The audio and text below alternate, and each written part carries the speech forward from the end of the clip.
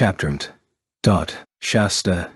A volcano standing meters high located in Northern California, USA, near the border with Oregon. It belongs to the Cascade Mountain Range, where it ranks the second tallest mountain after Mount Rainier, fifth in California. The mountain has been worshipped as a sacred site by the indigenous people since ancient times, and even today, it remains popular as a tourist destination, as well as a so-called power spot of interest to mythicists. At the beginning of this century, a portion of said mythicists began fashioning the belief of the existence of an underground city belonging to a prehistoric civilization on the site. At the present moment, more than a dozen superpower users could be found wandering around Shasta.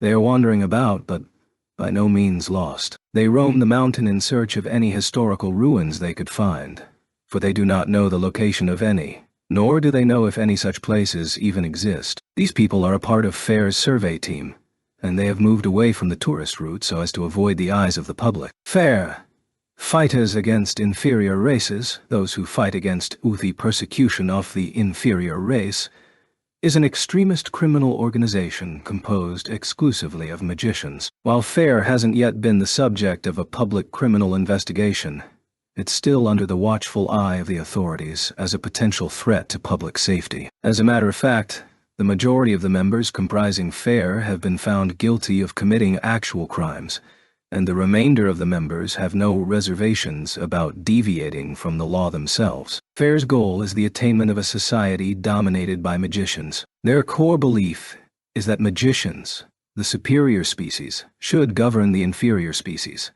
namely those who are unable to use magic. The stance set forth by the magicians and superpower mythicists, a student or interpreter of myths, users who make up FAIR, is that, in order to pursue such ideals, there is no point in conforming to the rules set forth by those they deem inferior. This team, led by the sub-leader, Laura Simon, has been searching for any historical ruins where any sacred relics might be buried. For those concerned with magic in the modern world, the word reliquar refers to an archaeological artifact that possesses magical properties that cannot be replicated with modern technology. Her group is searching for a relic that can be used as a weapon that will help them realize the society where they will be the superior species. However, there is no evidence to suggest that a relic is buried on Shasta. The only basis they have is Laura's inspiration. Nevertheless, there were no complaints among the team members performing the search. The fact that Rocky Dean, the leader of FAIR, was the one who appointed Laura as the leader of the search party, contributed to suppressing any grievances. But that was not the only reason. For the members of the team, made up of magicians and superpower users, Laura's inspiration was a solid enough basis. Laura Simon is a witch, which, as of the end of this century, is considered a type of shaman in the field of ancient magic studies. And, much like shamans, witches also possess passive precognitive abilities. These abilities allow for them to obtain an influx of information through what are often referred to as revelations or foretelling that cannot otherwise be obtained through the five senses. As it is the case with divination, the information cannot be obtained willingly, but rather it's a knowledge that the individual doesn't own and has no control over, which comes in randomly from somewhere. FAIR's search of Shasta is being conducted based on the passive foreknowledge of this witch's, Laura's, superpower, and the members of the search party know very well that Laura is a real witch. They are also aware of the accuracy of her passive precognition and, more than that, how formidable witchcraft can be, especially in regards to her anti-personnel offensive abilities, as they had just witnessed. Therefore, the members of the team did not consider this search to be a groundless fool's errand, and even if there were any skepticism about the success of this endeavor, no one was willing to go against Laura. FAIR's search party is currently stopped in a natural clearing formed amidst the forest. Sacred relics are artifacts that have been unearthed. In a broader sense, the word relic is used to define both Tetsuya's original and artificial relics. Supernatural insight. Before Laura is a man and a woman. She gives them a cold, piercing look while they both hang their heads down. I see that you let Lena Fair's dog get away. Laura had noticed Fair's sub-leader, Louis Roux, spying on them about an hour ago, and called forth an ancient magic with the name of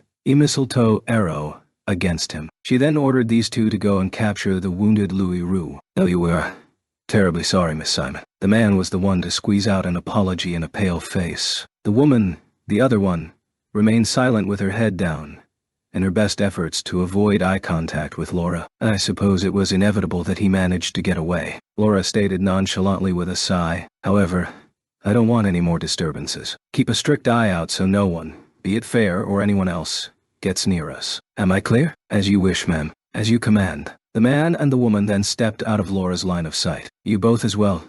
Be on your guard." As for Laura, she turned her attention to two others and issued them instructions. "Yes, ma'am." "Understood." The two men ordered by Laura responded and left the formation. The man and woman who were reprimanded moved towards the right side, the latter two towards the left side. The figures of those four disappeared into the shadows of the densely lined trees. The objective of the search party led by Laura is to illegally dig up any archaeological artifacts. FAIR doesn't yet have a plan on how to handle the authorities. Therefore, the search is being conducted in a low-profile manner. Up until today, her team had been staying at an inexpensive motel at the foot of the mountain at night. It's fair to consider that they would be less conspicuous at night. But nighttime exploration comes with its own set of obstacles. Primarily the darkness. Through the use of night vision, clairvoyance techniques, or even superpowers, they would be able to go about searching without much issue, just as if they were to do so during the daytime. Unfortunately for them, with the current FAIR contingent, it was unfeasible to make a search party composed entirely of magicians and superpower users with such abilities. Since they can't fully rely on magic or even their superpowers, the need for illumination is indispensable. Flashlights and the like would be too conspicuous in the mountains at night. Fearing this, they have refrained from conducting their search at night. It is nighttime right now. However, it was just yesterday when the sub-leader of FAIR had escaped after having been injured. Laura had left the others at the motel and returned alone to Mount Shasta, where she stood by a narrow creek surrounded by trees. Despite it being early June, the nights in the mountains are cold, and yet she was dressed in just a light dress, a sleeveless, ankle-length, thin one-piece dress. She wasn't wearing a bra nor any underwear, so all that covered her was this single article of clothing. The sky had cleared, but it was a new moon, with no bonfires lit. The only light shining on Laura was the faint glow of the stars pouring down through a narrow gap overhead. Amidst this darkness, Laura danced to the tune of her own soft footsteps. It wasn't a frivolous dance as if she was frolicking with the wind. Rather, a dance that seemed to reach down to the ground and embrace the earth. It wasn't a dance that aimed at the lights above, but a performance that assimilated with the darkness of the earth. She spun around several times in a low, hunched position. Both of Laura's knees roughly struck the ground, and her back arched backwards before then collapsing face forward to the ground. In this position, her body began to violently convulse. At first, minutely. Then, with a shudder, her upper body sprang up and down. 10 seconds, 20 seconds passed, and after a minute, Laura's convulsions subsided. She lies flat down on her back weakly. Her chest feebly rose and fell, and as she started to stand up, she muttered, "Behind a small waterfall." It was on a certain day in mid-June in Vancouver. FAIR headquarters had been in a shaken mood by the news a week ago of their sub-leader having been injured. But they had a change of pace today. They were receiving a visit from a young woman with bright brown hair. Her features, which appear to be East Asian, evoke a youthful impression, making others believe her to be younger than she actually is. But according to the profile provided by the other party's office, she is actually more than 10 years old. She has a glamorous body that does not match her baby face. So much so that there is no doubt about her feminine charms, which makes her hardly seem suited for rough work in the eyes of others. However, this woman is the private detective sent by the detective agency that was recommended as the best choice for this case by Charlotte Gagnon, a former FBI agent who is the right-hand woman to FAIR's leader, Lena FAIR. Her name is Luca Fields, but this is probably a pseudonym. At least, that was Lena's intuitive assessment. She appears to be East Asian, though there has never been any mention of her being from East Asia. Maybe she's even Japanese for that matter. After all, Luca is usually a masculine name, and from what she had heard from her comrade, Tukami Ryosuke can be used as a feminine name in Japan. It is a pleasure to make your acquaintance, Miss FAIR. Luca as she calls herself, greeted her with a handshake, and in turn, Lena returned this greeting with her right hand, saying, "It's my pleasure. I hope you don't mind me asking, but could you get straight to the point and tell me the details of the job? I understand that this job entails surveillance work, but is it a request for a background check?" After having extended her greetings to Lena, and then Charlotte, Luca inquired Lena about the details of her request. Lena's side made no objection to saving time by getting straight to the point. "You could say it's a background check in a way," Charlotte answered Luca's question, "except that we are dealing with an organization rather than an individual. A private investigation of a criminal organization, then." Luca sounded unconcerned as mentioning criminal organization. There was no hint of pretense either. Contrary to her peaceful demeanor, she seemed to have extensive experience in such matters. "Have you ever heard of an organization in San Francisco called FAIR?" Charlotte returned Luca's question with another. "I believe it's an extremist group formed in response to the anti-magic movement by potential criminal magicians," Luca readily replied. "So, the request is to investigate FAIR." She then added, "FAIR has sent a group of about a dozen people to Mount. With Shasta. We are concerned that their purpose there is to illegally dig up archaeological artifacts." Illegally digging up buried archaeological artifacts? I wonder if a relic might be on their list of things to excavate. Luca's tone was hardly serious. The way she used the word relic suggested that she was only half joking. "That's what we believe to be their intention," to which Lena replied with a straight face, "So, it's really that." Luca's moment of perplexity was short-lived. "What now then? Am I to sabotage FAIR's illegal digging? Or do you want me to steal any relics that they managed to excavate?" She followed up with such. Lena shook her head. "What I'd like to request of you is to keep an eye on them." "What do you mean by that?" Despite the words used, there was no surprise in Luca's tone. She probably wasn't expecting from the outset that she would be ordered to sabotage, let alone steal. "We want you to keep an eye on FAIR and record any illegal activities that take place. Anything sufficiently serious to warrant action from the judicial authorities." "I see." Luca nodded in acknowledgement to Lena's answer. "Should I start on it right away?" Luca did not inquire into FAIR's motivations. "Yes.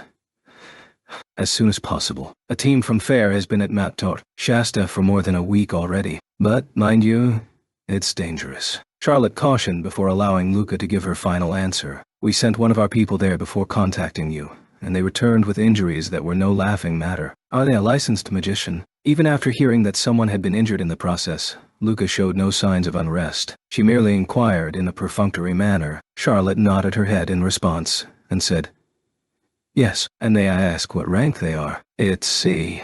But when it comes to tracking and reconnaissance, he is as good as an A." "I see."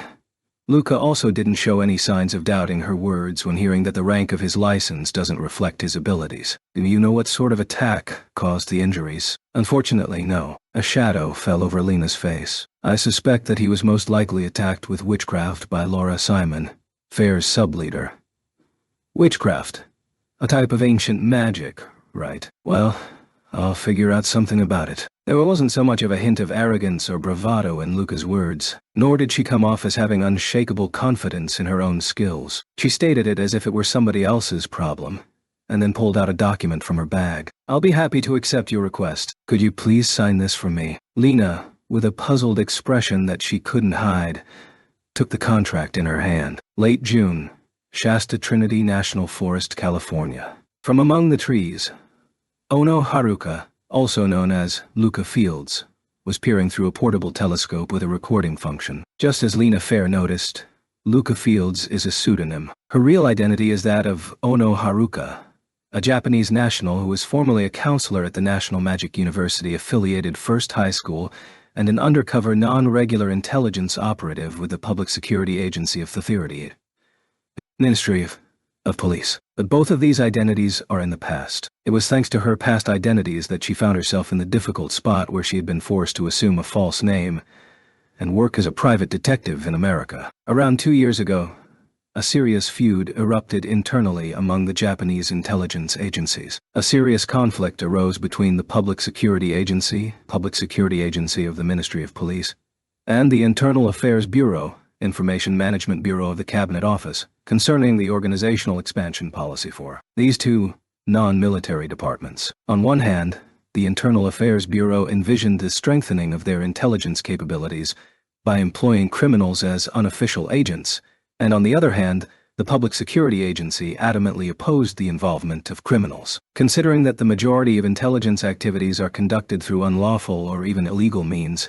The stance of the Public Security Agency could be seen as contradictory. Yet, for the Public Security Agency, which is predominantly composed of police-related personnel, due to the organization's origins, even if it were able to justify taking advantage of criminals, they could never allow the possibility of criminals taking advantage of them. The antagonism between the Internal Affairs Bureau and the Public Security Agency culminated in the use of force by both sides. Espionage aimed at seizing the other's weakness soon evolved into a struggle to deprive the other of their manpower. The instances involving murder were kept to a minimum, no doubt thanks to a last-minute exercise of restraint from both sides. However, the same couldn't be said for the countless number of people who were seriously wounded. Even the proportion of those who suffered a partial loss of bodily functions isn't negligible. Among the targets were non-regular intelligence operatives, such as Ono Haruka herself. Sensing that her life was in imminent danger,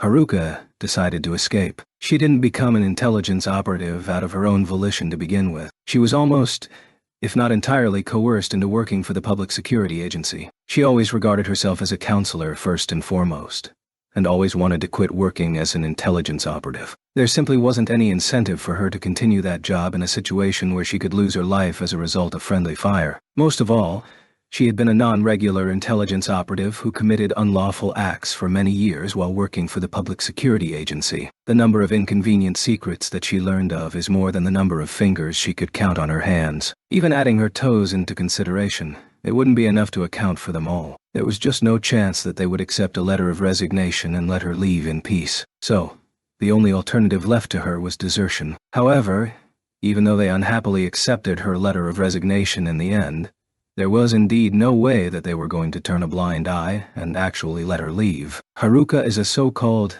beast magician, a magician with a unique inborn magical skill. Her unique ability, or superpower, is to hinder others' perception of herself. When it comes to hiding or escaping, her superpower made her one of the best at the Public Security Agency capable of doing so, let alone in Japan for that matter. Nevertheless, she did not have the self-confidence necessary to attempt to challenge a state organization and successfully escape. If she were to, that would mean Haruka was overestimating her own unique magic, her superpower. But there was a time when Haruka was under the guidance of Yakumo Kokonoe, a ninjutsu user, her master, and it was he who she turned to for help. It was no surprise that things turned out this way. Unfortunately, although she managed to safely escape Japan and made her way to the USNA, she could not find any counselor positions available there. Alas, her skills and experience as a counselor were not specialized, acknowledged in America. She eventually ended up in her current line of work,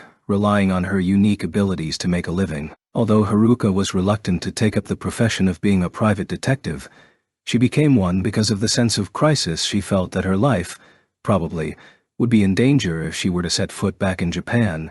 So, having grasped at in Japan straws to get to where she is now, she has earnestly been devoting herself to the job. The same would apply here, where she has been silently carrying out the exhausting task of following around and taking undercover photos of others amid the mountain woods.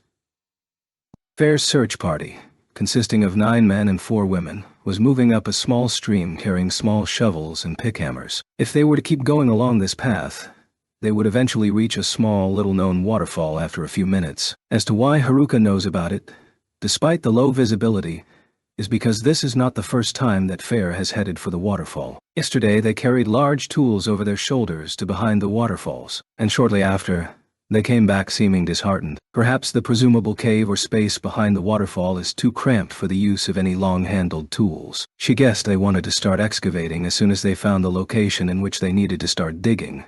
But she didn't feel like laughing at their lack of planning. They wanted to avoid the public eye when they started illegally digging. Obviously, they would want to do it as soon as possible. Last night, after the search party had left, Haruka went behind the waterfall. There were 2 lookouts left behind, but they didn't notice her. Behind the waterfall there was an opening to a narrow cave. Haruka, with the average build of a Japanese woman, somehow managed to squeeze between the 2 lookouts standing side by side.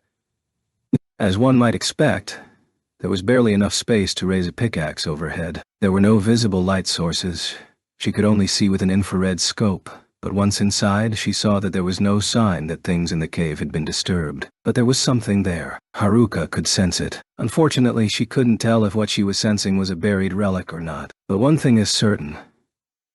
Fair was trying to take whatever there was from the cave. Last night, she left a standalone micro camera, which is activated by a motion sensor attached to the ceiling of the cave. It has 8 hours of recording time. It's a chance whether she can capture on film the scenes of the digging. No matter how confident she is in her concealment skills, she would not dare to go into the narrow cave with a target inside. Setting up the device was all she did as of last night, after which Haruka had been lying in wait for Fair's search party at the roadway instead of at the waterfall. It was a move taken in the unlikely event that the cave at the waterfall was not their destination, but it appears that last night's preparations were not in vain. Be that as it may, she still couldn't rest easy. It was possible that they might suddenly change their destination. So, without letting her guard down, Haruka continued to track the team from Fair. The Fair survey team, led by Laura, stopped in front of a small waterfall. It's not a tourist attraction like the Mossbrae Falls or the Hedge Creek Falls. It's quite small,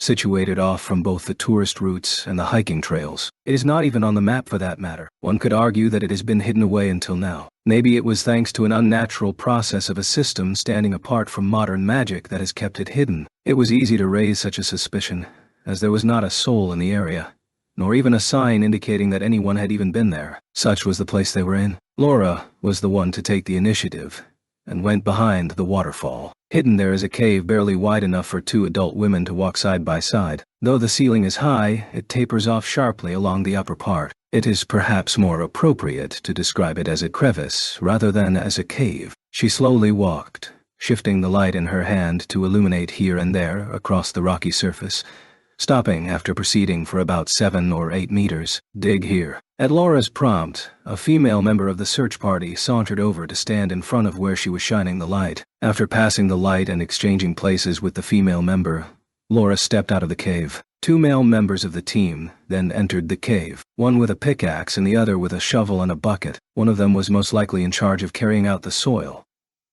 In fact, one man passed before Laura on his way out of the cave, only for another man with a shovel and a bucket in hand to enter in turn. This repeated several times, and after a while, men with pickaxes would go in as well to switch with one another. After about half a day of this, the respective 3 people in charge of lighting, excavation, and transport came out from behind the waterfall together. Did you find it? At Laura's inquiry, the female member of the team who was in charge of the lighting held out a stone tablet about the size of 2 hands side by side. Is this it? Laura took the reddish-brown stone tablet and stared at it for about 10 seconds. It seems like it's not. Oh, really? We're very sorry, ma'am.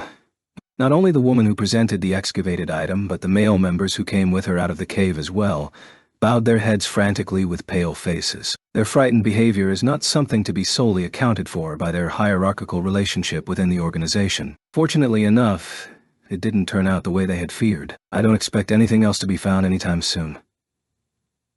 Let's pull out for today. After having spoken, with the stone tablet in hand, Laura quickly turned her feet to the downhill route. The 3 members who had been trembling in front of her, as well as the others present, followed after Laura with relieved expressions on their faces. Once she could no longer see the team from Fair, Haruka released a deep breath she had been holding in so as not to be heard. Her shoulders instantly became lighter. I must have been straining myself without realizing it, she thought. From what she picked up on their conversation with the directional microphone, it seems that today's digging was a failure. Nevertheless, they still discovered a buried artifact, and were bringing it back with them. She wasn't sure whether it has any cultural value or not, but it was nonetheless found on government-owned land. Therefore, any buried artifacts should be the property of the state. It may be possible to charge them with a crime, just with the video and audio data she took. Depending on the value of that stone tablet they unearthed, however, it would not amount to much of a crime. I'm not sure if the client will be satisfied with just this, Haruka thought. Besides, they mentioned that they would come back tomorrow to excavate again. No doubt they intended to keep digging until they found what they were looking for. It'd be better to confirm with the client whether or not to continue the investigation. Haruka thought so, and went back to the cave behind the waterfall and replaced the camera inside just in case. Chapter Emissary from Japan. Vancouver International Airport on the afternoon of Juneth, local time. So, this is America. A young female passenger uttered this with a voice full of emotion just after having disembarked from a direct flight from Tokyo International Airport, officially known as the International Airport off Tokyo Bay, and commonly known as Haneda Airport domestically in Japan. But it is known internationally as Tokyo International Airport. The locals paid no heed to her soliloquy. The city was Canadian territory before the war. And these days, people here would be offended if they were not treated as being American. We're still in the airport, and it really isn't that much different from Haneda. Her companion interjected, impassively. Both are women of the same age and are equally attractive. So much so that they regularly attract stares from passers-by. They were quite different, however. The former, who let out a sigh of admiration, was quite feminine and elegantly dressed. Meanwhile, the latter, who commented matter-of-factly, carries herself in a dignified manner in her mannish attire, each giving contrasting impressions of their own. Hey, don't be a killjoy. Isn't this your first time out of Japan, Mari? We're magists after all. I'm still not used to being referred to as a magist. Anyway, that isn't the point. It's true that this is my first time out of the country as well. But unlike you, Mayumi, I'm on duty. I can't afford to act like a dumb tourist. These two people are Sagusa Mayumi and Watanabe Mari. As mentioned by Mayumi, they are both magists. High-level magicians like them had been strictly prohibited from traveling abroad until recently in the form of self-restraint. However, it was Mayumi's superior, Shiba Tatsuya, who ordered her to go to the United States. And by using his magic, which surpasses all strategic weapons, he pressured the government into allowing her to leave the country. Magister. S are the new terms used to refer to magicians. And after that, Mari, who belongs to the National Defense Forces Independent Magic-Equipped Regiment, was ordered by her commanding officer to accompany Mayumi as her escort. Who's the dumb tourist? That's rude. Mayumi glared at Mari in dissatisfaction, with what are called scornful eyes. You were acting like one just now, Mayumi, Mari responded with a dumbfounded look. That's not true at all. In my view, I was just expressing my true emotions. If you keep that look on your face all the time, you're going to get wrinkles all over your face. I'm past the age to believe I can act like a teenage girl forever. Now you're even starting to talk like you're the grown-up. See, you're already becoming an old lady. An old lady. The atmosphere between Mayumi and Mari was becoming acrimonious. We're starting to draw attention. Shouldn't we move on soon? These two didn't travel alone. There was another person in the group, Tokami Ryosuke, who was the one that interjected in a pleading voice. Sorry, you're right. Roger. Let's go. Mayumi and Mari responded in an embarrassed manner. The three of them started walking toward the cab stand, when suddenly, Ryasuke. A voice called out to Ryasuke from a short distance away in the lobby. Milady, Irregular. You could hear surprise in Ryasuke's voice and see joy on his face. He left Mayumi and Mari behind and ran over to the person who called out to him. Waiting for Ryasuke with a smile on her face was Fair's representative. Lena Fair, why are you here? I had been told about the estimated time you all would be arriving by a person called Miss Fujibayashi. He directed the question at her, and she answered, though her attention was not solely focused on him. The deliberate, slightly louder words were also directed at Mayumi and Mari, who were following after Ryasuke as he approached at a brisk pace. And you went out of your way. You didn't have to come, milady. All I did was get in the passenger seat. Lena glanced to her left. Miss Gagnon. It's been a while. Led by her gaze, Ryasuke finally noticed Charlotte Gagnon standing beside Lena. You're the same as always, mister. Charlotte had a baffled smile laced with a mix of amazement and wry amusement. However, not limited to Ryasuke, it wasn't an uncommon thing to see fair members act out the faux pas.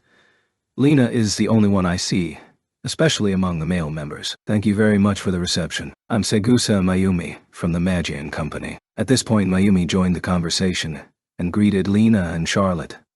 Nice to meet you. I am Lena Fair, Fair's representative. A momentary flicker of confusion passed over Lena's face as she was pulled away from her own private conversation. However, as soon as it vanished, it was replaced by a calm smile as she exchanged greetings with Mayumi. The contrast between her mature demeanor and her outward appearance left Mayumi perplexed. Before her confusion could register on her expression, Mayumi reminded herself of Lena's actual age. She is actually years old. Yet, by all appearances, Lena couldn't be any more than 16 or 17 years old. I am Charlotte Gagnon, Fair's legal advisor. Pleased to meet you, Miss Fair, Miss Gagnon. Mayumi stifled her discomfort and shook their hands without incident. Following Mayumi, Mari exchanged greetings with both of them, without ever attempting to hide her military identity. After the exchange of greetings, Mayumi's group of 3 headed for Fair headquarters in the suburbs of Vancouver, aboard a self-propelled car with Charlotte at the wheel. They arrived in Vancouver slightly earlier than the scheduled time,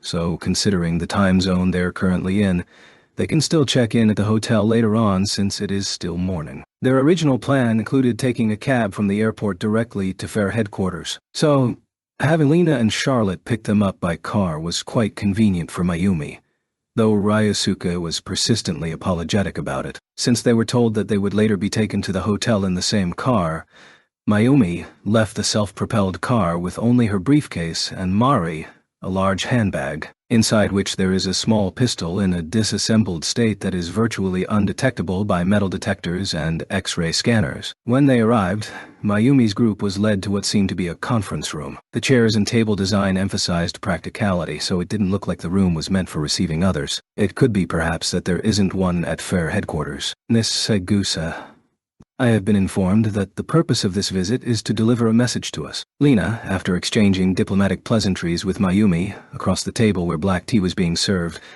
got straight to the main topic. I assume the message is not everything. Am I right? An email would have sufficed if that were the case. Yes, that's right. Lena made a valid point, and Mayumi openly acknowledged it. May I ask your true purpose then? I'm afraid I can't answer that.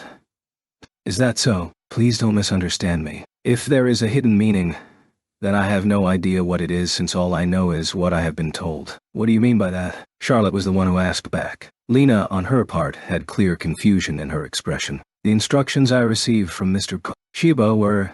Mayumi addressed Tatsuya as Mr. Shiba. Needless to say, this was to distinguish him from Miyuki. Although in Japan, Tatsuya and Miyuki are distinguished as Managing Director Shiba and Representative Director Shiba, respectively, Mayumi believed that such details would not be well understood in America. Simply to ascertain if Fair was willing to negotiate a partnership with the Magian Society. You didn't need to come all the way to Vancouver for that, Lena attempted to say. I see, but Charlotte unintentionally interrupted her. So Mr. Shiba sent you here to assess us. I'm not sure if that's the case either. Mayumi gave essentially the same answer to Charlotte's guess. It wasn't part of a deception. Mayumi just wasn't sure if Tatsuya trusted her judgment that much. All I'm tasked to do is to bring back to Japan your thoughts on the partnership. I have received your message in that case. After a few seconds of staring at Mayumi, Lena spoke to her again. Please give me a day, no, until the day after tomorrow. I would like to confer with everyone.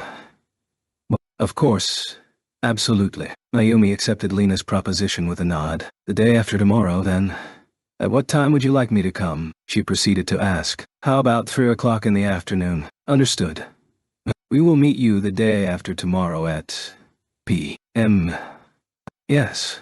We will be waiting for you. Everyone present stood up in unison, and Mayumi shook hands with Lena and Charlotte. Ryosuke had been staring at Lena since the meeting began, but he ultimately did not say anything. On their way back to the entrance, being escorted by Lena and Charlotte, Mayumi and Mari bumped into an old, familiar face. Ono-sensei. Segusa-san. And Watanabe-san as well. The person in front of them happened to be none other than Ono Haruka, their former counselor from their alma mater, First High School. Although they were indeed reminiscent of each other, they were not that close. Even so, they haven't seen each other in a long time. Enough not to dismiss the customary mutual, it's been a long time approach. Are you acquaintances? Charlotte interjected quizzically as they exchanged a few words in Japanese. Yes, she was a counselor at the high school we went to. Mari answered her question. Oh my, In that case, how about I lend you a room while the three of you talk over a cup of tea? Lena offered this to Mayumi and Mari with a smile so that they could catch up with their old acquaintance. But... Mayumi glanced at Ryosuke. In the meantime, we'll be keep Mr. Tukami company.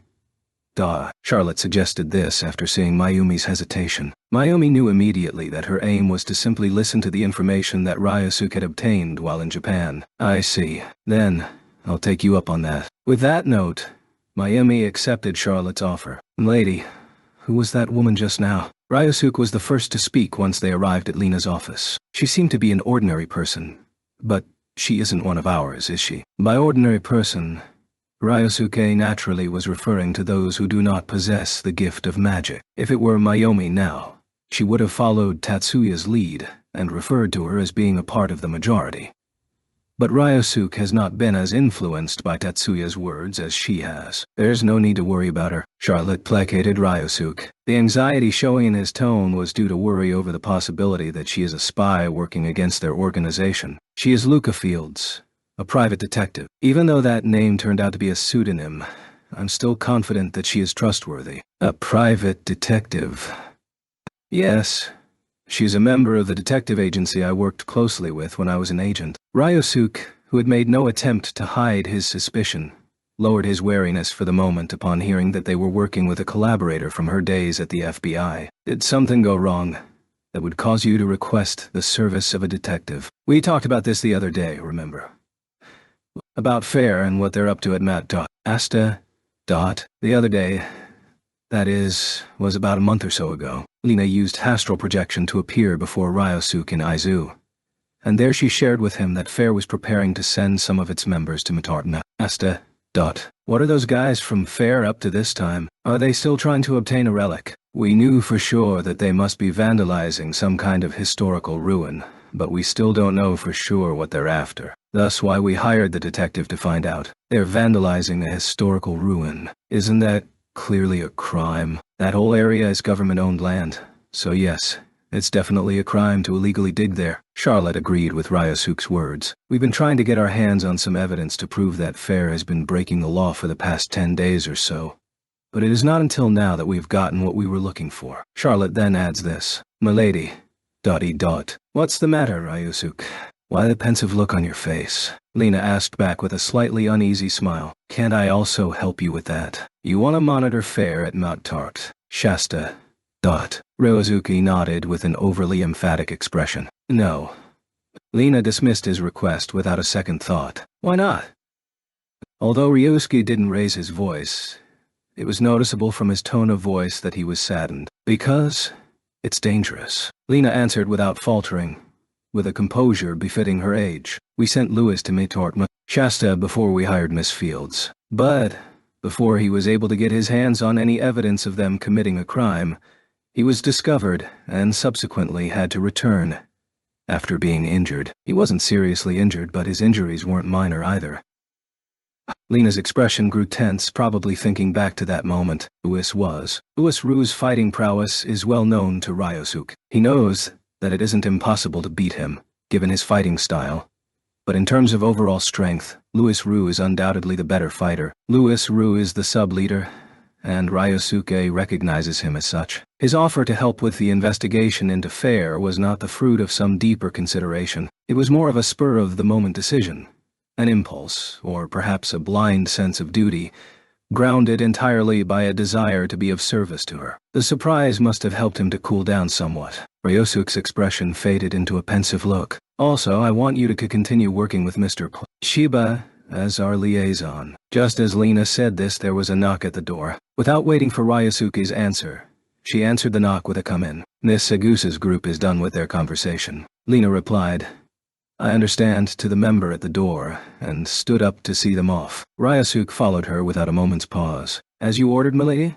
I will continue working as a liaison. He said so to Lena and picked up the travel bag he had carried with him into this room. After sending Mayumi, Mari, as well as Ryosuke off, Lena now faced Haruka in the conference room with Charlotte in attendance. So there is no doubt that Fair is illegally digging there. Correct. Please take a look at this. Haruka handed several photos to Lena. These were still photos from the video footage she had taken. Among them are images of a man digging into a cave wall with a pickaxe, a man and a woman coming out from behind a waterfall, as well as one of Laura receiving a small stone tablet. "Charlie, what do you think?" She passed the photos she had finished looking at to Charlotte one by one. After seeing them all, Lena asked Charlotte as she handed her the last one. As she stared at the photo of Laura scrutinizing the stone tablet, Charlotte replied, "I think it should be enough for a criminal accusation, but I'm not sure if we should wash our hands of it after just filing a criminal accusation with the police." She then added, "I suppose that was the plan. But I also understand what you're trying to say, Charlie." In fact, Lena was also curious about Fair's purpose. What they unearthed from the cave behind the waterfall was a stone tablet. Apparently it was not exactly what they were after, but if the members brought it to Laura, then they must be trying to get something in the shape of a stone tablet. But what is it? Does the stone tablet itself possess magical properties like a relic, or is the knowledge written on the stone tablet valuable? This video evidence may be enough to temporarily detain Laura Simon, but she is the sub-leader of Fair. Although she is undoubtedly an important person for the organization, she is still not its leader. Getting her arrested will not be enough to thwart Fair's plans. Lena has no precognitive abilities, but at this moment, she had a premonition that is all but certain to come true. A premonition that, if things continue as they are, something terrible would happen. For Fair, there is no guarantee that if they were to intervene, that they would be able to prevent that terrible thing from happening. It may even make matters worse. But Lena was determined not to let Fair's actions go unchecked, even if it meant inviting a potential catastrophe. "Should I continue with the surveillance?" With perfect timing, Haruka asked Lena about what course of action. "Yes, please," Lena replied and turned to Charlotte, who was seated next to her. "If it is possible, I would like for whatever Fair has dug up to be secured. This is a question about the pros and cons of attempting to secure, i.e., what? Steel. Whatever has been dug up, as well as who would be the best person for the job. Should we consult with Lewis?" Charlotte's answer was the green light for the securing plan, and to recommend the sub-leader Louis Roux for the execution. "Isn't Lewis still recovering from his injuries? But given the nature of the mission, he is the most qualified member we have." "You're right." After a moment's deliberation, Lena agreed. Then she turned to Haruka again. "Miss Fields, if you don't mind, I'd like to leave you with Charlie in this room for a few minutes." After waiting for Haruka's "yes, I don't mind," Lena rose from her seat and left the conference room. Lena reappeared in the conference room about 15 minutes later. When she returned, she was not alone. Accompanying her was a black man around the age of, "Miss Fields, allow me to introduce him. This is Louis Roux, the sub-leader of this organization." After Lena's introduction of him, Haruka and Louis shook hands after she had introduced herself. "Miss Fields, I would like to have Louis accompany you in your investigation,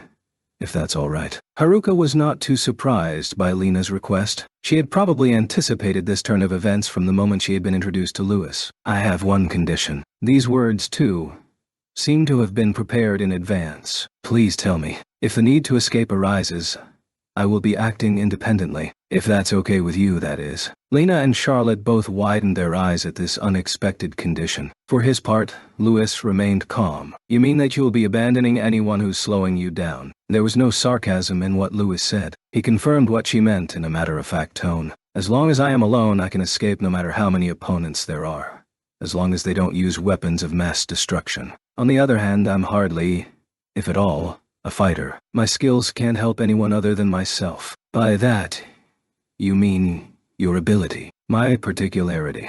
Haruka's tone was one of self-mockery as she answered Louis. It's no understatement when she mentioned her lack of combat skills. It's a fact. Because of the nature of her abilities, she could probably do something like assassinating someone by approaching them surreptitiously from a blind spot. In this sense, she is at least not totally helpless in combat. However, she does not have the abilities to help allies escape in a situation where they are surrounded by countless enemies. All she can do is abandon them and escape on her own. This is the same feeling of powerlessness Haruka experienced during the feud that caused her to flee Japan. An emotional wound that will never fully heal. Perhaps because they sensed the heavy trauma bleeding through her tone, not only Louis but neither did Lena nor Charlotte delve any further into the reasons for her condition. "Well, that condition is fine with me," Louis answered.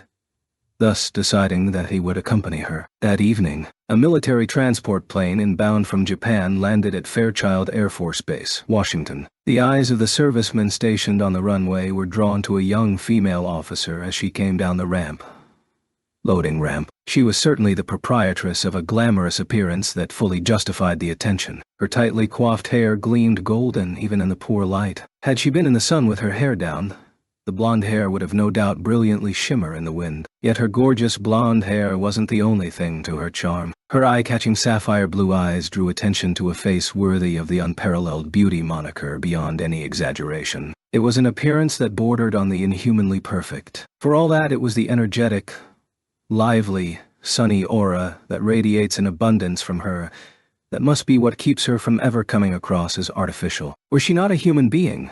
Far from being a doll or other artificial object, she would be a war goddess, or a servant of the virgin goddess of the hunt. A male officer who appeared to be around years old rushed up to the female officer and saluted her. "Head Captain, it's been a long time," the male officer said with the salute. "Yeah, long time no see, Hardy, but I'm not the head captain anymore. Remember." Lena, dressed in the uniform of a USNA federal military lieutenant colonel, responded to the male officer, Captain Ralph Hardy Murphick, with a salute of her own. "I see you've been promoted to captain." Lena spoke to him shortly after they boarded the self-propelled car being driven by Hardy himself. "Yes. Thanks to you." Ralph Hardy Murphick had been a star-class member of the Magician Unit Stars, that reports directly to the USNA Military Joint Chiefs of Staff, of which Lena had been the head captain until shortly before she sought asylum in Japan. The unit insignia on his uniform indicates that he is still a member of STARS. He was a second lieutenant while Lena was still serving in STARS, and after just 3 years, it seems like he was promoted to the rank of captain. From what she heard, ever since the Parasite insurrection incident, which resulted in her fleeing the country, numerous positions have been left vacant within STARS. That's probably one of the reasons behind Murphick's promotion. In a way, Murphick's promotion could be attributed to Lena's assistance. "I didn't do anything." Aware that her escape from America had created many problems for him, Lena responded sincerely. "Anyway, do you have a flight leaving for Vancouver at this hour?" Then, despite the fact that she brought it up herself, she quickly changed the subject. They were now leaving the Air Force Base for the nearest airport, Spokane International Airport. It was past p.m. Even though Spokane is only about kms away from point to point, in order to catch any flights scheduled for 8 p.m. takeoff, she would need to leave now when taking into consideration the time it would take to check in. Despite the fact that international airports are open hours a day, it's a wonder if there are any passenger airliners leaving at this hour. The distance between Spokane and Vancouver is less than kilometers. Since it was a short-distance domestic flight, and not an international flight, Lena worried about whether there would be any departures scheduled at this hour. "Don't worry, you have enough time to catch the last flight. Delayed departures happen all the time. You're not telling me that STARS purposely delayed a flight, right?" Lena eyed him with incredulity, to which Murphick simply laughed. Lena let out a sigh of dismay. At the exit gate of Vancouver International Airport, Lena saw a female officer who looked to be around the same age as her waiting for them. "This is Second Lieutenant Sophia Spica, ma'am." Murphick introduced her as she saluted. "So she's Zoe's successor." Magician officers assigned as star-class members of STARS are issued the name of a star as a code name, which is to be used in lieu of their last name until they leave STARS. At the time of Lena's escape to Japan, Spica was a fellow female officer named Zoe. First Lieutenant Zoe Spica was one of those parasitized during the insurrection, and met her end at the Pearl and Hermes base, where she attempted to attack Minoru, only to get incinerated to death in retaliation. Lena doesn't know all the details of how it happened. What had been told is that Zoe Spica had been destroyed in the summer of once she had returned back home after the insurrection had ended. She was just appointed this spring, but I assure you that she is competent. She will be acting as your main support during your time in Vancouver.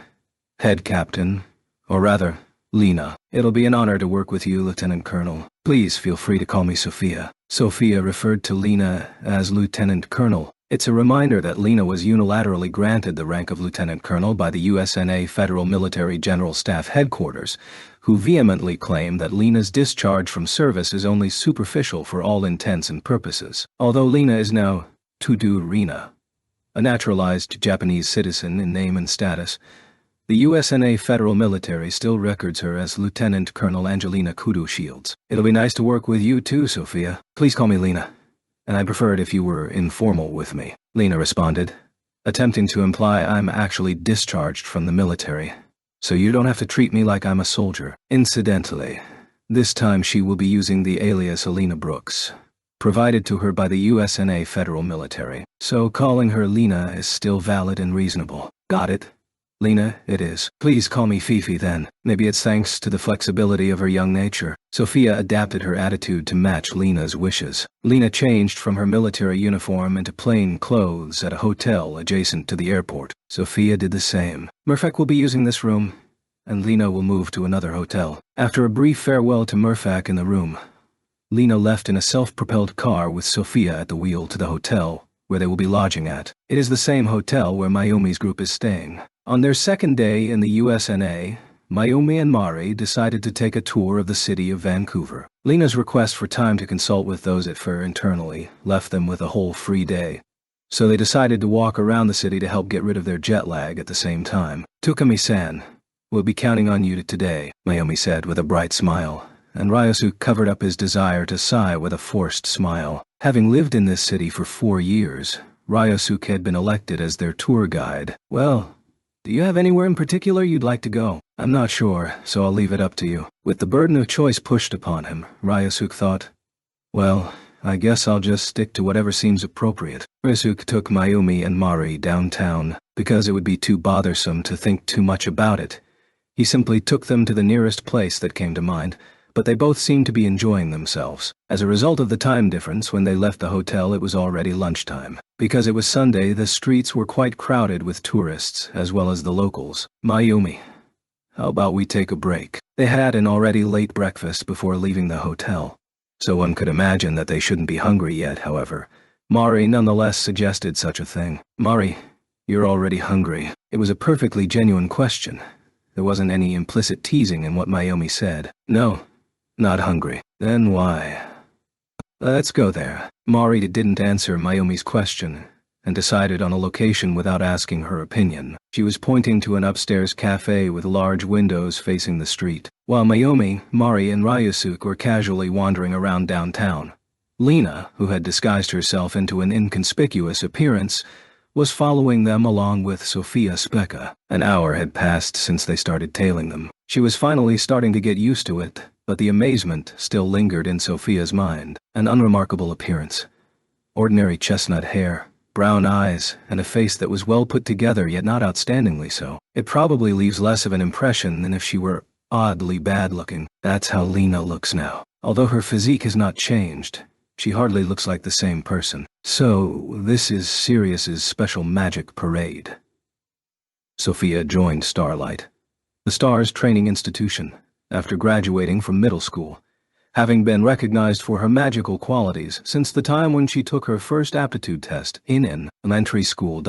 For this reason, she has never served in the military intelligence department or any other intelligence agency outside of the military. She was, however, heavily trained in the field of intelligence due to the nature of her abilities. This education included information only available to organizations affiliated with STARS, including knowledge of magics that could be useful for covert operations. It was on this basis that Sophia knew of Lena's parade. But seeing Lena become a completely different person in front of her eyes, even with her prior knowledge of it, she could not help but to have only amazement as a reaction. Simply put, seeing something is a lot different than hearing about it. There are other types of illusion magic that can temporarily disguise a person's appearance. However, there aren't any that can be maintained for such a long period of time, and the fact that there is absolutely no discrepancy with the virtual image during movement is also out of the ordinary. No matter how you look at it, it seems to be a real image. Fifi, did you notice? You mean the 3 people on our tail? Understandably,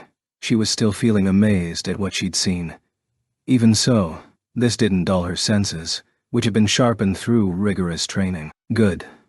I guess I didn't count them wrong. The group of suspicious people they are referring to have been following Mayumi's group for a while now. There is nothing strange about the appearances of the suspicious people. They look just like ordinary citizens.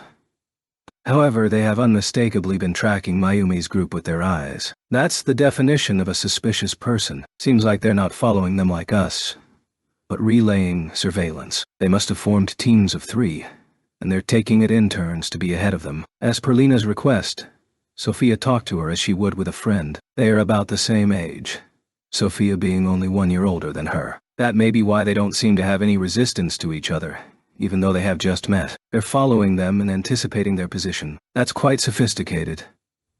It's not that hard if you have enough budget and people. All they have to do is coordinate with each other via radio, though their choice of topics is hardly what you'd expect from chit-chat between friends at their age, though it would be a lot easier by using the HAPS cameras. HAPS, High Altitude Platform Station, also known as High Altitude Platform, as these high-altitude relay stations are unmanned airships or unmanned aerial vehicles equipped with communications equipment. Equipped with high-definition cameras, HAPS are of high military importance, and are therefore forbidden, both in Japan and America, to be owned by civilians, and are operated by the military and other state agencies. You think those guys are the authorities? You think so too, Lena. Sophia gave her affirmation by returning Lena's question with another. They wouldn't be with the federal military, would they? Lena followed suit. I haven't heard of any of the intelligence agencies working on this. The feeling I'm getting makes me think that it's the FBI. How can you tell that? Lena asked, eyes wide. Well,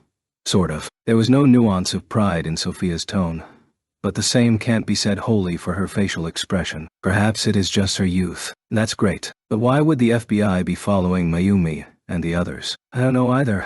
They are not suspects or witnesses of any kind. Even when taking into consideration who they are, they have no idea what it is that they are up to. That was what Sophia honestly admitted. But it doesn't seem like they have peaceful intentions. As she muttered this, Lena thought, Tatsuya's worry may have been spot on. It's necessary to deal with any interference by any powers within the USNA that may threaten Mayumi's trip to the United States on behalf of the Meijian Society and FAIR's partnership, and it was for that reason that Tatsuya sent Lena to the USNA. That's what happened. But could you find out why the FBI is showing its face here? That evening, Lena was in her hotel room talking into a STARS wireless phone that Sophia had brought with her. This device has a built-in system that encrypts and decrypts voice in real time in the process of the call, converting the encrypted voice into non-audible high-frequency sound waves and transmitting them simultaneously with a mundane conversation, speech generated via AI.MWA. In this way, this system can ensure secrecy even over ordinary mobile lines. You understand? I'll look into it. The person on the other end of the call is the current Commander-in-Chief of STARS, Benjamin Canopus. Along with the responsibilities that Lena held in her capacity as head captain, he now holds the authority of base commander, supreme commander of Stardust, and administrative director of Starlight. Essentially, all command authority related to STARS was consolidated into the position of Commander-in-Chief of STARS. But I believe it's likely to be tied to the presidential election this fall. After accepting Lena's request, he followed up with his own conjecture. How does that relate to what is going on? Lena's doubts are understandable. Anyone would be doubtful if the conversation were to all of a sudden include the presidential election. It's expected that the presidential election this fall will be a race between Secretary of Defense Spencer and Senator Rivera. I guess it was expected that Secretary Spencer would run for sure. I'd like to see him elected if possible. Spencer has ties to Tatsuya via his secretary, Jeffrey James, AJ, and it's a friendly one at that. It would be a stretch to expect any favors from Spencer if he were elected president.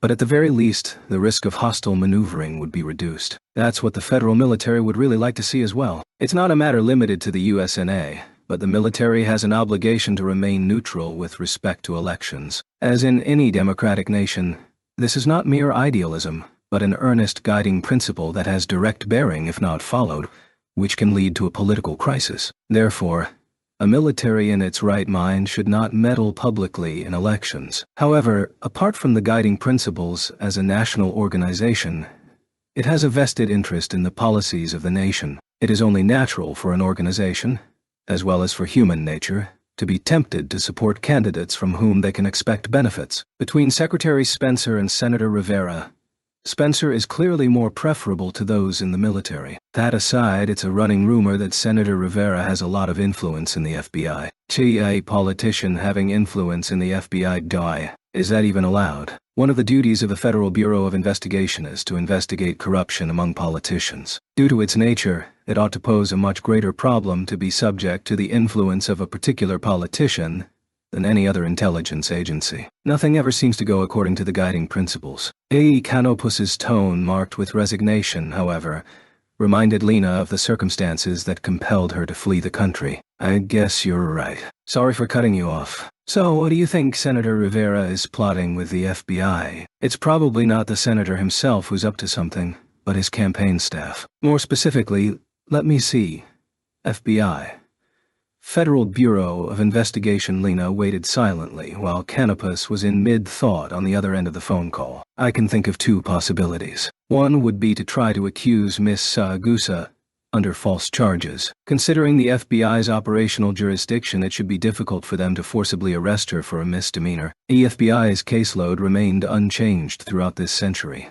Widespread crimes that intersect across states, heinous crimes such as kidnapping and robbery, cases involving terrorism, espionage, and other security matters that concern the public matters, safety, as well as crimes committed by politicians. Misdemeanors, as Canopus was putting it, are under the jurisdiction of the local police department. Lena chimed in with an agreement to his point. Yeah, that's right. The other would be to take Miss Sagusa captive and use her as leverage in a deal with Mr. Shiba. Taking her captive. Do you think they would try to kidnap someone? The FBI. The FBI is an expert in dealing with kidnapping investigations. Turn that around and you won't find anyone better versed in the ins and outs of kidnapping than them. And what would be the benefit of doing that? Lena knew from her experience with STARS that not all government organizations are necessarily law-abiding, but she felt that an attempted kidnapping by a security organization that is supposed to apprehend kidnappers is just plain stupid. Military and intelligence agencies go outside the law because they have objectives and interests that they cannot fulfill within the normal, or peacetime if you will, scope of the law. The FBI, on the other hand, what could be the advantages gained by the electoral staff by instigating them to kidnap Mayumi? It's not known to the general electorate, but the ties to Mr. Shiba are seen in political circles as a major weapon in Secretary Spencer's arsenal. Don't they understand that Tatsuya has no intention of interfering with politics in the states?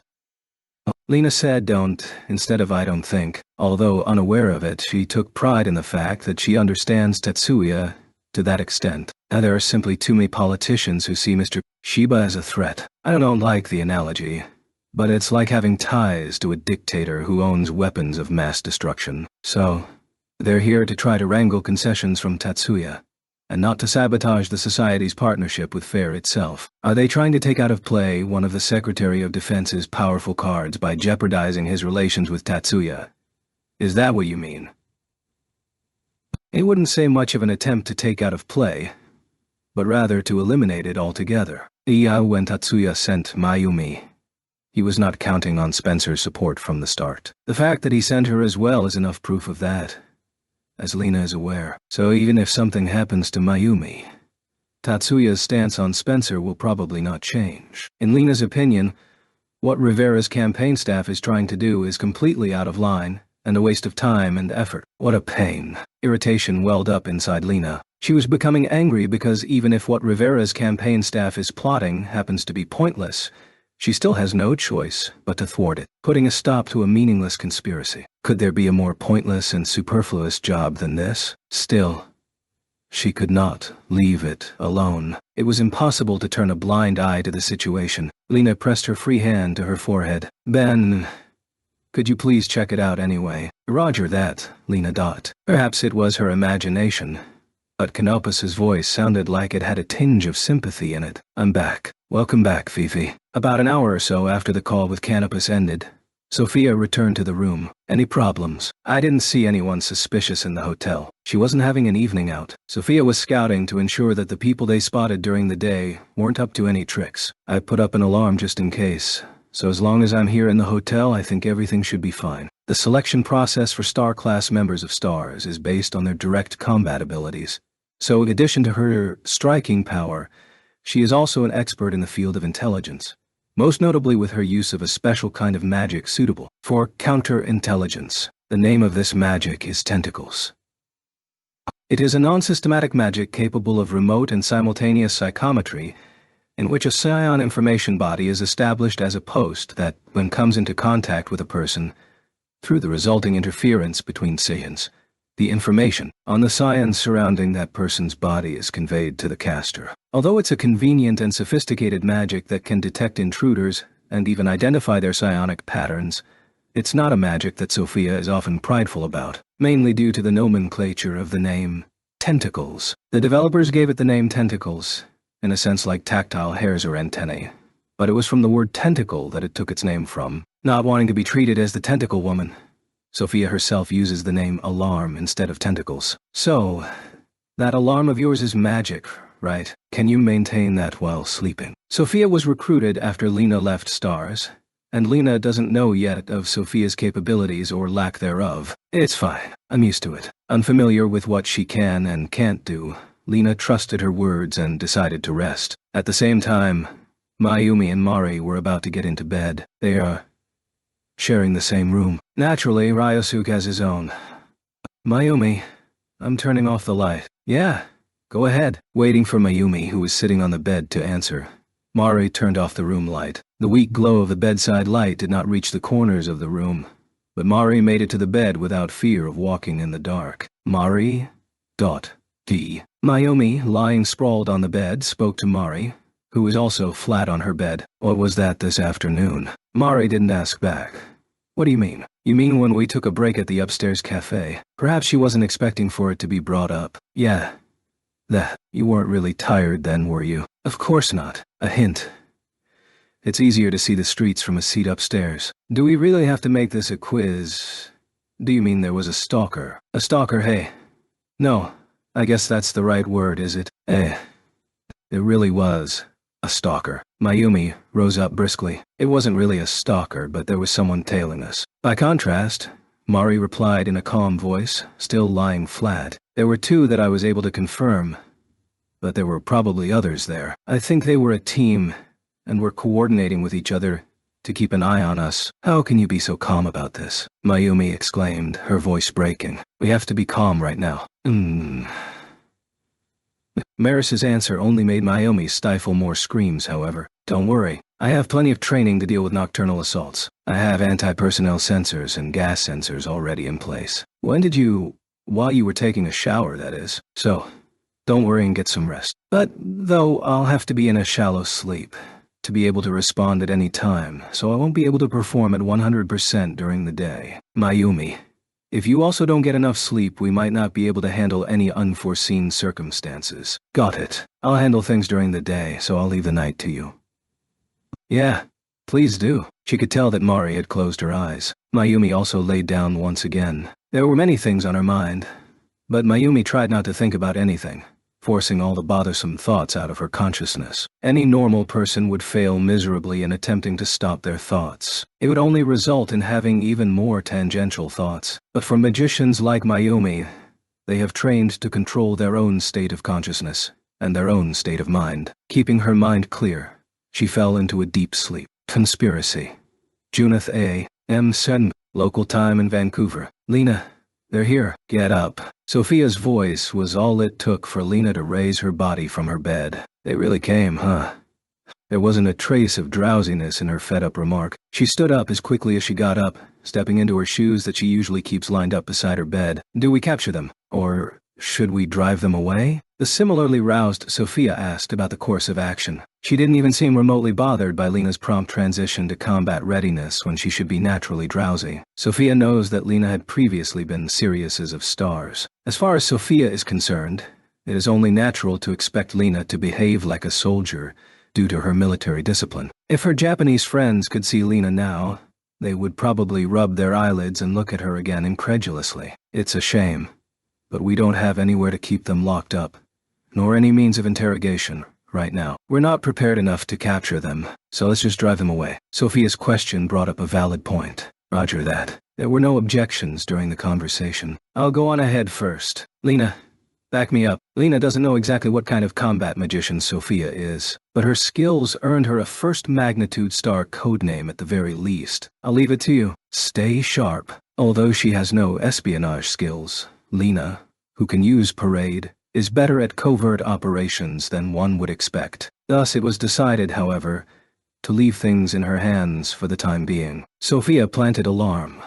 The interpersonal perception magic tentacles in the corridor, elevator hall, and emergency staircase. She detected an intruder by the alarm on the emergency staircase. Their room is situated on the floor above that of Mayumi's group. The intruder was descending from above. Therefore, Sophia decided to wait for the intruder on the landing just below, whereas Lena was waiting for the intruder at the lower floor door. This formation was in case the intruder took a different route. However, so far there had been no response on the lower floor where Sophia had set up an alarm. It seemed safe to assume that the intruder was descending from above. Lena thought so at least. Sophia indicated upwards with a hand sign. It seemed that the intruder was closing in. Furthermore, the intruder really is descending from above. Ready to respond at any time, Lena kept an eye on Sophia on the landing and the staircase above to the upper floor. Since she was also paying attention to Sophia, Lena immediately noticed her picking up a small object from her pocket. Smaller than a coin, just enough that she could pick it up with her fingers. A pill. It was too dark to see clearly, but it was presumably a white pill. The moment a figure came into view, muffling the sound of their own footsteps while coming down the stairs, Sophia flicked the pill-like object with her right thumb. She could barely discern the figure bending backwards in the darkness. Immediately thereafter, the intruder tripped over his own feet and tumbled down the staircase. She felt signs of agitation from above. Said signs then stopped movement. Perhaps out of fear it might happen again. They did not run down in aid of their companion. Sophia came down to Lena's position. With a hand gesture, she suggested that they go out through the emergency staircase and into the hallway. Lena nodded and used a sound-dampening magic. They soundlessly opened the door and walked out of the emergency staircase. Aren't there still some intruders left, though? Lena asked Sophia, after deploying a barrier of soundproofing magic around them. If we take them all down, there wouldn't be anyone to pull them out, right? So you deliberately only took down one of them, so as not to leave any trace of the attack. That was the idea. We also don't want the others to know what we're up to. Lena thought to herself. I understand. By the way, what was that thing that you flicked with your finger just a bit ago? With one question out of the way, the next one came to mind.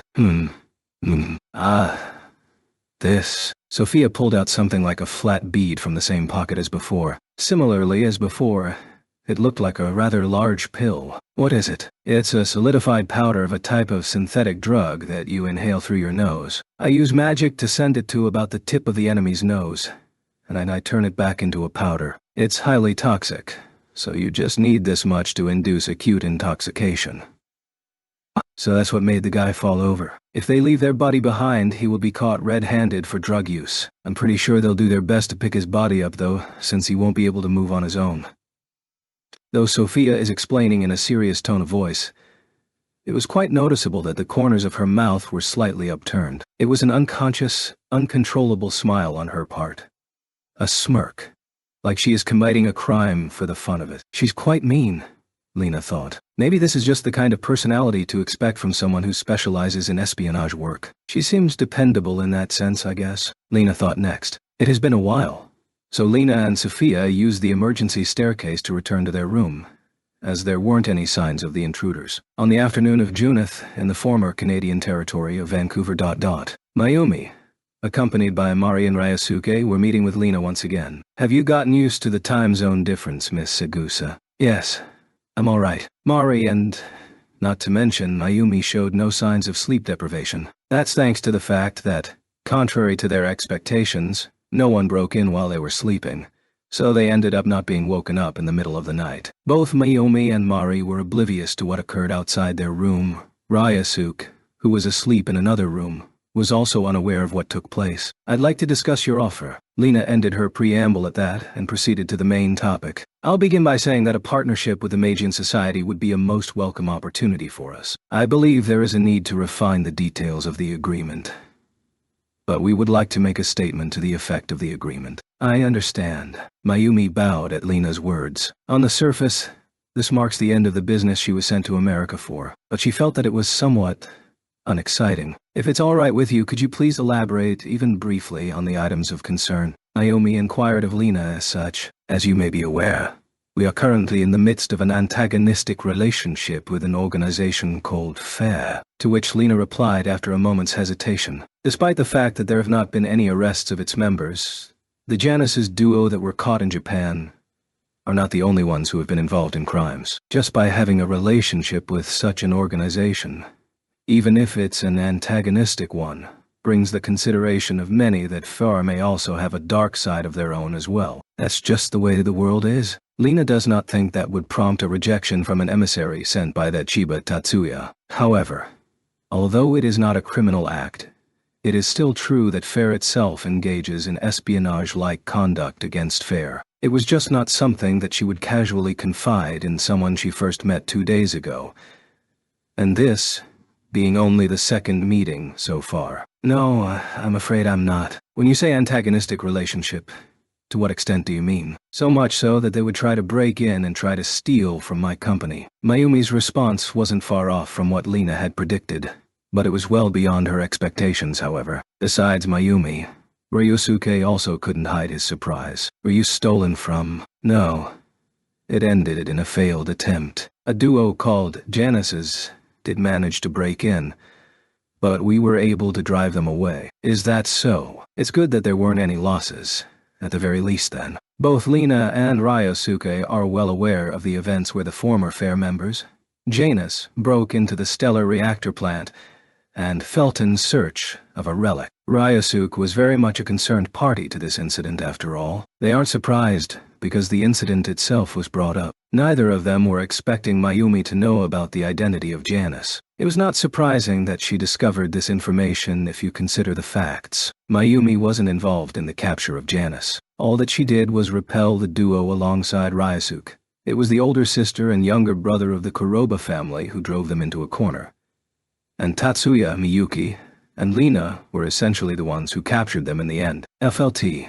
4 Leaves Technology Mayumi, however, is the eldest daughter of the Segusa family, which is said to rival the Yotsuba family in the Japanese magical community. There was absolutely no doubt that the Segusa family would investigate the incident since she was involved.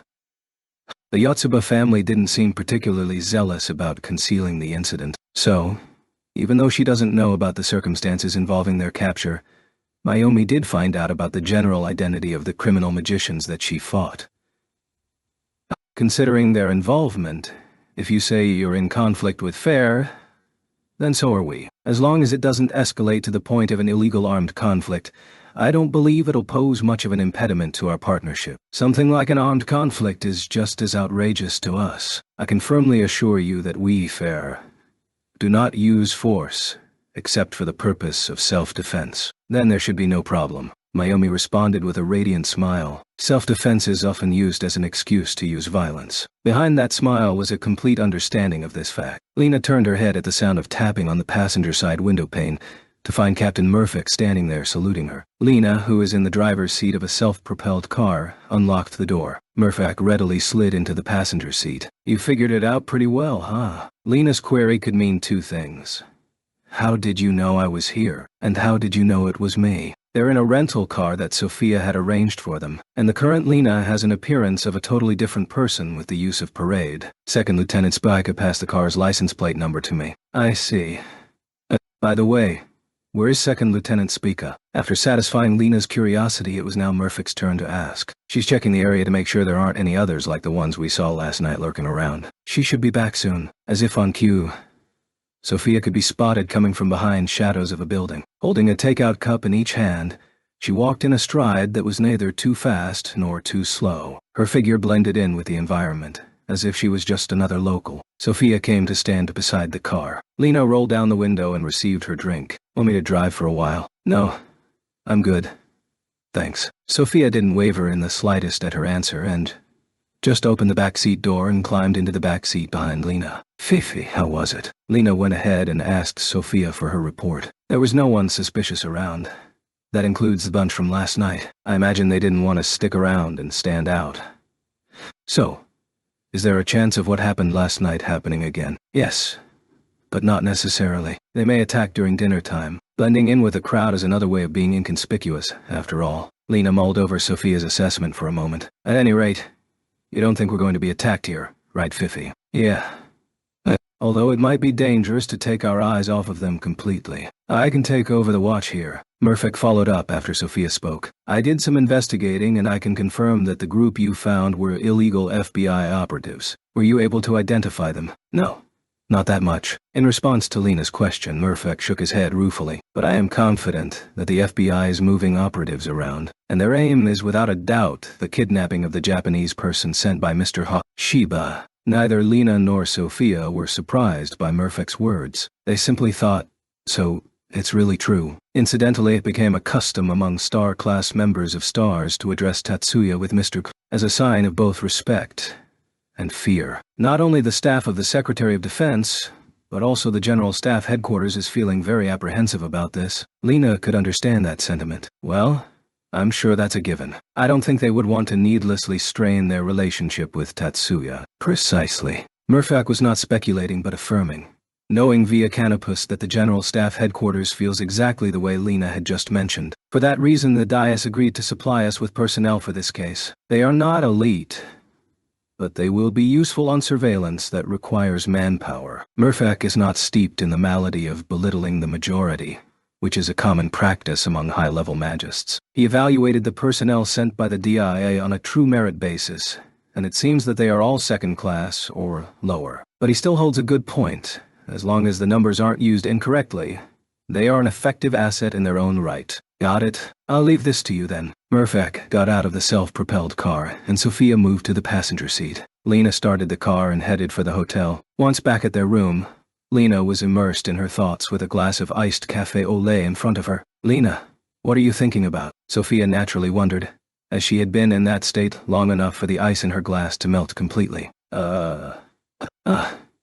Sorry. Dia. Defense Intelligence Agent Selina displayed a slight hesitation. She took a moment to consider whether or not to confide what she had been thinking about. It's not really related to what is going on right now, but I was wondering what Fair is trying to do. She ultimately chose to confide. As I recall, they tried to steal an artificial relic in Japan.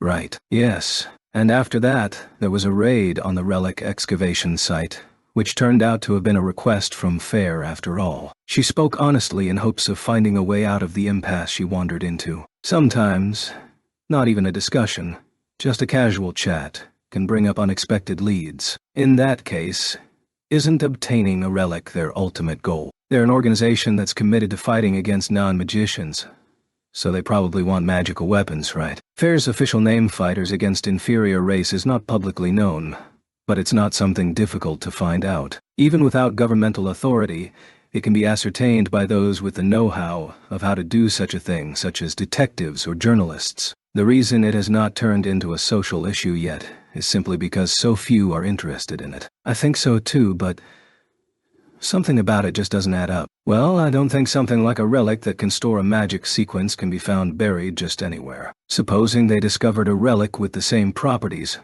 one or two of them wouldn't be enough to change things. Maybe they are thinking of replicating the ones they can find, just like Mr. Shiba did. Sophia was probably on the right track. I'm not sure it's going to be that easy. That exactly is the point Lena is stuck on, however. Relics have been found everywhere, not just in Japan. They have been excavated around ancient historical ruins in several countries, and even here in the States, some have been found in the strata beneath the Serpent Mound. They don't have the ability to store a magic sequence, though. Serpent Mound is an archaeological site in Ohio. A huge Phil thought to be a mound tomb. No details are known as to when and who built it, or for what purpose. Some say it is years old, some say years old, and others even suggest it is more than years old. In other words, with no historical record, its origins are not known to those in the present day. Relics have been found near similar ruins, or in the vicinity of places where there are vestiges of myths and legends. Relics have been under study for more than a decade now in several countries. I hear that even here in the States, a lot of human and financial resources have even been invested in it. But, so far, no one other than Tatsuya has managed to replicate one, not to mention mass-producing them. So you're saying that even if they found an original, it wouldn't be that easy to turn it into a weapon? Lena nodded to Sophia, and I'm sure those fair people know that too. She then mentioned this. So, do you think they might have another plan, other than replicating a relic? I don't know why, but I have a bad feeling about it. Not answering Sophia's question directly, Lena muttered to herself, "Ith. Just after p.m. I apologize for keeping you until late. Don't mention it. I have also kept you here for a while. I hope I didn't interpose myself in your busy schedule." At the entrance of Fair headquarters, Lena and Mayumi bowed to each other. The reasons were stated clearly by both. The meeting dragged on much longer than planned. Neither of them was to blame. Lena wanted to hear about any anecdotes about Tatsuya that Mayumi knew, and Mayumi was very interested in how Lena came to form Fair. In short, it was both of them who dragged the conversation on, and from the looks of things, these two have not yet exhausted the topics of conversation. It was not so much that they had endless subjects to bring up, but rather that they had hit it off so well together that it was hard to find an opportunity to stop. Mayumi is years old, born in December, whereas Lena was born in June and just celebrated her birthday a few days ago. Though Lena is years older than her, their outward appearances are reversed. Mayumi being the older of the two, while Lena looks like she is years old. It may not have necessarily been the synergy, but an air of intimacy was formed between the two that made the age difference between them seem unnoticeable. Mayumi. Lena called Mayumi by her given name. As their conversation is in English, the nuance behind the way of addressing is not the same as in a Japanese conversation. Nevertheless, there is no doubt that by addressing her as such, it shows that there is a greater degree of familiarity between them than if she were to have used her surname. If you don't mind, why don't you join us for dinner tonight? Sure, Lena. It would be my pleasure. Mayumi was the same on that point. Good. With a girlish smile, Lena expressed her delight. Charlie, what do you suggest? Well, how about poutine? Charlotte answered Lena with a wry smile and turned to Mayumi. Miss Sagusa, have you had poutine yet? Poutine? No. Not yet. I see. It's a popular dish served in fast food restaurants, and it's one of the signature dishes of the Canadian region, so I think you should try it at least once for conversation. Okay then, by all means. Yesterday, she had avoided any fast food mainly because I'm traveling abroad after all. Why would I? But as it was a specialty recommended by the locals, Mayumi did not want to miss the chance to try it. After receiving an answer from Mayumi, Charlotte proceeded to make a phone call. After hanging up on the second call, she turned to Lena. Lena, I've got a 19 o'clock reservation at a restaurant in the West End. We're fortunate to have such great timing, so why don't we head out now? Lena, Mayumi, Mari, Ryusuke, and Charlotte all promptly boarded a car. Shortly before p.m., Lena, who's on standby at the hotel, received an incoming call from Murphic. Lena, Miss Sagusa, and her group left Fair headquarters in a self-propelled car with Lena Fair. Together with Lena Fair. While asking quizzically back, Lena thought, is Mayumi that good at socializing? Which might have been quite rude. But it was essentially a rhetorical question. Do you know where they are headed? She immediately changed the question. I believe it's in the West End area. Given the time now, I guess Lena Fair invited them to dinner. As the call is on loudspeaker, Sophia is also listening in. Sophia gave a silent nod in agreement to Lena's guess. You are probably right. Irfak also agreed with her guess. I'll call you as soon as I confirm their destination. Please do. We'll be heading to the West End as well. Roger that. Lena, take care. Yeah. He hung up the call. At the same time, Sophia stood up and grabbed the keys to the rental car that were on the table. Let's go, Lena. Yeah. Roger that. As if contesting with Sophia in her aim for the keys, Lena stood up as well, slightly annoyed. The poutine, a Canadian dish, said to be more of a Quebecois in terms of origin, consists of French fries topped with sauce, cheese and meat, vegetables, eggs and mushrooms, proved to be more appealing to Mari than to Mayumi. That said, Mayumi ate as much, if not more, than Mari did. Sigh, I'm so full. We stuffed ourselves with just that stuff.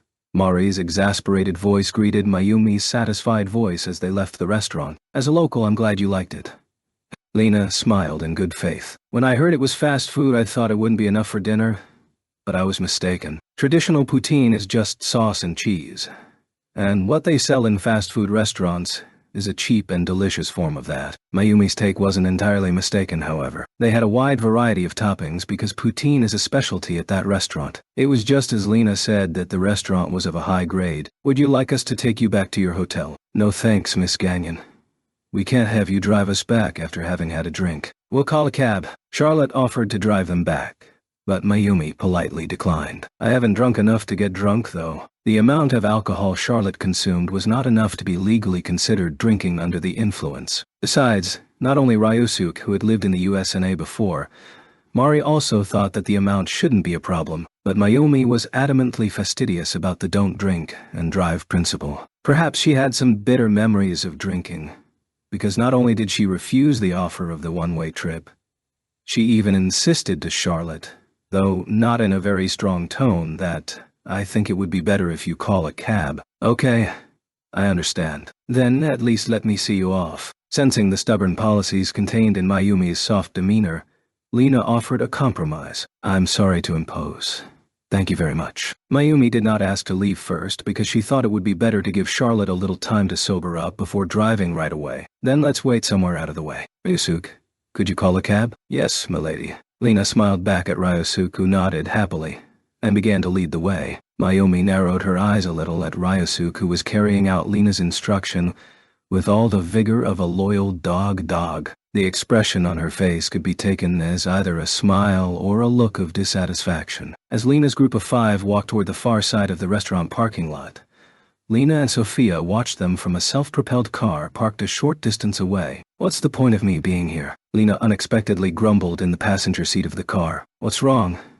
That came out of nowhere, Sophia asked, sounding not surprised but somehow amused. Was it really necessary to have me keep an eye on Mayumi? I mean, sure, there might be dozens of enemies out there, but even the FBI can't pull anything flashy, can they? If the DIA is involved, why not just leave it to them? That is to say, you're fed up with this. No, that's not it. Lena didn't snap back or yell, but she avoided eye contact in frustration. Well, you have a point, Lena. Sophia merely agreed with Lena's opinion, instead of pressuring her past that point. Hey, Toddy. Lena let out a baffled voice. That wasn't what she was expecting Sophia would say. Even if you hadn't come all this way to watch them, Lena, we would be working to stop the FBI's reckless action. Regardless if Miss Sagusa is related to Mr. Shiba or not, it is an embarrassment to the country for a government agency to attack innocent civilians who are visiting the States. Yeah, you're right. Lena sympathized with the embarrassment to the country part. Lena knows of Mari accompanying Mayumi, and the fact that she is a Japanese soldier. Sophia knows about this as well. Mari didn't hide her identity when she entered the country, and Mari was certainly not in an active military operation right now, nor was she acting in the capacity of a counterintelligence agent or in any way engaged in subversive activities. She is here in the same capacity as Mayumi, in that any harm against her would be a violation of the law. In short, by ignoring the law, the FBI and those standing behind it are dragging USNA's credibility through the mud. Lena may not be a soldier anymore, but she felt outraged in the same way as Sophia and the others. It is for this reason that Lena refused to leave the matter up to others. Yeah, I guess I'll keep going. Keeping her gaze fixed on Mayumi and the others, so as not to look at Sophia, Lena said so. Sophia thought, she's so cute as she stared at Lena. After about 5 more minutes of surveillance, the situation changed. A dark-painted minivan entered the parking lot and drove up to Mayumi and the others. On the side of the minivan was a mark indicating that it is an unmanned cab. At that moment, the area was opportunely deserted. Lena and Sophia grew alert. They didn't write off the timing as a coincidence. It was clearly a deliberate act. The fact that they could see someone inside, in spite of it being an unmanned cab, would normally indicate that it was taking a passenger up to this spot. Sophia, I'm ready to go at any time. Sophia responded to Lena's firm voice as she would to a superior officer. Is it already here? Mayumi muttered as she saw a minivan pull into the parking lot. There were 4 figures inside, which she assumed must be customers of this restaurant. Mayumi, But suddenly, Mari pulled her arm, and Mayumi found herself shielded behind her back. At the same time, Ryusuke moved to stand just in front of Lena and took a stance. Their actions were prompted by the self-propelled car, which was supposed to park at the entrance of the restaurant, approaching them. Their intuition was spot on in sensing that something was suspicious. As soon as it came to a stop, A couple of men leaped out from inside the minivan. They are armed with what looks like specialized extendable batons. One of them swung at Mari. Mari raised her left hand and her forearm was hit by the baton-shaped weapon. A brief electric crackle sound cut through the evening air. Their weapons were not just batons, but stun batons capable of delivering electric shocks. However, Mari, who should have been struck by an electric shock, showed no sign of harm and retaliated against the man with a front kick. The man mitigated the damage of the kick by backstepping. Mari,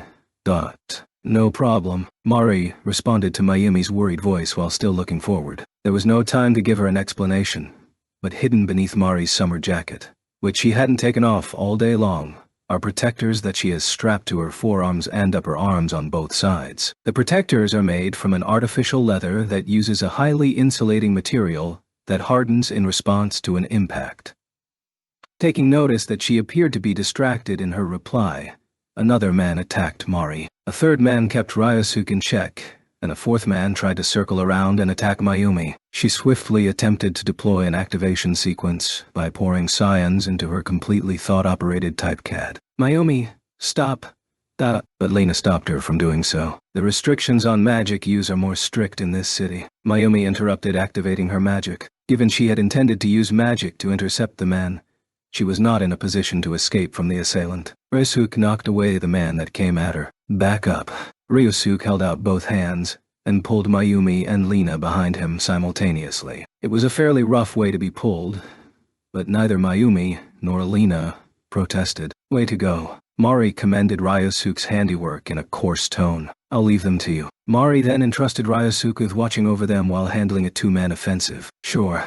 Leave him to us. It was Charlotte who responded. She stood across from Ryusuke, facing the remaining one of the four assailants. She is unarmed. She is facing the man with the stun baton with her bare hands. Despite this, they were deadlocked in the standoff. Was that because Charlotte had no openings, or was there more to the situation? Meanwhile, Ryusuke's side was easy to define. Shit. Son of a... It was one of the assailants who was breathing hard and swearing. There wasn't a stun baton in his hand.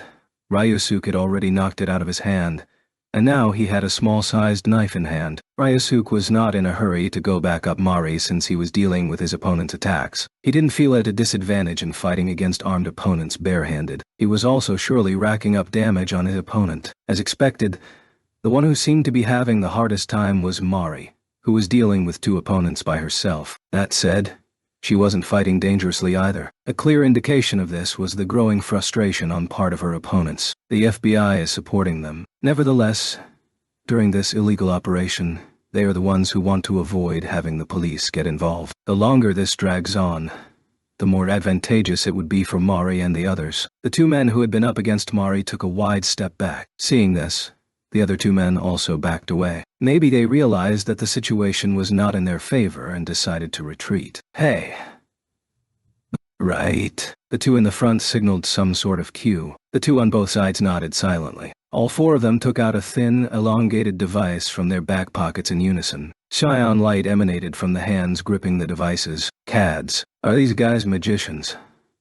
Mayumi and Mari shouted almost simultaneously. The illegal operatives loaded the activation sequence from their CADs. Caught by surprise, both Mayumi and Mari lagged behind in their responses. I won't let you. But the first to activate their magic was Lena, who shouted from inside the self-propelled car she was monitoring from. A zone interference was deployed to an explosive effect, enveloping Mayumi's group of 5 as well as all the illegal operatives, preventing anyone from activating magic. Lena is not as good at zone interference as Miyuki, but she originally outperforms Miyuki when it comes to generating explosive, instantaneous power. She could generate a zone interference as strong as Miyuki's as long as the duration is limited to a few seconds. The zone interference vanished after 3 seconds, just long enough for Mayumi and her team to regain their bearings. Still, neither Mayumi nor Mari needed to use magic. Throwing knives akin to thin needles flew out of nowhere, piercing the 4 operatives one after the other. Despite the wounds being limited to non-lethal spots, such as the upper arms and thighs, from the screams raised by all of them, it appeared that the damage was more than meets the eye. Those knives were manipulated via movement magic by Sophia, who was sneaking around just outside the parking lot. The technique of guiding knives with magic is widely popular among stars. Countless members are proficient in it, which ultimately resulted in the development of advanced magics, such as dancing blades. The throwing knives that struck the operatives were of a variation of this magical technique, known as Hornet Dagger. A knife is electrically charged via release-type magic, and then manipulated via movement-type magic, and thrust into the enemy. The magic harms the enemy by inflicting a puncture wound from a knife and by delivering an electric shock. The primary intended purpose of this magic is to incapacitate the target's limbs without killing him or her. In many cases, it is used to capture an enemy alive, but in this case, the objective was not to capture them. Retreat. That man must have been the leader. With a single word from him, all four of them,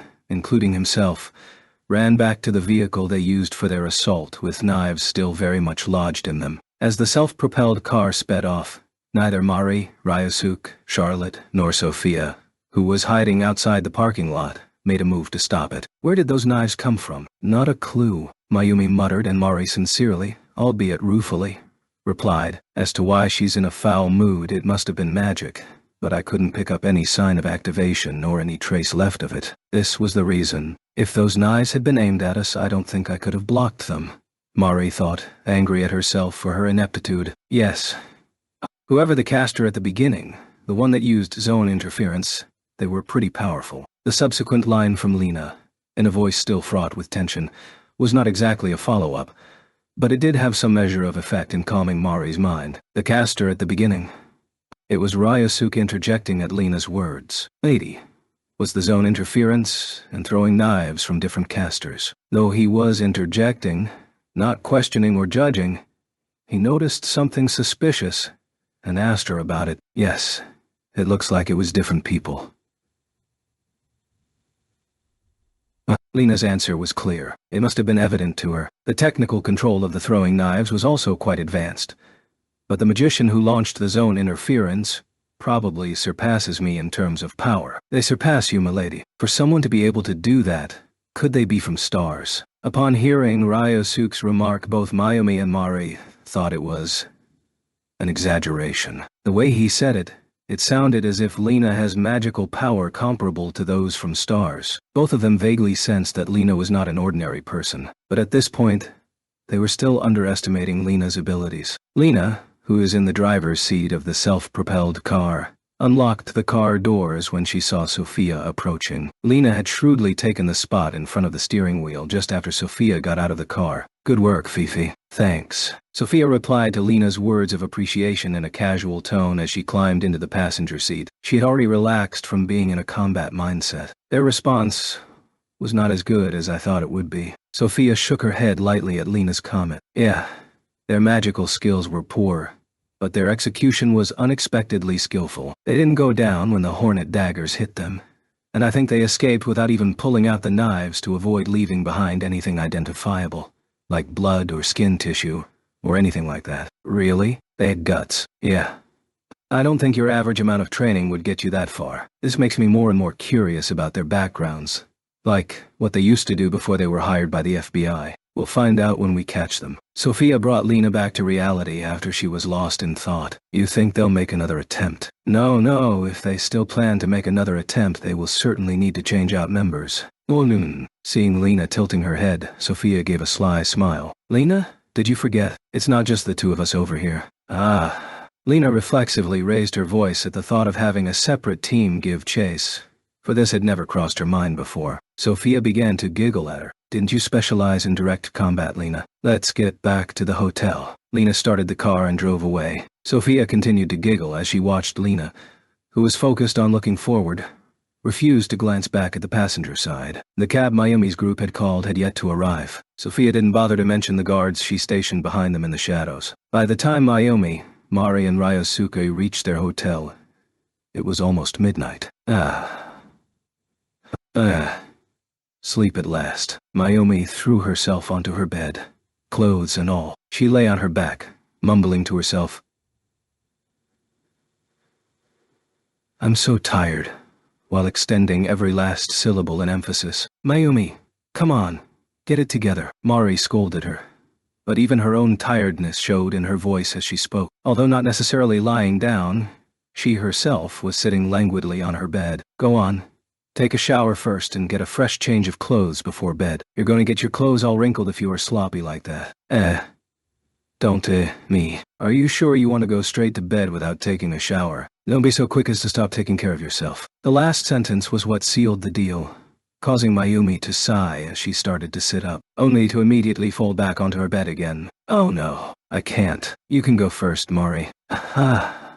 Mari heaved a sigh as she stood up, the expression on her face saying, "You're helpless. Don't fall asleep. After I'm done, you're going to get in." Okay, Mayumi replied lazily, lifting one hand and fluttering it in the air. Once she confirmed that Mari had disappeared into the bathroom, Mayumi then lazily sat up, believing that she would fall asleep if she didn't. Mayumi had been joking around and acting like a child with Mari.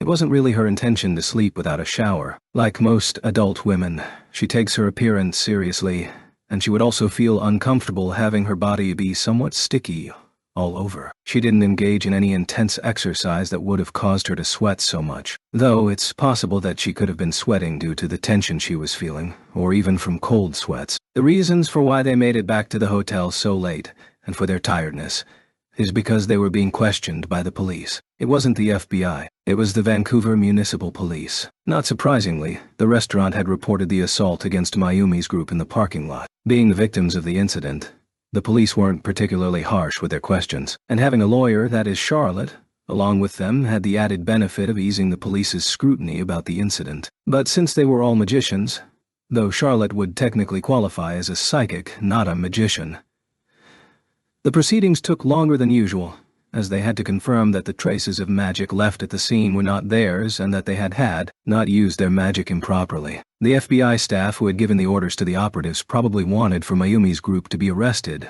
or at least detained for the misuse of magic, in the event that the kidnapping did not succeed. Without a doubt, they had planned this so as to create a scandal by association between Tatsuya, who sent Mayumi's group over, and the opposing presidential candidate, Secretary of Defense Spencer. This attempt might have succeeded if Lena had not stopped them from using magic. If Mayumi's group had been alone, it is likely that they would have been accused of having used magic, just like how Mayumi and Ryosuke themselves had been accused back in Japan. By all accounts, in Japan, Mayumi has benefited from being a daughter of the Segusa family.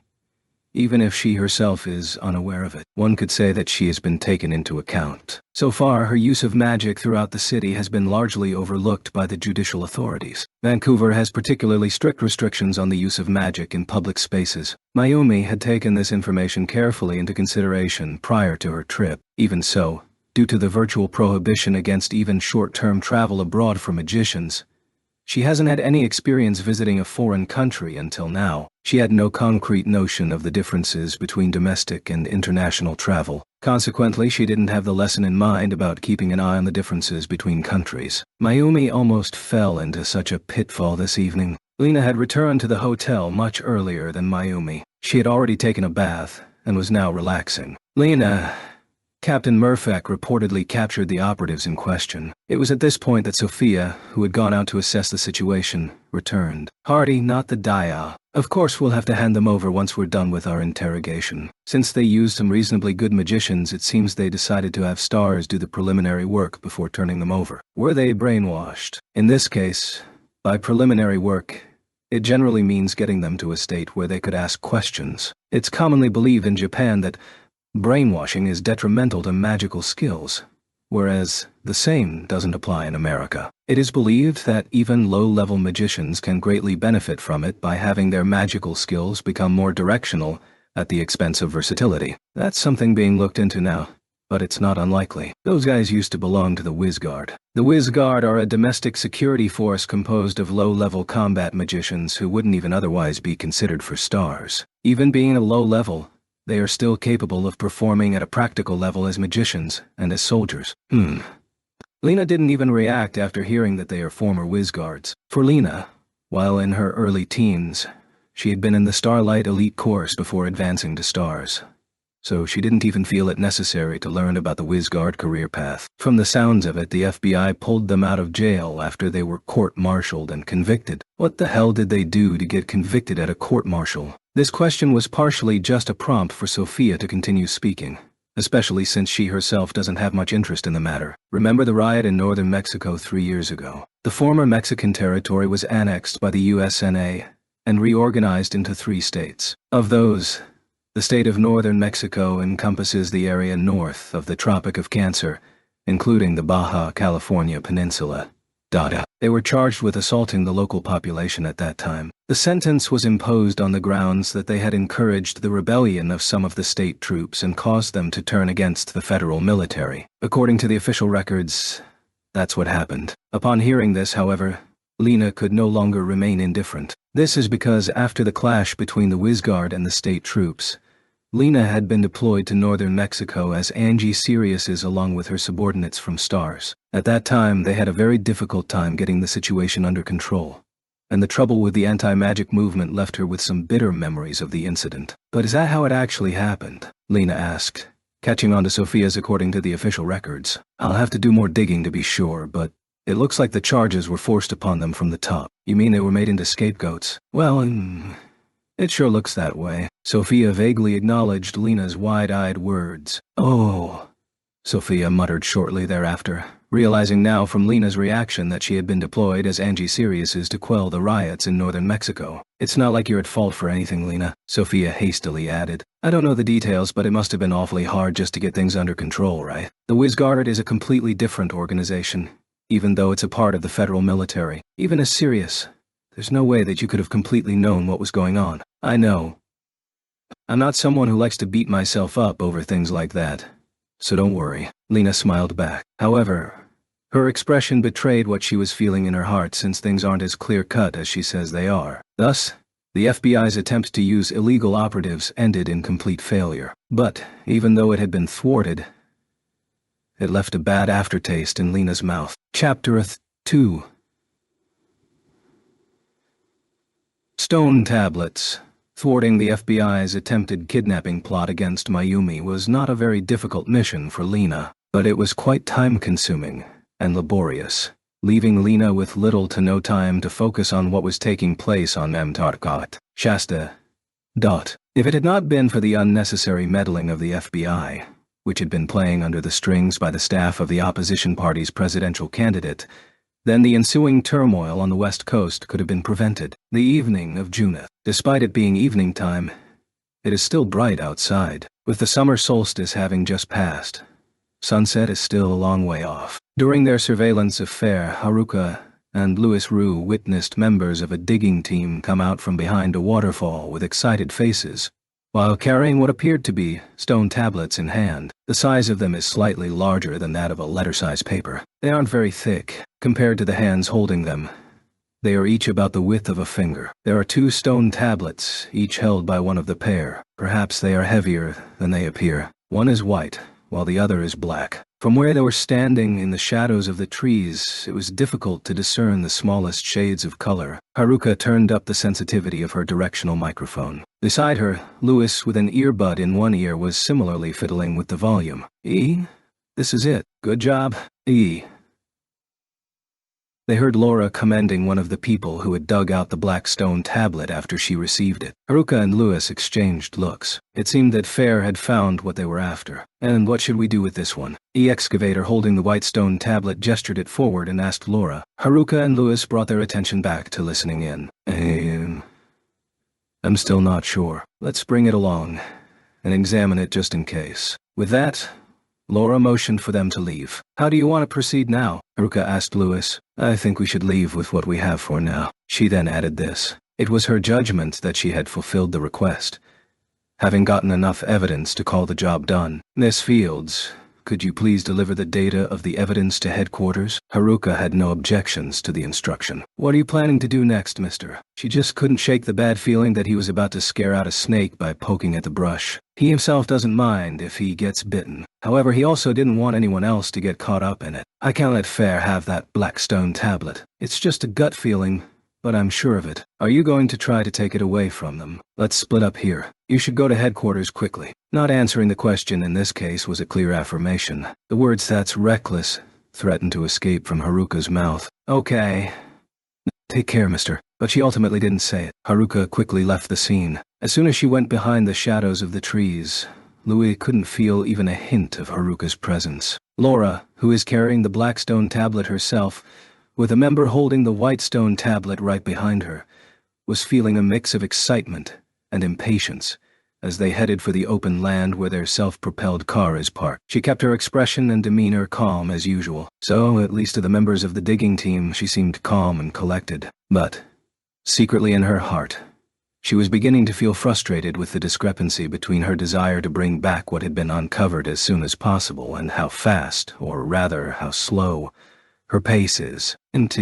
Shasta is a famous tourist destination, but unlike other mountains, it has been left for the most part untouched by people. This area is situated off from both the tourist routes and the mountain hiking trails, which means that there are no well-maintained trails. The trail that Laura and the others are on right now was created as a result of their frequent visits. Because it is not a maintained trail, the ground is not level, and the undergrowth has not been completely cleared.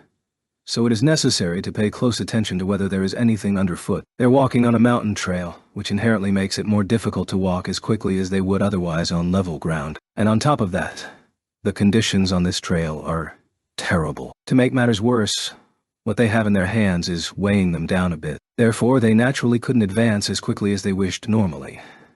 This wouldn't trouble Laura so much. But now, she had just obtained a treasure, a guru's stone tablet, which is more valuable than any sacred relic, and her mind was occupied with the desire to deliver it as soon as possible to Rocky Dean, the leader of Fair, who took her as his lover.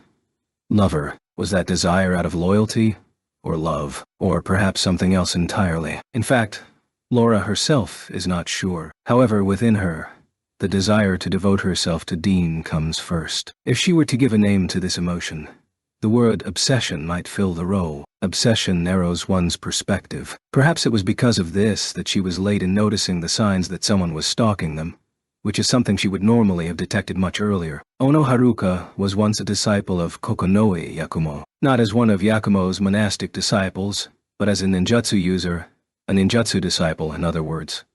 Although Yakumo himself prefers to be referred to as a shinobi, in the old-fashioned sense of the word, Haruka came to become his disciple after an incident where her superpower, the unique ability that she, as a BS magician, possesses, which completely erases her presence and makes her imperceptible to others, went haywire, and Yakumo took notice. And offered her a helping hand. So, the initial reason she became Yakumo's disciple was to learn how to control her special ability, which came to be known as perfect concealment. Nevertheless, Yakumo is a ninja. It was inevitable that she would learn ninja techniques one way or another. However, Haruka was not only taught how to control her superpower, but also in the ways of classical martial arts. It was not her goal to become a ninja, but instead to gain the skills needed to control her superpower. Yakumo respected this and kept her martial arts training at a reasonable level, only that it was reasonable by Yakumo's standards. By the time she left Yakumo's guidance, she had acquired the physical aptitude of a soldier from a scout unit. She relies almost exclusively on her superpower to become imperceptible when sneaking around or tracking people in the city. But once she's away from the city, in the mountains and forests, her ninja training comes in handy. This is why Haruka has shown better results in the last few days than Louis, who was trained by his father, a veteran security guard, a mercenary, essentially, who works for a private military company. Given that background, it was no surprise that Haruka made it down the mountain much faster than Fair's team, and found a place where she could get access to a regular phone signal. "Hello, Miss Gagnon. This is Detective Fields." As soon as the other side picked up the call, Haruka started talking on her own. Regardless, they are having a video phone call, so she knows who she's talking to by recognizing their face, but she still said her name because that's called business courtesy. Hello, this is Gagnon. Did something happen? Yes, I called because I believe the situation is urgent. On the screen, Charlotte prompted her to go on as her complexion changed. Fair managed to get their hands on the artifact they were after. We have it on video. I see. Good work. MT. Private military company. But Mr. Roos insisted on trying to take the artifact from them, so we had to split up in the mountains. Charlotte's expression grew increasingly tense. So, Louis is currently Yes, he is chasing after Fair and may have already entered into conflict with them. Thanks for the heads up. Miss Fields, please come back as soon as you can with the video evidence. Charlotte followed without pause, without hiding the urgency in her tone. Understood.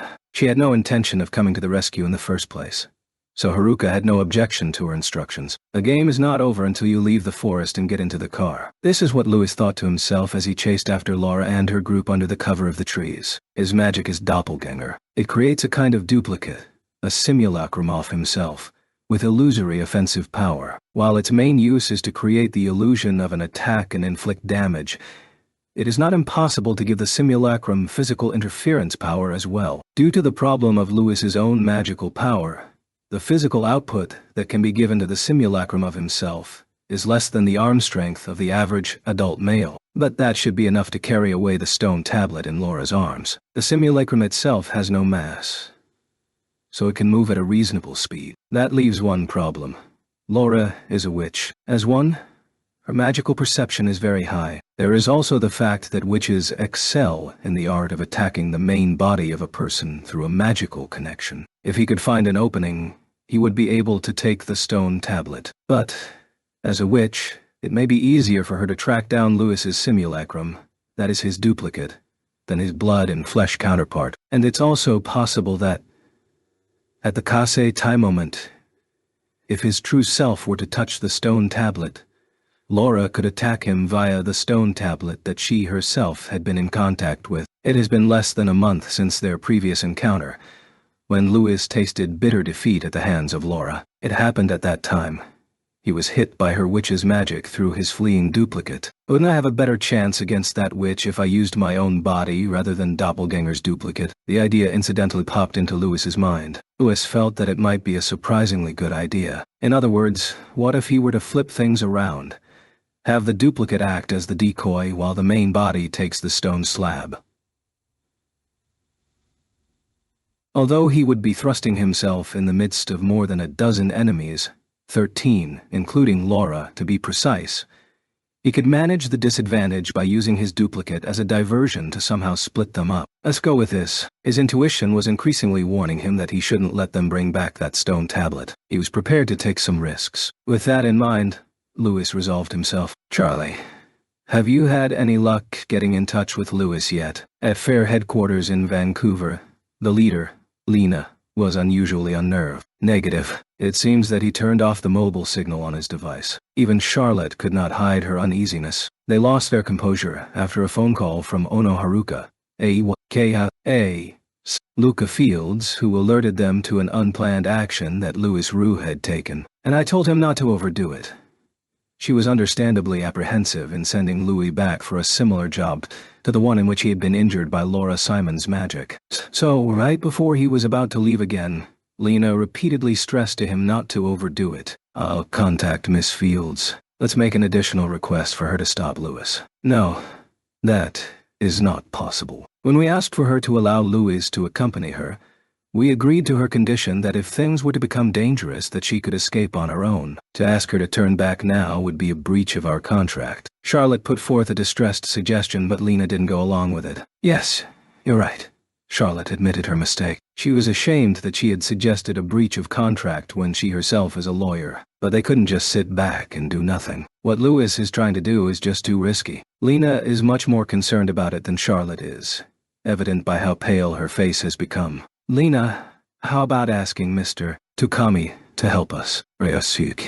Lena's eyes, which had been filled with anxiety, now have a mix of surprise. His skill in close combat is one of the best we have. Especially in terms of defense, he can use his exceptional ability to counter both physical and magical attacks. Under the current circumstances, I think he's the best suited out of all members to rescue Louis. But even if we ask him to go, it would take time. Yes. It would take almost half a day by self-propelled car. In that case, let's rent a small-sized plane. I know of a light aircraft that we can borrow, and I'm sure it will be ready in no time. Charlotte's suggestion made Lena think twice. This time she didn't dismiss the suggestion immediately. But we'll need a lot of luck to find Louis before it's too late. Charlotte mumbled the "before it's too late" part. However, Whatever she was trying to say was not lost on Lena. "I'll take care of that." The heightened sense of urgency fueled Lena's decision. Charlotte knew immediately what Lena meant by "I'll take care of that." "Lena, that's dangerous. You can't send your astral body to where a witch is. The risk is too great." Charlotte then hurriedly attempted to stop Lena. "It's a common belief that witches are more adept at attacking the mental body than the physical body. While the astral body is not the spirit itself, it is richly defined by characteristics of the spiritual body. Therefore, any damage to the astral body would directly translate to the spirit." No, the situation that Lewis is in is much more dangerous. But Lena shook her head with her eyes conveying a strong glint of resolution. Seeing the expression on her face, Charlotte had to give up trying to dissuade her. "Now it remains to be seen whether or not Ryusuk will agree to help us," Lena muttered gloomily. "I think we'll have no problem on that point." To which Charlotte dismissed her concern as unnecessary, with an oddly calm expression on her face. "If it's you asking, Lena, I'm positive that Mr. Tukami will say yes immediately without a second thought." She then said this right after. With a slightly puzzled expression, Lena reached for the switch on her videophone. Fixed landlines have mostly lost their place to mobile phones for quite some time, but with the spread of the videophones, they have regained their preeminence. Selecting Ryusuk's name from the list of contacts on the display, Lena brought her finger atop of it. After what happened yesterday, both Mayumi and Mari chose to hole up in the hotel for the day. They had their meals at the hotel's restaurant and by room service. This left Ryusuk with a whole day free to do his own thing. Since he is well acquainted with the area, he would have no trouble being alone. He really wanted to meet with Lena, but he has already caught the attention of the police who now have their eyes on him, so he refrained from doing so. Although he is a victim in this case, Ryusuk knows that the police here are very sensitive to crimes related to magicians. He knows that the police here are just as nervous, if not more so, not only about crimes committed by magicians, but also about crimes committed against them. It was 5 years ago. At the time, the flames of anti-magicism were first kindled on the East Coast in the former USA territory. Whether he was in the wrong place at the wrong time or in the right place at the right time, the mayor of Vancouver at the time was a rather frank and outspoken radical humanitarian. He always openly, and with the utmost vehemence, denounced the anti-magic movement as a violation of human rights, and declared himself opposed to the humanist groups that were at the center of the anti-magic movement. So, in a sense, he openly challenged the prevailing sentiment of the time. The anti-magic movement naturally took issue with him. Protests that bordered on terrorism were rampant in Vancouver, but the mayor refused to budge in any way. He thoroughly contested the anti-magic movement, and he was committed to protect the human rights of magicians equally with those of non-magicians. It was due to the mayor's political stance that Lena chose Vancouver as the place for FAIR's headquarters. On the other hand, he has also severely cracked down on crimes committed by magicians, as in a show of his political belief that magicians are just as human as anyone else.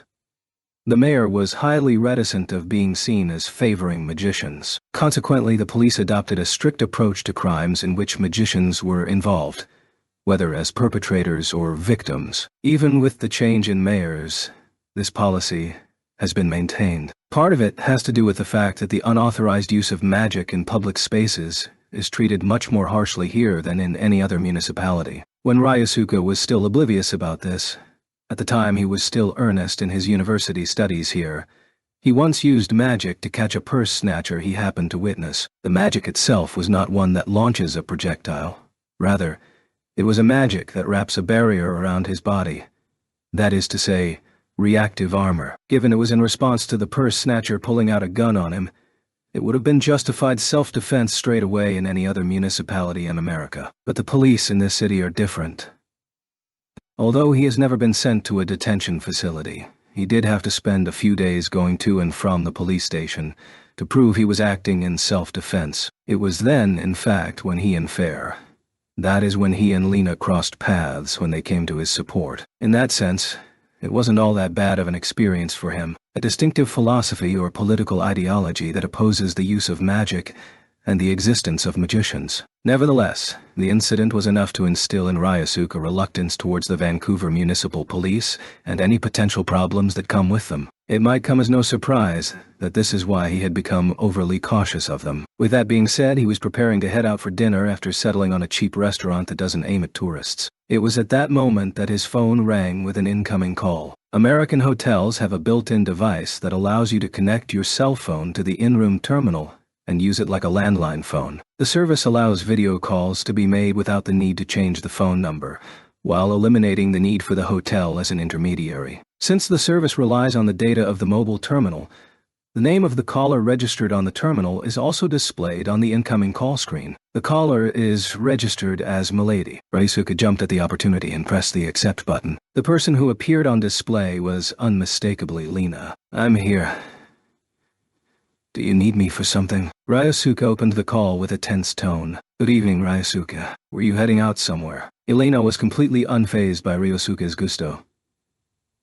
For her, it was not just with Ryusuke. This kind of behavior is a regular occurrence with those she talks to. "I was just thinking of eating out for dinner. I'm not busy in any way." Ryusuke was essentially saying, "You can ask me anything." "I'm glad then. May I ask you for a small... no, a big favor?" "I'll accept it. Anything you want." Lena's words were filled with hesitation and remorse, to which Ryusuke responded with his vigorous acceptance, without even asking what it was about. "Okay. Could you please come to the south terminal of the airport? We can discuss the details there." Elena hesitantly continued. Her feelings of guilt were temporarily replaced with surprise due to Ryusuke's attitude. "I'll be right there." As if it were a matter of course, Ryusuke agreed without a second thought. True to his word, Ryusuke showed up at the south terminal of the Vancouver International Airport in the fastest possible time. This terminal is dedicated to the arrival and departure of non-scheduled flights by corporate or privately owned planes. This is where Elena had been waiting. Beside her is Charlotte, and beside Charlotte is a middle-aged man whom Ryusuke is unfamiliar with. Louis did what? After hearing about the situation from Lena and Charlotte, Ryusuke's eyes widened and his voice nearly cracked. Within Fair, Louis is someone with whom Ryusuke has a close bond. Being both martial artists and having both special magics of their own, they found a kindred spirit in the other. "Yes, Ryusuke. I am terribly sorry to be forcing such a dangerous task upon you.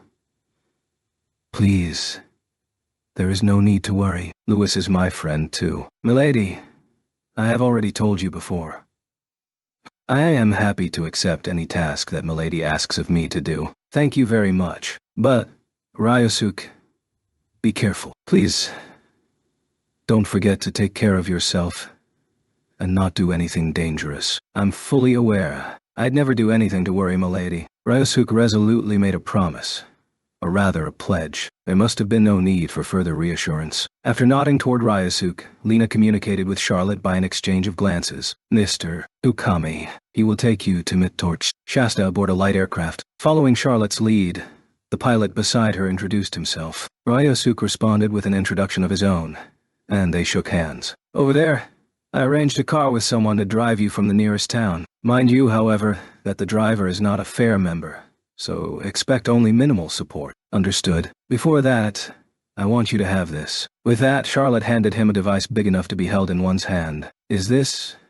Ryusuke said this while staring down at the device on his palm. It is a rather basic device with two buttons, one large and one small, along with a mini indicator. "It's a flight device." At Charlotte's answer, Ryusuke muttered, It's easy to use. To activate it, you just have to press the large button while pouring in science. To stop, press the small button. Until you press the small button, the device will continue to run. Can't I just jump off with it?" "No. This is just for emergency use in the unlikely event that there is a problem with the plane." Ryusuke asked a simple question to which Charlotte replied in a dismayed voice. "Lena just told you to take care of yourself and not do anything dangerous, remember?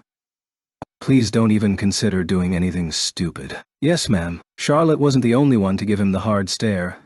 Lena gave him an anguished look, and Ryusuke hurried to straighten his posture. "Milady, I'm off. Be careful. Take care of Louis for me." After being sent off by Lena, Ryusuke went with the pilot to the light aircraft on the runway. Around that time, Louis was running recklessly through the forest in order to escape from Fair's pursuit. He had already lost track of where he was. All that Louis could think about was getting away. Should I get rid of this? He briefly turned his attention to the white stone tablet he was holding under his left arm. In the end, he was unable to snatch the black stone tablet from Laura. He had succeeded in distracting Laura with his doppelganger duplicate, but the beastly man at her side sensed his approach. During the struggle with that man, Laura also took notice of him and took advantage to escape. The best he managed was to seize the white stone tablet from one of the other members of the group caught in the confusion of the situation. But it seems that it wasn't a total waste of time, because they are still persistently chasing after him like this. Lewis didn't think they were after him. They must want to get the white stone tablet back. If the white stone tablet was something they didn't mind being stolen,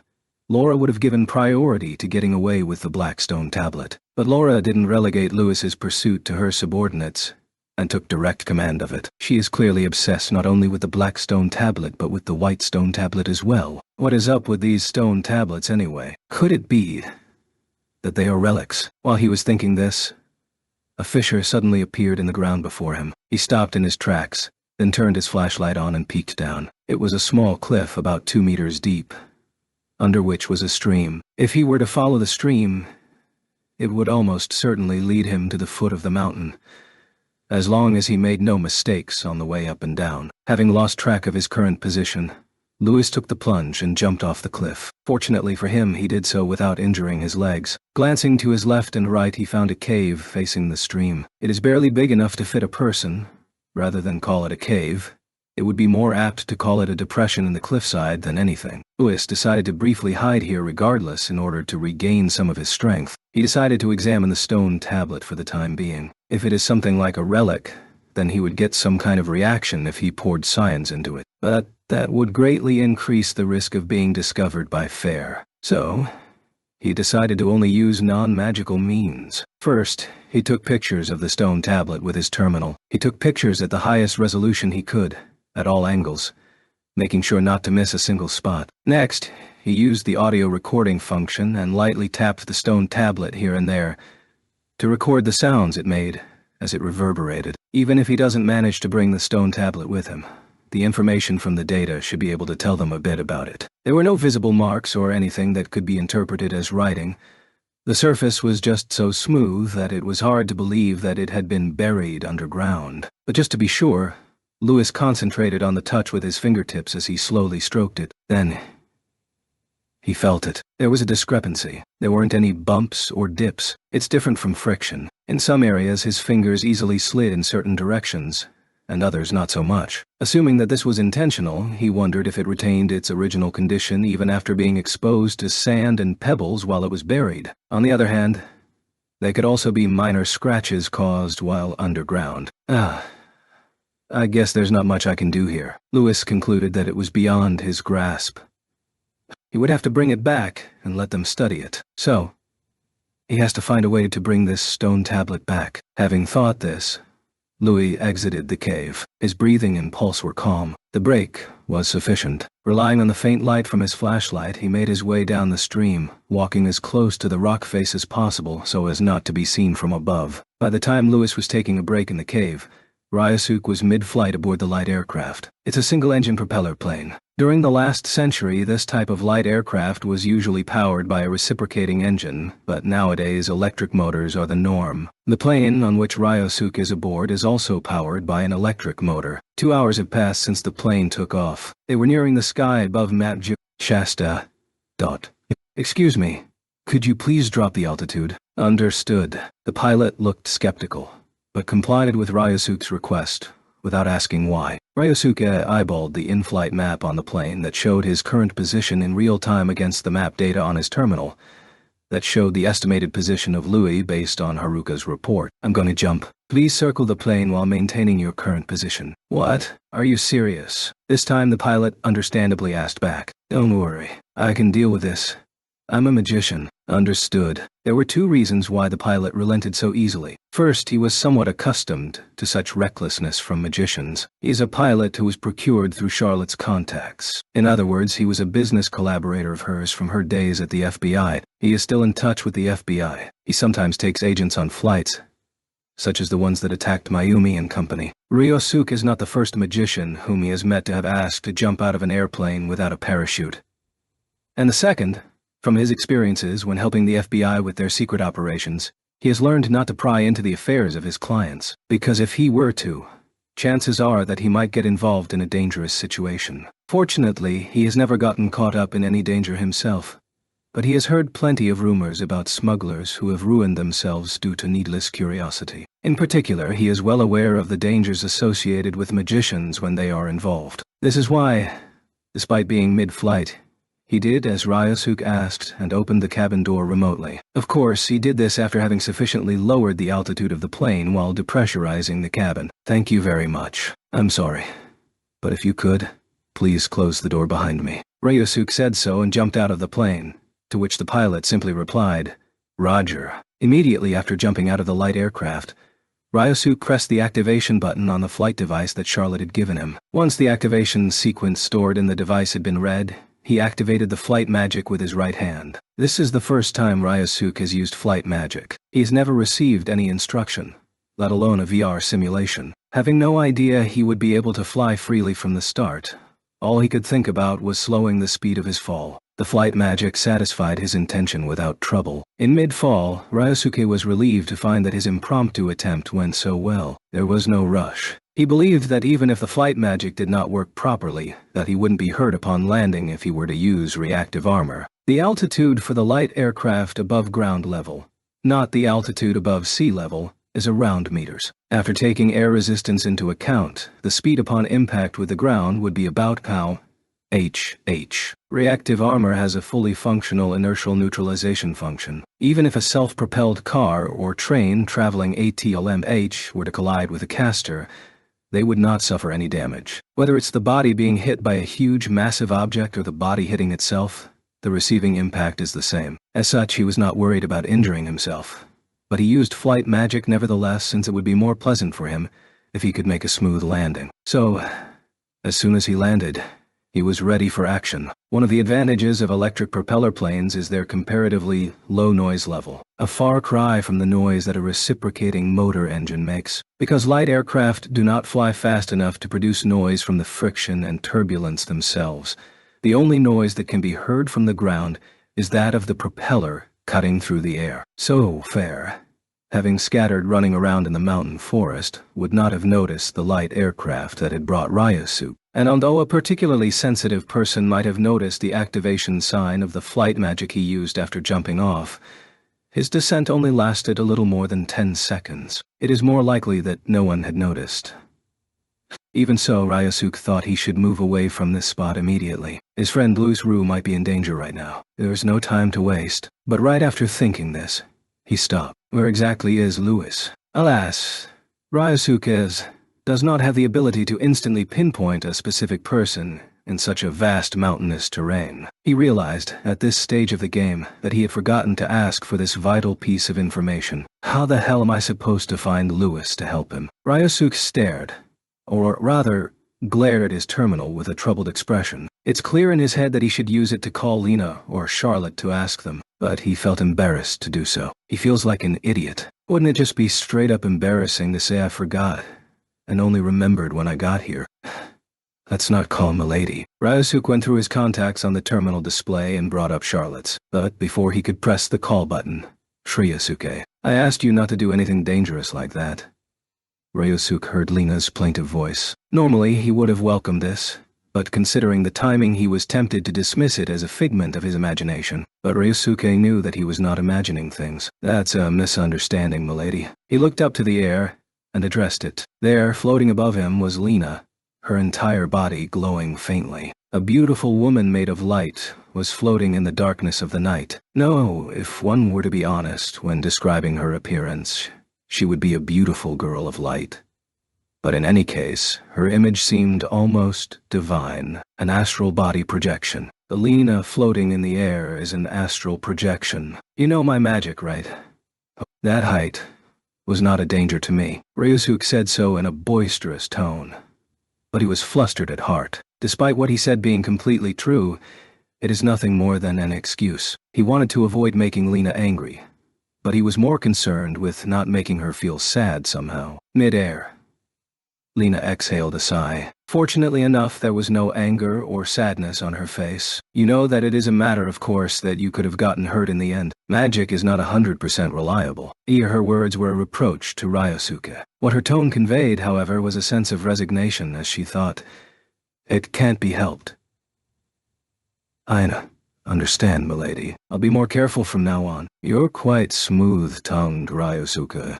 While that came as an exasperated assessment from Lena's lips, Ryosuke took it wholeheartedly without a care in the world. More importantly, milady, ... Did you appear in this form so that you could tell me where Louis is? Ryosuke changed the subject. Yes. Elena didn't feel the need to drag on with the sermon either. She understood the priorities of the moment. Louis is going down the stream up ahead. He's about a mile from here. Elena extended her right arm level as she said this, pointing to a spot degrees diagonally to the right from the direction of the summit. A mile is not that far, even by foot in the mountains. Ryosuke thought so. He took a shot in the dark when he jumped, but fortunately he wasn't that far off. Thank you very much. I can't guide you all the way, but I'll be back to tell you if he changes routes. After saying this, Lena disappeared as if dissolving into the air. There are actually two types of astral body projection. The first being the out-of-body experience, consisting of displacing one's consciousness from their physical body, and the second being the astral projection, where the scions of the astral projection point are interfered with to create a scion information body, to which one's consciousness is then transferred. And the technique that Lena used is the latter, where dissolving into the air could be a literal description of what happened. After watching Lena until she had completely disappeared, Ryosuke picked up his rucksack, packed with essentials such as medicine and rations, and ran headlong in the direction she had pointed.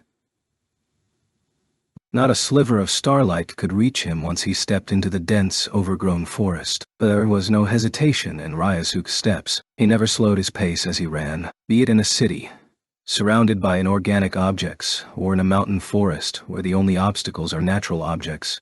And he didn't encounter any impediments unless when he was in complete darkness. This is because he can see the spiritual energy, the Kai, that is emitted by the trees and rocks around him. Ryosuke, who is inherently an unbalanced magician, is not endowed with the perceptive ability to see information bodies like that of Tetsuya or even Minoru. Instead, in lieu of mastering magic with his martial arts training, he has honed his senses to be able to perceive the Kai of things instead of seeing the scion information bodies. For him, rather than places surrounded by man-made objects such as cities and industrial plants, it's places filled with Kai such as these mountainous forests where he is now. That are his home ground. While also sensing the Kai of the surrounding natural objects, Ryosuke ran and searched for any signs he could find. He regrettably doesn't possess the supernatural ability to sense the presence of a person more than 1 kilometer away from him. He can, however, sense the presence of anyone who gets within odd meters of himself. And if he were to get half that close, he would even be able to distinguish whether he knows them or not. Kai. It is an energy that is in everything around us, including nature and our own bodies. While in a city, he tends to shut these senses so as not to be overwhelmed by the presence of others. However, because of where he is right now, there is no need to do so right now. Ryosuke stopped when his senses caught the presence of someone. Once he hid his body behind a thick tree trunk from the direction of the presence, he resumed moving, careful not to make a sound. He has now gotten close enough to discern the presence. His caution paid off, as it was not Louis. It's not entirely impossible that it was a third party, but he was almost certain it was fair. Their erratic pacing is characteristic of an inexperienced hunter in search of prey. It appears to be them. Louis is being chased around by Fair. Ryosuke became convinced of this once again. Should I take them out? No. Ryosuke sensed that it was a duo. They did not seem to notice Ryosuke. If he were to ambush them now, he would surely be able to defeat them, but they are heading in a different direction from where Lena pointed. Ryosuke moved away from the duo who appeared to be a part of Fair. His priority is to meet up with Louis. About 100 meters later, Lena's astral body re-emerged and guided him to a revised route. After having run for minutes, Ryosuke had finally found Louis. When he met up with Ryosuke, Louis was drained to the brink of exhaustion. He must have strained his nerves fleeing alone in the dark mountains. There was no sign of visible bleeding. He did not appear to have sprained his foot, nor was he limping. He did, however, appear to have a few bruises here and there, perhaps from having taken a fall. There was no visible bleeding, nor did he appear to have sprained his foot or limped around. Still, there were a few bruises here from a probable fall. Ryosuke, why are you here? Louis tensed up for a moment, but he must have picked up that it was Ryosuke by his voice before even seeing him. There was no wariness in his voice, just surprise and doubt. I'm here at Milady's orders. Although it's a favor per se, it's no different than an order as far as Ryusuke is concerned. Rather, he was willing to be ordered around by Lena. Perhaps it was due to this that their interpretations were swapped. Milady's orders. Louis has known Lena the longest. He knows that she is not the kind of person who would throw her members into this kind of dangerous situation with orders. This is why he felt a strong discomfort with what Ryusuke said. And you came here to help me. But he reminded himself that now was not the time to dwell on that. That's right. Thanks, but I gotta say sorry. I don't think I'm gonna be able to run anymore. Take this back with you. The presence of an ally may have caused him to finally relax from his tension. The color drained from his face as the fatigue set in, and Louis handed the stone tablet to Ryusuke. What's this? It's something fair unearthed from the cave behind a waterfall. So, you succeeded in taking it away from them. Louis shook his head at Ryusuke's words of praise. Not quite. There's no doubt their main prize is the black stone tablet that is with Laura Simon right now. I couldn't take that one. The best I could do was take this white stone tablet from one of her men. Still, it's an important piece of evidence. Alright, I'll hold on to this. Ryusuke lowered his rucksack and tucked the stone tablet into the empty space. Then he offered Louis some of the water and rations he had inside. For now, drink. Eat if you can as well. Louis promptly downed the water and swallowed the jelly-type ration. As Louis slipped the empty containers into his pocket in front of him, Ryusuke crouched down, holding his rucksack in front of his chest. Louis looked quizzically at him. What are you waiting for? Get on. Wah! Louis almost shouted out involuntarily, but covered his mouth in time. Are you planning on carrying me on your back? Then he restated in a whisper. In your current condition, this is faster. Don't be stupid. There's no way we can escape like this. You are the stupid one here. This is not something you should have dealt with alone. Ryusuke asserted this in a strong tone of voice. Louis was utterly stunned by how serious he was. Milady's orders are to bring you back safely. I'll absolutely fulfill her orders. No exceptions. After seeing Ryusuke's blind devotion, Louis gave up trying to persuade him. He obediently climbed onto Ryusuke's back. Louis Isiem tall. Ryusuke Isiem tall. They both weigh about the same. Although he shouldn't be much of a burden to him, Ryusuke started to run down the stream faster than Louis did when he was alone. And he did this without a flashlight to see in front of himself. Hey, Louis, unable to contain his shock, involuntarily called out to Ryusuke. Shut up, man. You'll bite your tongue.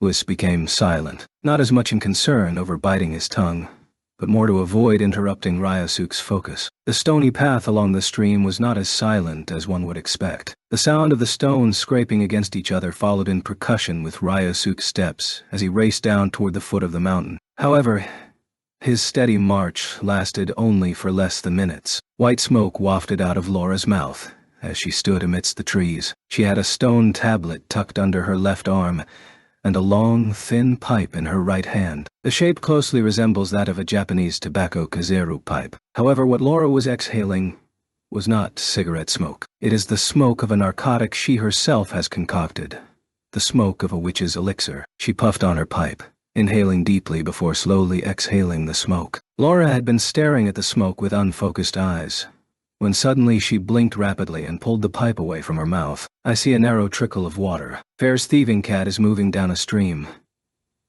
She had been seeking the whereabouts of Louis Roux, the person who had stolen the white stone tablet from them with her witchcraft. Where's this stream, ma'am? A female subordinate inquired in response to Laura's words. That way. Laura didn't seem to take offense, and just pointed her pipe to her right. We will head over at once, ma'am. Having received Laura's answer, the subordinate pressed a switch on her earpiece and began to run in the direction the pipe was pointing. The other members present followed behind her. Last of all, Laura started walking at a slow pace. Ryusuke was surrounded. At first, they were only chasing him from behind. Noticing the enemy in the rear, Ryusuke prioritized escaping in part because of having Louis on his back. And that was a mistake, because 3 people lurked ahead in an ambush. Upon taking notice, Ryusuke decided to bulldoze his way through. However, as he was advancing, the 3 ambushers fell back at the same pace as he was moving forward. The pursuers and the ambushers were keeping a constant distance from each other. By the time the natural suspicion set in,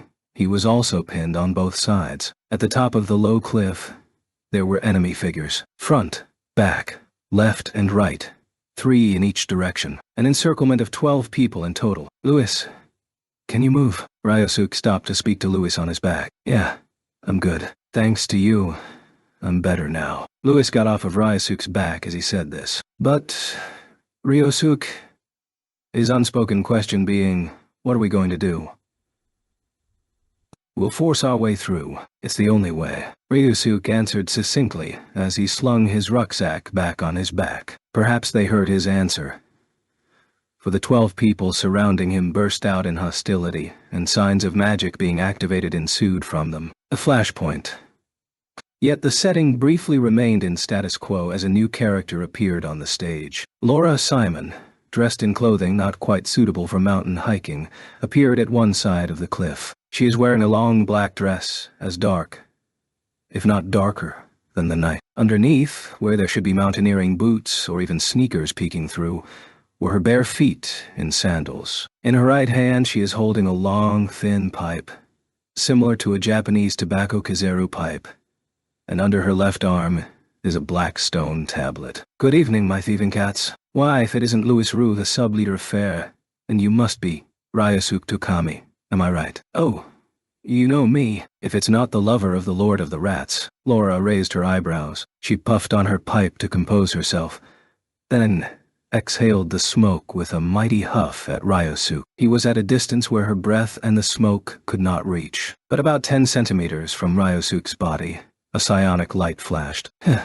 So looks like it can block that much. Laura muttered in admiration and mockery at the same time. The current phenomenon was caused by Ryosuke's reactive armor reacting to the curse Laura launched at him. Originally, the individual armor magic, reactive armor, was expected by the military to be able to block physical attacks. Therefore, the former 10th Institute did not provide reactive armor with the ability to defend against mental interference-type magic. However, having spent a long period of time in the company of Lena, who excels in powerful mental interference-type magic, Ryosuke has adapted to this type of magic. He can distinguish between the harmful and non-harmful mental interference-type magic and block them accordingly. In this way, his reactive armor has evolved. Yet, even if he had prevented the attack, Ryosuke doesn't have a moment to spare. Laura didn't use a CAD, nor was there any trace of her having focused her attention on him. All she did was exhale smoke, and the fact that she had cast magic in such a way slightly shocked Ryosuke. Is this woman some kind of psychic? Nevertheless, what Ryosuke had heard about Laura Simon of FAIR was that she is a witch, an ancient magician to be exact. In general, ancient magicians are at a disadvantage when it comes to the speed in which they can activate magic. Ryosuke has been considering his tactics with this in mind, but in the case of psychics, they are the exact opposite in this regard. In a match between a magician and a psychic, their speed is their greatest weapon, making the countermeasure fundamentally different. Besides, even a psychic would need time to focus their mind. That earlier attack by Laura didn't even have that extra time. There's no point in worrying about it now. There wouldn't be much I could do anyway. After a short deliberation, Ryosuke took up his stance. He lowered his waist slightly. It was for the sake of easing blood flow, but unbeknownst to him, he had assumed a fighting stance. Tokami of FAIR, I have no desire for your blood tonight. But Ryosuke was taken aback when Laura spoke to him in a diplomatic tone. Give us what that man has taken from us. Do that, and we'll let you be on your way. The thing was never yours to begin with. If it weren't for us digging it up, it would have remained dormant in the ground, possibly for all eternity. But that doesn't mean it's yours to take. The same is true for you. You also have no grounds to take it to your organization. Unlike you, I follow the law. I'll take it to the proper authorities. Because you believe that this is government-owned land. If so, you're very wrong, Tokami. This land has not always been owned by the government. This land doesn't belong to anyone. The same goes for the stone tablet you have right now. It doesn't belong to this country, which has only existed for slightly more than years. Only the people who left it behind can claim ownership. Ryosuke couldn't come up with the words to refute what Laura was saying on the spur of the moment. What Laura is talking about is a categorical denial of the current social system. It is not something that those who live and enjoy the privileges of society should be able to wave around. However, her weak argument that this land doesn't belong to anyone resonated strangely in Ryosuke's heart. In that case, you can't claim ownership of the stone tablet either, can you? With Ryusuke at a loss for words, it was Lewis who objected instead. "Don't let her get to you, Ryusuke. There's no way they're acting for any righteous purpose." Lewis's words brought Ryusuke back from his hesitation. Purpose. Use. It's precisely because he doesn't know what this stone tablet is or what kind of power it holds. Surely that is the question to be asked. Is it safe to say that negotiations have failed? The tone of Laura's voice dropped. Perhaps this is a cue for her to order her subordinates to attack. Faster than she could have said it, however, Ryusuke threw down his rucksack and kicked off from the ground. His body soared toward the top of the cliff. Despite having difficulty with magic besides reactive armor, Ryusuke can at least still use a simply. The opponent he is leaping towards is Laura. The standard practice when outnumbered is to neutralize the commander. However, this being the standard practice, the opponent would also be wary. The man who is standing next to Laura shielded her from Ryusuke's flying kick. His reaction speed looked almost abnormal, even though he doesn't appear to have a well-developed physique. His legs felt as if they had just kicked a tire. The man growled like a beast, baring his teeth as he swung a punch at Ryusuke. No, it wasn't a clenched fist, but a nail-clenched hand that he lashed out at him with. He moved almost like a large, combat dog, though he didn't have the appearance of one, which would make him almost like a werewolf. Ryusuke's voiced impression was not far off the mark. This man was originally a superpower user with the physical boost ability that only enhances his physical strength. However, without his muscular strength or his perception speed being amplified, all it does is simply make him sturdier. It only means that he is less susceptible to injury, so it isn't like he is any better at performing simple manual or physical labor, let alone at fighting. But this is why Laura took notice of him. As an ancient magician, a witch to be exact, she knows of a technique called Yulfeidin. It removes the limits on the human body, allowing for the individual to overcome their animal instincts, heightening their survival instincts. While it's possible to mentally influence someone towards that effect, it can be achieved with certain types of drugs, doing such things like forcing a person to forcibly unleash his or her physical potential is one of the unique characteristics of the magic. An ordinary person using this Yulfeidin would be forced to reach a power and speed beyond anything they would use on a daily basis, thus quickly exhausting their body. It might result in minor injuries such as inflammation of muscles, but usually it will result in torn tendons or broken bones, rendering their body unable to move. But for a person who has physical boost, which enhances their physical strength,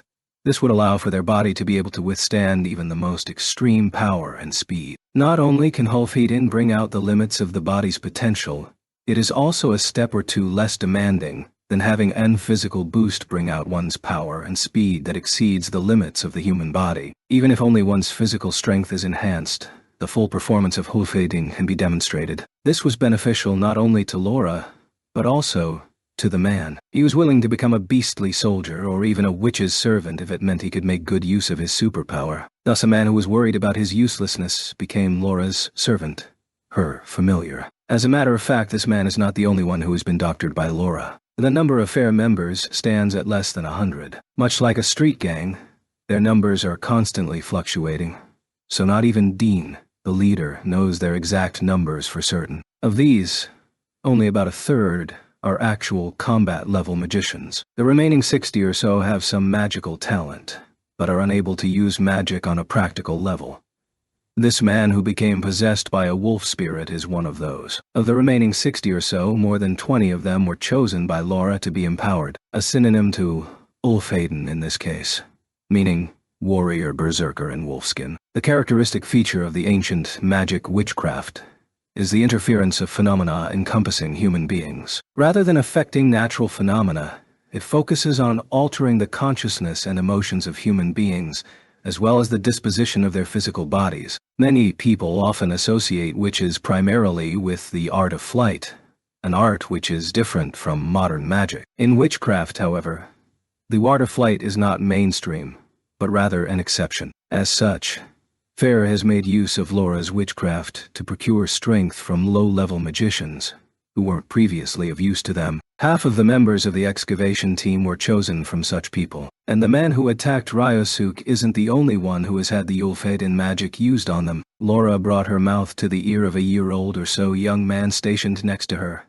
and whispered to him in a foreign language. With a superpower similar to physical boost, this young man is another low-level magician compatible with Hulfedin. Laura brought her lips away from the ear of the man she was whispering to. Madness filled the young man's eyes. A feral cry erupted from the young man's mouth as he joined the attack and lunged at Ryosuk's back.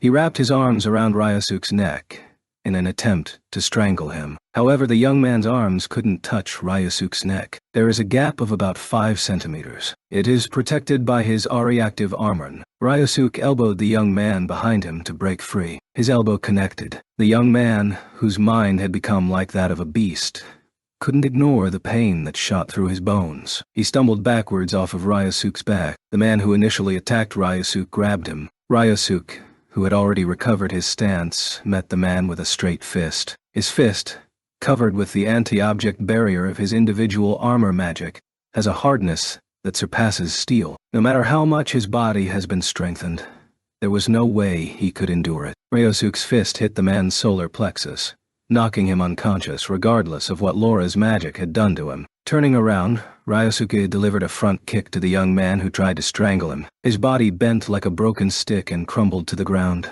In no time, Ryosuke neutralized the both of them. He surveyed his surroundings, looking out for the next enemy. He caught sight of Lewis struggling in the lower part of his field of vision. Knives and stones fly via movement magic. Fireballs made from phosphorus and taser sparks magnified into small-scale lightning strikes were unleashed. Lewis was not in close combat, but he was under a magical crossfire. Seeing this, Ryosuke jumped down the cliff. He had to abandon his attack on Laura, since saving Lewis is the priority at the moment. Ryosuke stood at the foot of the stream, acting as a shield against the knives and stones. Neither the fireballs nor the lightning strikes could break through Ryosuke's magical armor. But this was a bad move. Ryosuke has no ranged magic attacks. His only means of attack is to hurl himself into hand-to-hand combat with his unbreakable armor. Now that he was back down by the stream, Ryosuke could do nothing but shield Lewis. It is the same for Lewis, who could not afford to use U2 Doppelganger. They are stuck in a predicament. In the midst of all this, Ryosuke suddenly felt an unprecedented surge of psion waves. The magic he was dealing with now was, to put it mildly, second-rate. Ryosuke had yet to witness Tatsuya and Miyuki's magic, but he has seen Mayumi's magic up close. The magic being used by Fair in this crossfire is nothing in comparison to Mayumi's. Nor is it even on the level of the magic used by those from the New Humanity Front that had attacked him a while back. But now, the waves coming from the top of the cliff are not at all inferior to the ones from Mayumi. The source of the waves was Laura. She's probably planning to pull off a big move to put a stop to this. I'm withstand it myself. But, Lewis, the Tugami's own reactive armor is an individual magic. It can only protect its user. If only I could use phalanx with the magic of the Wumonji, which is still one of the numbers and not an extra. He would be able to get them out of this predicament. He would be able to break out from this with ease, while also protecting Lewis. For the first time in his life, Ryosuke felt frustrated for being an extra. At that moment, a goddess of salvation descended. Suddenly, a glowing figure appeared out of thin air. Emanating from her came a wave of soft light that brought peace. The crossfire ceased. Everyone present but Laura had appeased expressions, as if all their anxieties had been cast away. Even Laura, for her part, had stopped constructing her magic. Perhaps her magic requires negative emotions as its energy input. It must have been disrupted by the wave of tranquility emanating from the goddess. Milady, Ryosuke muttered, overwhelmed with emotion. The goddess was Lena. It was Lena's magic that neutralized the other 10 magicians belonging to Fair, except for the 2 that Ryosuke had knocked out, while also hindering Laura. Mental interference type magic, Euaporia. It's a magic that transmits push-in waves along with psionic waves to induce a euphoric state of stupor. Its maximum target range is around meters in radius. The maximum number of targets that can be affected is around people. And this is not Lena's greatest magic. All the way from Vancouver, reaching Mitartru, Shasta, approximately kilometers away, she can send her astral body across such a distance, incapacitate 10 people, and obstruct the witch's magic. Yet, this was still far from Lena's limits. Ryosuke Lewis It's now or never. Milady. My deepest gratitude. Thank you very much. Ryosuke and Louis verbally thanked her and started to move. Ryosuke didn't miss a beat and picked up his discarded rucksack. Ryosuke and Louis made their way down the stream. Until they were out of sight, Lena's astral body kept the members of Fair, Laura Simon included, riveted in place. As Lena's astral body disappeared, Euporion's effect wore off. Son of a bitch. Glaring at the space where Lena's astral body had been floating, Laura spat out a curse. To return home to her homecoming. After Ryosuke and Louis hopped in the self-propelled car that awaited them at the foot of Mount Shasta, they boarded a light aircraft at an airstrip that could not even be called an airport in the nearest town. It was midnight by the time they arrived back in Vancouver. It being so late, Ryosuke planned to report his return the next morning, but Charlotte mentioned to him while he was in the self-propelled car that Lena was still awake, so instead of going back to the hotel, he tagged along with her to First Headquarters. Milady, I have just returned. I'm sorry for the worry. After Ryosuke greeted Lena, Louis offered his apologies accompanied by a deep bow of his head. Louis, thank you for your hard work. Seeing that you're safe is what matters. Lena didn't blame Louis for his reckless action. Instead, she showed appreciation for his efforts with a tearful smile. Ryosuke, thank you for your assistance. Truly.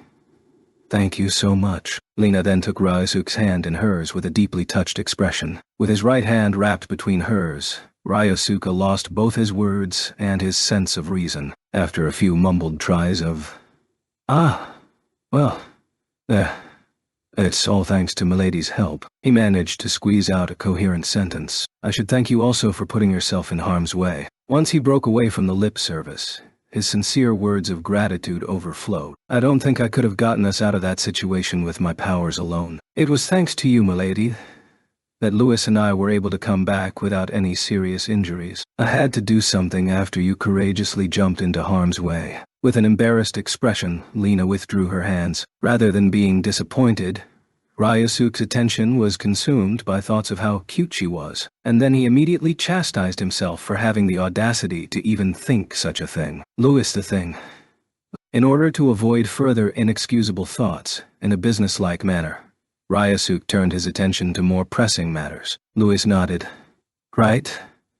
And lifted up the rucksack sitting on the floor. Inside was the white stone tablet. Ryosuke left the rucksack in his hands, thinking that, since it was Louis who had taken the stone tablet, he should be the one to report on it. What is this? Lena asked out of curiosity, understandably so, when she saw the stone tablet. The form is strikingly different from the relics disclosed to the public so far. At first glance, it looked like a plain slab of marble. However, she soon realized that it is not marble. The surface is almost completely white, something hardly seen with natural stones, but not the uniform white of an industrially processed veneer slab. Under a bright light, minute differences in luster can be seen in an intricate interplay. This is a stone tablet that Fair dug out of a cave in Shasta. It's quite beautiful. It doesn't seem to have any noticeable wear from being buried underground. Yes, I think it's more than an ordinary stone tablet. It may be a relic or a similar artifact. Lena stared at the stone tablet once again with renewed interest. So, this is the artifact that Fair was trying to get...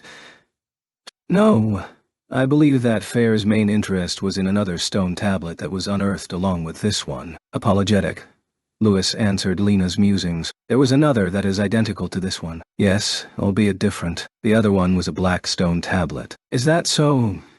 After pondering for a moment, her eyes became downcast. Even if that's the case, this stone tablet must be of some value if Laura Simon went through all that trouble to try and recover it. Lena said this as she made eye contact with Louis. And, at the very least, the stone tablet has value as evidence. Thank you very much for your efforts, Louis. Yes, Lena's words were meant to comfort him, but he did not find them comforting. Louis did feel a sense of relief, though, after understanding that they weren't meant to just merely comfort him. Watching the exchange, Ryosuke thought, that's Milady for you, feeling a bit enamored if not downright zealous. Laura reported to Dean the following morning. She arrived back in San Francisco in the middle of the night, and at that hour, they would be sharing a bed. Dean, who has a penchant for sadism, would have taken the opportunity to berate the exhausted Laura if he had seen her. That would be troublesome. Laura, first of all, thank you for your service. No, anything for you, my lord. After responding to Dean's words with a reverent bow, Laura presented the black stone tablet. So, this is the fruit of your labor. Dean inspected the stone tablet, turning it around 2-3 times, and then asked Laura, "What's this?" "It's called the Guru's Stone Tablet among us witches." "The Guru's Stone Tablet, huh? And what good is this thing?" "The Guru's Stone Tablet is a grimoire. It grants a powerful secret art to whoever possesses it." "Oh, a secret art." "Yes. However, since this is the first time I have seen one in person, I would appreciate some time to investigate its usage and what kind of secret art it contains." Laura bowed deeply before Dean. "Let me know as soon as you find out." Dean said this while holding out the stone tablet back to her. "Thank you very much. I will ensure that I do not disappoint you, my lord." Dean nodded with Anne, of course, and then, as if suddenly remembering, added, "Oh, right. I heard there was another one of those stone tablets. It was probably the members of the excavation team who got a jump on Laura and blurted it out. They probably were trying to curry favor with Dean by using the subject matter of Lena's scoring against them, rather than the fact that the stone tablet had been taken from them. It is an open secret within Fair that Dean has a strong rivalry with Lena. Laura, however, was unperturbed. The other one was not a Guru's stone tablet, but it could still have some value, couldn't it? I have sensed that there are still more than a dozen of the same type of the white stone tablets buried in the cave in question. If you will allow me, I would like to order them dug out as well." The corners of Dean's mouth lifted. His eyes flashed with greed. "You have my permission. Arrange it as soon as possible." "As you wish, my lord." Laura stepped away from Dean, holding the Guru's stone tablet clutched to her chest. Ireland, A.M. Local time, Vancouver International Airport. The three of them, Naomi, Mari, and Ryosuke, were to return to Japan on the noon flight. Having concluded the business entrusted by Tatsuya 4 days ago, their original plans would have them advance their return flight, but they were unable to do so due to the questioning regarding the attack in the restaurant parking lot. "Mayumi, it's a shame to see you go. Please come to Japan sometime, Lena." In the departure lobby, Mayumi and Lena, who had become good friends, bid farewells to each other. "Excuse me, Miss Segusa. Can I borrow Mr. Tukami for a moment?" Interrupting their conversation, Charlotte spoke to Mayumi. "Yes. That's fine. We've already finished the flight check-in." Distracted by her conversation with Lena, Mayumi agreed without further consideration. Mari looked a touch skeptical, but her job is to escort Mayumi. As for Ryosuke, he is outside of her purview. Thus, she did not interfere. Ryosuke felt a bit disgruntled after being pulled away from Lena, but he obediently followed Charlotte. They came to a stop at a corner of the lobby, where Charlotte connected an earpiece to her terminal and held out the whole device to Ryosuke. With a quizzical look on his face, Ryosuke plugged the earpiece in his ear. Then, as instructed by her gesture, he played the paused video file. "Ryosuke, thank you so much for the other day." Ryosuke almost shouted out, but he stopped himself from blurting anything out. The voice on the recording was none other than Lena. "And it really pains me to have to ask you for another favor after what you have gone through." Her expression and tone matched the content of the sentence. "No need for reservations. Please, ask me anything." Ryosuke confessed in his mind. Considering the amount of passion he worked up, it may be commendable that he didn't raise his voice. In fact, it appears that the MTOT Shasta matter is still in progress. We turned over the stone tablet that you and Lewis brought, and the video taken by the private detective to the San Francisco Police Department, and a copy of the video to the Siskiyou County Police. But so far there has been no noticeable action from either one. All the while, Fair is still continuing their illegal digging operation. Ryosuke couldn't help but to click his tongue at the mention. "We can't leave Fair unattended on this matter. If we let them do as they please, something terrible will happen. That's how I feel." "Oh, Ryosuke, when you return to Japan, could you please arrange for Mr. Shiba to have a meeting with me?" In the end, Ryosuke uttered aloud, "What?" But his voice was low enough that it did not reach the ears of Mayumi and the others. "Tell me the time, and I'll appear by your side with my astral body. I keep asking you for favors, I know, but I'd be very grateful if you could help me." Elena's video message ended here. Ryosuke returned the terminal back to Charlotte. Lena didn't ask personally because she wanted to keep this from Miss Segusa and company. Charlotte told him this as she received the terminal. Ryosuke nodded. Of course, I know. Then please keep it that way, Charlotte reminded him, and returned to where Lena was talking with Mayumi. Ryosuke followed closely behind. On the way through the security checkpoint to the boarding gate, Ryosuke was asked by Mayumi about what his conversation was about. In anticipation of this question, Ryosuke answered with a made-up story. She passed a message from a guy I'm friends with over here, about something that would be embarrassing to explain to a young woman. The next morning, Fairchild Air Force Base, Washington. Lena stood at the ramp of a transport plane, dressed in her federal military officer's uniform with her Lena Brooks's ID card and passport in hand. She was being seen off by Captain Ralph Hardy Murphick, First Lieutenant Sophia Specca, and Colonel Benjamin Canopus, the Commander-in-Chief of STARS. Fifi, Hardy, and Ben too. Thank you for all your help. It was nice to be able to see you, even if it was only for a short time. Lena held out her hand. As she shook hands with each one, Sophia and Murphick respectively, they said in turn, "Come again anytime, and take care." And then Canopus said, "Take care of yourself, Lena. If you need anything at all, call me. I will always be available to help you." In turn, these words conveyed a deep sense of friendship that went beyond professional relationships and interests. Lena wasn't particularly tearful, however. "Thank you. You all too. Take care." Lena waved with a smile and boarded the transport plane. Although it externally resembled a military transport aircraft, the inside was as well equipped as a business-class airliner. Leaning back in her cushioned seat, Lena looked out the window. Perhaps noticing her gaze, Canopus and the others waved at her from a short distance away. A feeling of reluctance to say goodbye welled up inside Lena, only now reminding her of the sentimentality she holds for her homeland. She closed her eyes, resting in her seat, trying to keep the sentimentality bottled up inside. And just like that, the transport plane with her on board took off from American soil. Chapter West from America, July P.M.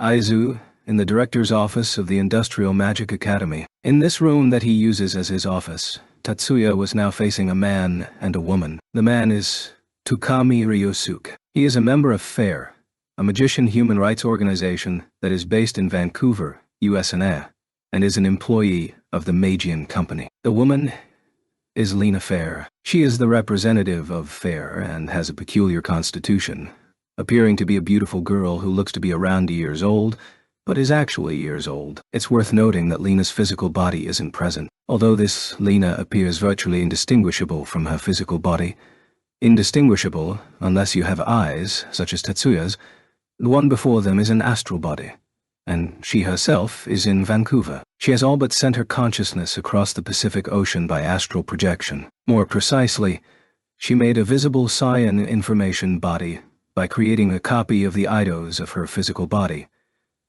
and then possessed it with her consciousness. Stone tablets excavated from a cave, you say? Yes, we can confirm at least two types: black stone tablets and white stone tablets. Of those, FAIR has taken a black stone tablet. As for the white stone tablet, while we took it away from them, they seem to have successively dug up several more of the same type. The astral body described to Tatsuya the clash between FAIR and FAIR over the stone tablet that took place on Mtarwa, Shasta, and the details that followed. Are those stone tablets relics of some kind? The white stone tablet that we secured, which is now in police custody, wasn't a relic in the sense that it exhibited any magical power, but there's no doubt it was a magical artifact. And your basis for that is, when I poured achromatic scions into the white stone tablet, a number of curved traces appeared on the surface forming a pattern. Achromatic scions refers to a homogeneous flow of scions that have not been imparted with any shape or properties, and not even a wave pattern for that matter. Metaphorically speaking,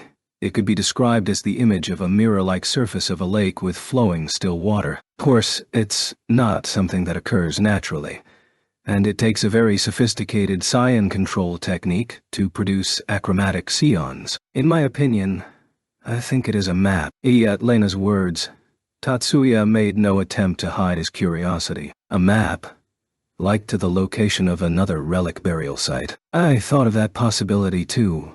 However, I believe it leads to an even more preposterous place. A place that contains buried objects that, if discovered, would cause great damage to modern society. Or a place with objects that, if discovered, would be a great boon to mankind. EIC. Tatsuya did not dismiss Lena's notions as tenuous. A stone tablet that appears to be a map of some sort is interesting, but I'm more concerned about the black stone tablet that Fair took with them. I'm of the same mind. I have a feeling that the black stone tablet leads to an even bigger threat. Elena's astral body shivered. Tatsuya watched her attentively as she did so. Was that a precognition? Oh.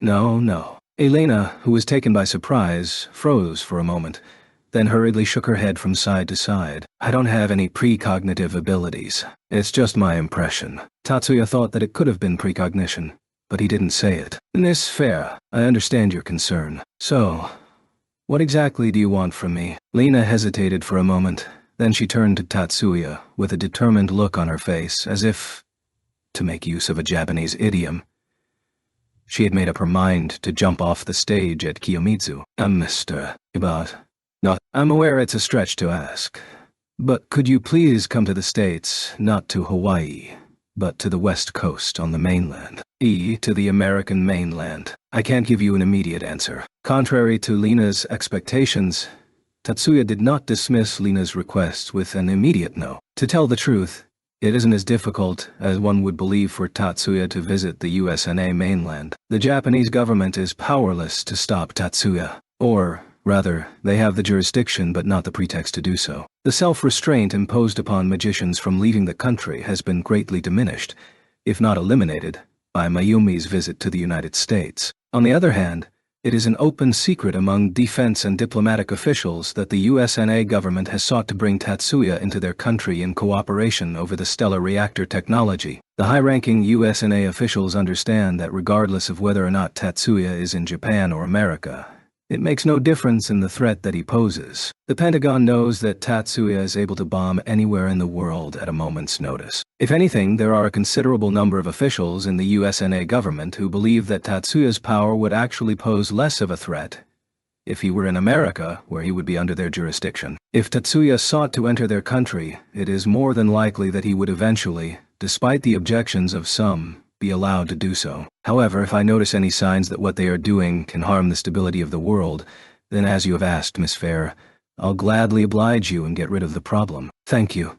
Your words are very reassuring. Elena cast her eyes downward, placing her hands on her chest with a calm expression. It was a gesture that showed as if she was taking to heart what Tatsuya said. That is at least how it appeared to Ryosu. Ryosu couldn't help but feel jealous of Tatsuya for this. Similar in meaning to the English idiom to take the plunge, Tatsuya didn't make any empty promises to Lena. Tatsuya-sama, is there something on your mind? That night, he had been seriously considering Lena's offer to the extent that Miyuki had asked him this question while at their home in Shofu. Miyuki, can I ask for your opinion on something? I have something that I would like to think about together. He did not hesitate to ask Miyuki for her advice. Of course. What is it? Miyuki brought Tatsuya iced herbal tea as he pondered in the living room. She set the glass teacups on the low table and sat down opposite him, with her apron still on. I had a visit from Lena Fair at the Industrial Magic Academy earlier this evening. From Fair. Did she use astral projection? Despite her unconcealed surprise, Miyuki immediately grasped what took place. Miyuki immediately thought back to what Tatsuya had told her about Lena, and how she visited Ryosuke in her astral body during the incident in Itogawa, involving the theft by the New Humanity Front. That's right. It was quite impressive. Virtually indistinguishable from a flesh-and-blood body. Fair Saint, She is not someone to be taken lightly, I see. Saint is a nickname that was given to Lena. She is called Milady within the organization, but is often referred to as Saint Lena by her outside supporters. This probably stems from the fact that the mental interference-type magic, Diaphoria, which she excels at, can cause people to forget their melancholy, thereby removing any pain and sorrow from their hearts. Some people find this temporary solace a salvation, even if it is ephemeral. The name Lena Fair is also a pseudonym for that matter. Or maybe more of a stage name. It's not a business name, as she uses Lena Fair in her private life as well. Her real name, which she seldom uses herself anymore, is Lena Chevali. She asked me to visit the United States. Tatsuya-sama. She wants you to visit America. What kind of business does she want with you? Tatsuya then shared with Miyuki the dispute over the stone tablets unearthed on M.1. Asta. I see. Tukami-san did such a thing while in America. Miyuki wasn't blaming Ryusuke in particular for neglecting the task given to him by Tatsuya to be escorting Mayumi around. Lena Fair apparently had an ominous premonition about the stone tablet that is in Fair's possession. I do understand that there is a chance that something bad might happen. Miyuki tilted her head doubtfully. Tatsuya-sama, what is she trying to accomplish by inviting you to America? I just can't understand why she would ask Tatsuya-sama for help when she doesn't even know for sure what is going to happen. And that's just a hunch too, I suppose, that she will need my help to resolve the situation. Isn't that pretty much a precognition? I think so too. A brief silence fell in the living room. Tatsuya-sama, how may I help you? We can't take action since an incident hasn't occurred yet, and we don't have the luxury of waiting for something to happen either. So, you plan to take action once an incident has occurred. Miyuki did not misunderstand Tatsuya's answer. She read his reasoning correctly, even the omitted details. All I was thinking about was how to get to the United States. Tatsuya also moved on, his expression suggesting that she was on point. Why don't you leave the country like how Saigusa-senpai did? Would that be possible? It's not impossible, but I don't want to impose too much. There is no way that Tatsuya could be stopped from visiting the United States through regular means, but there would be interference, and it could result in the loss of time, which can't be ignored. Considering this, Tatsuya concluded that even if it might be against the law, it would be more viable for him to sneak out of the country. Wednesday, July 3rd. Despite it being a weekday, Tatsuya wasn't at his office or the university. He's been at the Yotsuba main house since early this morning. What's wrong? It's unusual for you to come here without being invited. Maya said this to Tatsuya when he came to greet her, with a mixture of surprise and teasing. Tatsuya shrugged off the teasing and went on to talk about Lena's visit. Black and white stone tablets. That's a very interesting story you have there. She believes them to be magical artifacts. A new kind of relic, then. I can't draw any conclusions without access to the objects in question, but from her description, I'd say they're artifacts of a different nature than relics. There is a white one at the police station, isn't there? It wouldn't be impossible to acquire it, but yes, let's make that a last resort. Neither of their expressions seemed to indicate that stealing from the police would be a difficult task. So, what reason brings you here today? You didn't really come here simply to report to me, did you? I deemed a report necessary. And I would also like to see how the research on Kimon Tonku is progressing. Sure, that's fine. Ever since the trouble they went through in tracking down Zhou Gongjin, the Yotsuba family has been conducting research on Kimon Tonku. The research on it has mainly been about how to defeat Kimon Tonku, but they are simultaneously developing a technique to achieve the same effect through modern magic. Yuka-san should be in the laboratory as always. At the forefront of this research is Tsukuba Yuka, the next head of the Tsukuba family, one of the Yotsuba branch families. The Tsukuba family has a high aptitude for mental interference-type magic, and Yuka, who is particularly well suited for this, has been living up to her title as the next head of a branch family. Then, if you'll excuse me. Tatsuya stood up, bowed not only to Maya but also to Hayama standing behind her, and left the room. To his misfortune, Tatsuya didn't have the chance to see Yuka straight away. Sorry to keep you waiting. It was only after minutes of waiting in the coffee room of the research facility, set in a separate building from the main house, that Yuka finally showed up. No, it's my fault since I suddenly showed up unannounced. Answering Yuka, Tatsuya told the other researchers present that he would be leaving the room. The researchers seemed to be sad and frustrated to have Tatsuya leaving the table. As they walked together toward the exit of the coffee room, Yuka smiled at Tatsuya. You're quite popular, Tatsuya-san. I feel the same for me. Discussing with the researchers here is much more productive than at the university. Shubiyuyo yaoyo. Yun. Kimon Tonku. Ghostwalker, please. Spare me a few. Okay. It has been a headache for me lately that so many of the research staff want to transfer to Miyaki-shima. As a figure of authority among the branch families, Yuka is responsible for part of the management of the research facilities in this village. While the Research Institute has a horizontal organizational structure with no specific title, in terms of position, Yuka is the no in terms of authority, after Butler Kurabayashi, who oversees the coordination of these facilities. It isn't like I'm trying to recruit them, you know. Well, yeah, I know. Yuka understands the situation. She knows that the researchers simply want to work with Tatsuya out of sheer academic curiosity. Even so, in her expression, she couldn't hold back her frustration, or rather, she didn't want to. Oh, by the way, I heard you decided to get married. Huh. Yuka faltered on the spot with Tatsuya's surprise attack. My congratulations. Ha ha.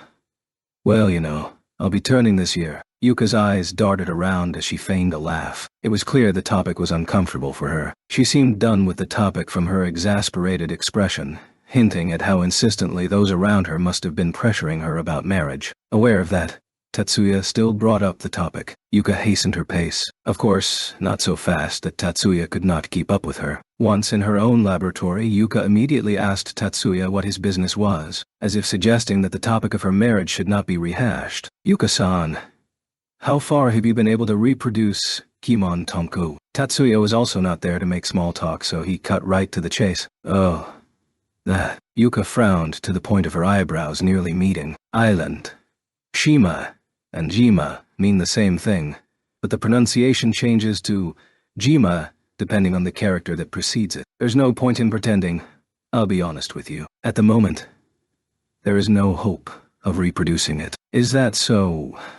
Kudo Minoru did give us some know-how, but the method behind its process is just too different from modern magic. Minoru is much like a family member to Tatsuya's inner circle, but for the Yotsuba family as a whole, he is regarded as a former adversary. This is especially true for magists who specialize in mental interference-type magic, such as Yuka, since they tend to be distant towards Minoru. Even Fumiya's unfriendly attitude towards Minoru may be due not only to the fact that they are rivals of the same gender and the same age, but also because, as with Yuka, he is a magister who specializes in mental interference-type magic. As for Miyuki, since she does not have such a contentious tendency, it means that such a thing does not hold true for everyone. But it is possible to develop a magic with similar effects, though it'll be completely different from that of Kangyemon Tonku. That's great, Tatsuya commended with open arms. Developing a new magic is worth it in itself. Even more so,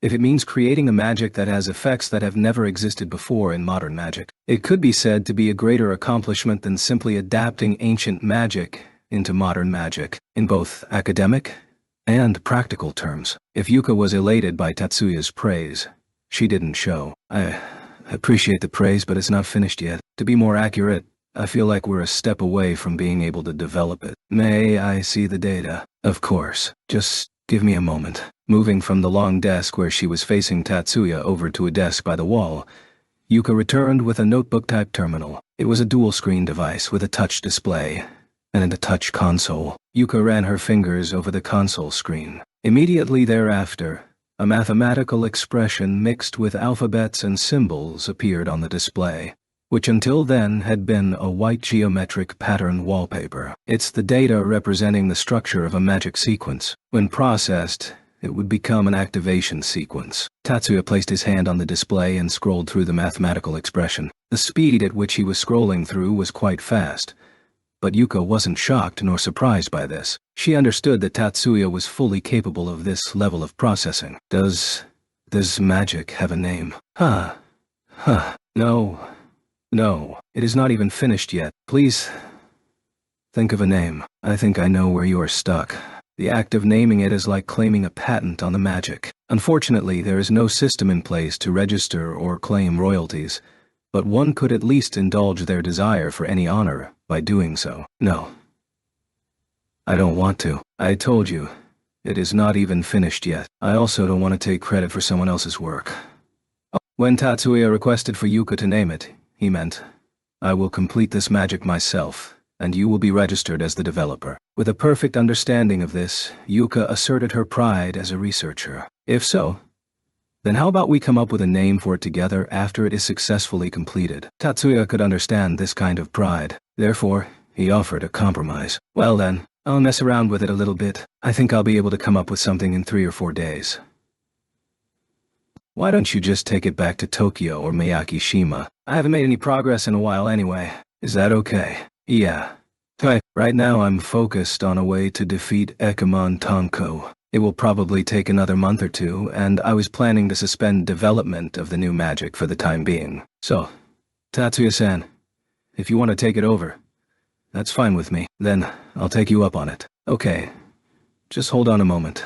I'll put it on a card for you right now. Yuka returned to the desk again, this time operating the console furnished there. After about 10 seconds, a card-shaped storage device popped halfway out from the edge of the desk. Yuka pulled it out and put it in a case and handed it to Tatsuya. I'll take care of it. Tatsuya slipped the case containing the card-shaped storage device into the inside pocket of his summer jacket and left the research institute. From the day after his visit to the Yotsuba main house, Tatsuya devoted himself to the development of the new magic at the laboratory on Miyakishima. It was a rare occurrence, but he literally forgot to eat and sleep as he worked on it. More than a full day had passed, shortly before noon on Julyth, when he was struck by inspiration. Excuse me, Tatsuya-sama. Anabishi Hyogo, his personal butler, spoke apologetically over the extension line. Did something happen? He had been instructed to only contact him in case of an urgent matter. Yes. A trace of unusual apprehension could be heard in Hyogo's voice. Sensing that it was genuinely an urgent matter,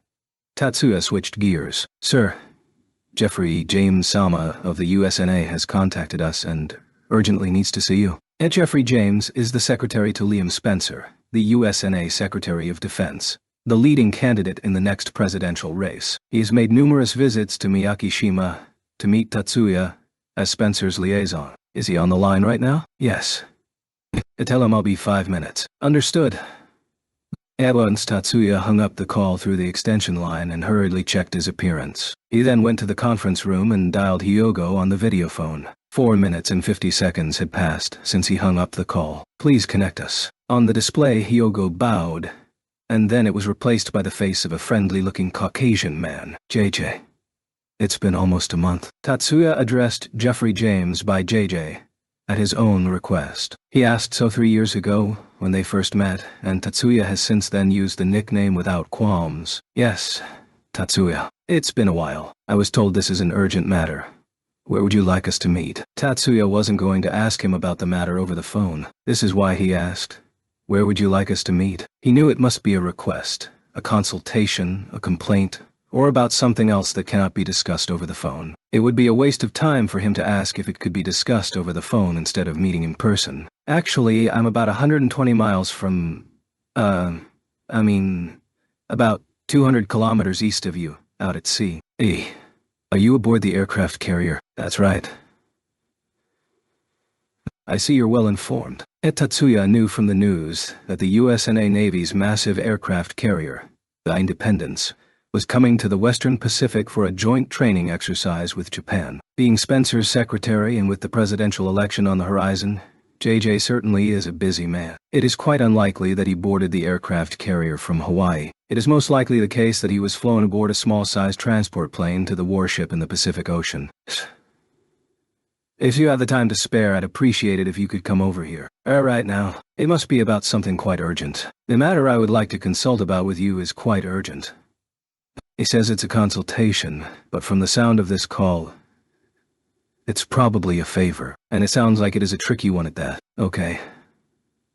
I understand. I'll be waiting for you. The Secretary of Defense's staff appeared to be at their wits' end. If he were to leave things as is, then there is no denying the possibility of it blowing up and spiraling out of control. With this in mind, Tatsuya accepted having JJ visit him to meet up. Due to the technical exchange regarding the stellar reactor, the staff on Miyakishima are accustomed to receiving American visitors. Notably, JJ for one is a frequent visitor to Miyakishima for short stays. Given the technical exchange program regarding the stellar reactor, the staff at Miyakishima is accustomed to receiving American visitors. JJ, in particular, frequently visits and stays for short periods of time.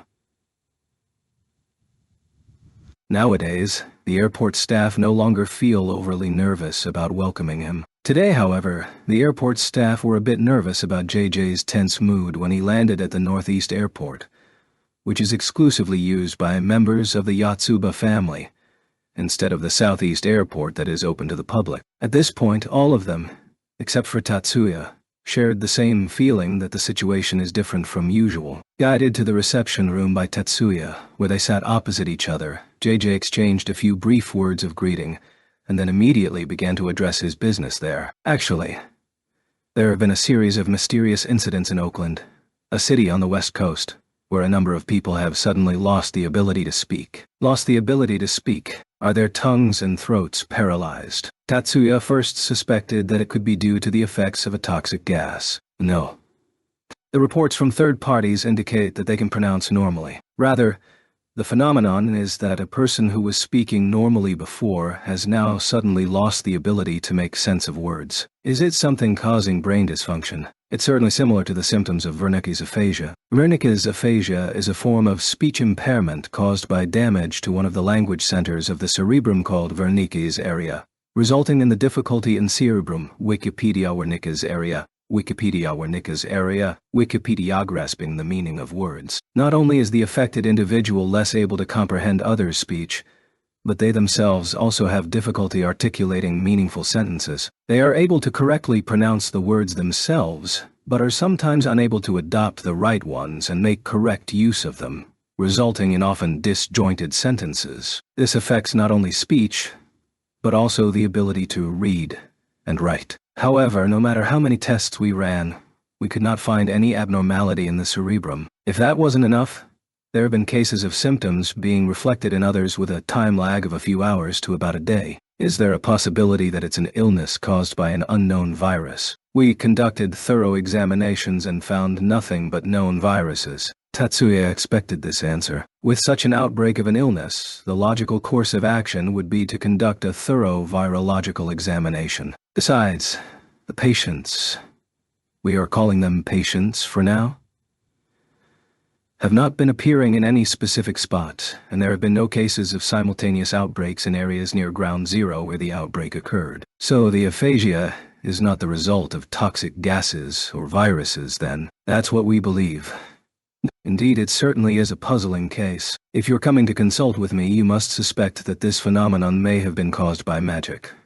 Right. Yes. We suspect that it may have been an act of terrorism using magic. This was a far more serious matter than Tatsuya assumed prior to this meeting. A terrorist act using magic. Even if it ends up being a false accusation, it's easily a catalyst for a witch hunt. A witch hunt that could be perpetuated not only by extremists such as the humanists, but also by institutions with political power. If true, there is a danger of war between those who possess the gift of magic and those who don't possess the gift of magic. Rather, if it were to come to that, not only would it be Magians versus the majority, but a blood feud could break out between fellow Magians. Against the majority, whether it be a false accusation or the truth.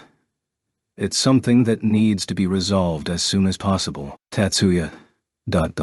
Could you travel to the West Coast? To your country, is that right? We would like for you to come and see the site as well as the patients, in order to help us determine the cause of the illness. We already tasked a number of magicians, including star-class members of stars, to investigate, but they have had no success. You are our last hope. Tell me one thing. When did the outbreak of the illness begin? The first case appeared 7 days ago. Tatsuya intuitively thought that this matter could be connected to the black stone tablet that was excavated from Mount Dotwi.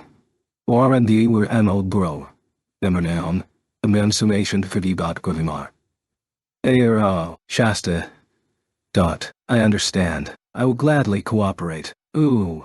JJ leaned forward and grasped Tatsuya's hand, saying, "Thank you," repeatedly with a vigorous handshake. The Yotsuba Tokyo headquarters building in Shofu, Tokyo, consists of apartments from the 4th floor up. The apartment where Tatsuya and Miyuki live is situated on the uppermost floor. After the meeting with JJ, Tatsuya finished the new magic earlier than scheduled and returned home. The time was p.m.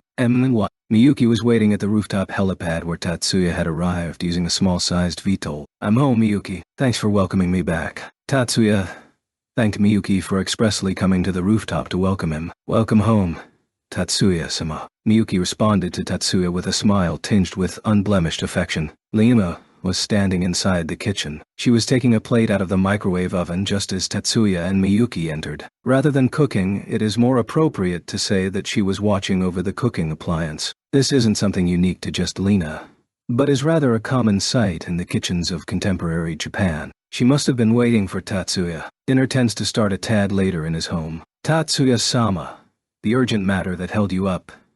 Do you mind if I ask what it was about? Tatsuya, what got you holed up on Miyaki-shima? Miyuki and Lina, respectively, asked in rapid succession about the reason why he did not return home last night. Their tone of voice wasn't very inquisitive, but neither of them seemed to be able to suppress their doubts about the reason behind his lateness. I have been working on a new magic. Was it a request from the main house? Is that the reason for your visit the day before yesterday? They called you there. Miyuki's voice was laced with condemnation against the main house. No, it wasn't that. To which Tatsuya dismissed without any particular fluster. In the past, these circumstances would result in frost covering the entire room. But since such occurrences no longer happen these days, there was no need to feel flustered. Remember the request from Lina Fair? Yes. Was it for that? Tatsuya nodded in response to Miyuki's remark. Wait, you've been working on a magic to sneak into the States, and then? Lina exclaimed in surprise. The matter of Lina wanting Tatsuya to come to America had also been shared with her. Yes, aside from Lina Fair's request, I have another matter that requires me to go to the west coast of the USNA. It's no exaggeration to say that it's likely an emergency situation. Lina Fair's call for me to visit couldn't have been at a better time. What in the world is going on in the States? Miyuki also joined Lina in giving Tatsuya a serious look. Actually, I got an unscheduled visit from Jeffrey James today. Tatsuya proceeded to recount to them the matter that JJ had brought to his attention. That kind of thing happened in Oakland.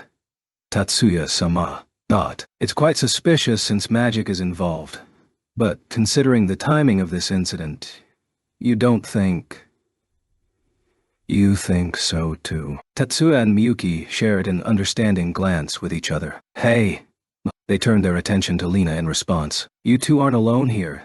Don't keep to yourselves. Tatsuya and Miyuki exchanged looks once more. Remember when we talked about Fair taking stone tablets they dug up at Matar with Shasta. Yeah, I remember. Lina didn't have access to this information during her time in America. It was only when Tatsuya told her about it that she came to learn about what had happened. Fair brought back a stone tablet that is presumed to be a magical artifact. And less than a week later, the first in a series of unusual cases occurred where magic is suspected in being involved. You two think the stone tablet is responsible. I'm concerned that Fair is the one responsible for causing the illness through the use of the stone tablet artifact. This is really bad. Lina raised her voice because she, too, had thought of the possibility of a witch hunt. Yes, I agree. It requires urgent attention. Even if it turns out that we are overthinking this, and it's a waste of time, it would still be worth the trip. Let's leave right away. I'll get myself ready. Lina was about to start preparing for the trip, as if she didn't care about what Tatsuya's last few words meant. No, Lina. You need to remain here in Japan. Why? It was a request from JJ to go to the United States this time. In other words, this is a request from the Pentagon. If you accompany me, they may inadvertently try to keep you from coming back to Japan. It's not like I wouldn't be able to come back though. Lina's eyes, which had been fixed on Tatsuya as if she were glaring at him, swayed uncomfortably from side to side. Besides, it's something that only you can do while here in Japan. Something that only I can do. Something I couldn't ask anyone except you, Lina. Well, if you insist so much, okay?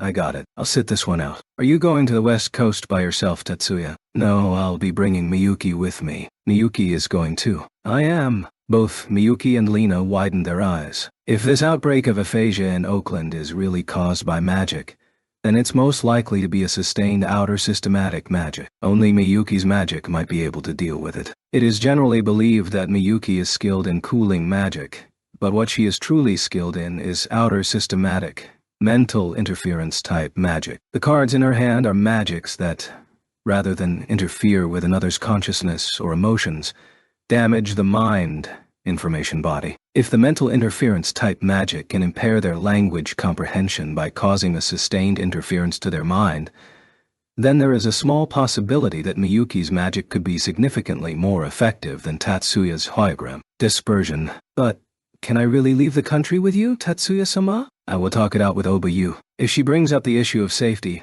I'll ask Minoru and Minami to act as backup. What about the government? Tatsuya gave the gloomy Miyuki a wicked smile to cheer her up. That's what the new magic is for. And that's why we're asking Lena to lend us a hand. What are you getting me into this time? Lena narrowed her eyes and glared at Tatsuya. First, a trip to Hokkaido. With that seemingly off-the-wall statement, Tatsuya smiled meaningfully. It was a genuine wicked smile from the man himself. Chapter: A trip to the United States. Tatsuya promised Miyuki at the end of May, "I'll take you on a trip somewhere cooler next month." Last month, however, he did not deliver on that promise. Sunday, July 5th. Under the pretense of making it up to Miyuki, Tatsuya drove with her beside him in the passenger seat of his self-propelled car to Hokkaido. It's almost time for summer vacation, so they told their friends at the Magic University that they were taking time off to go to Hokkaido. And the reason for this is that they are going to an open house of a reasonably priced vacation home. They are going to an open house of a reasonably priced vacation home. They are considering buying. And so is true.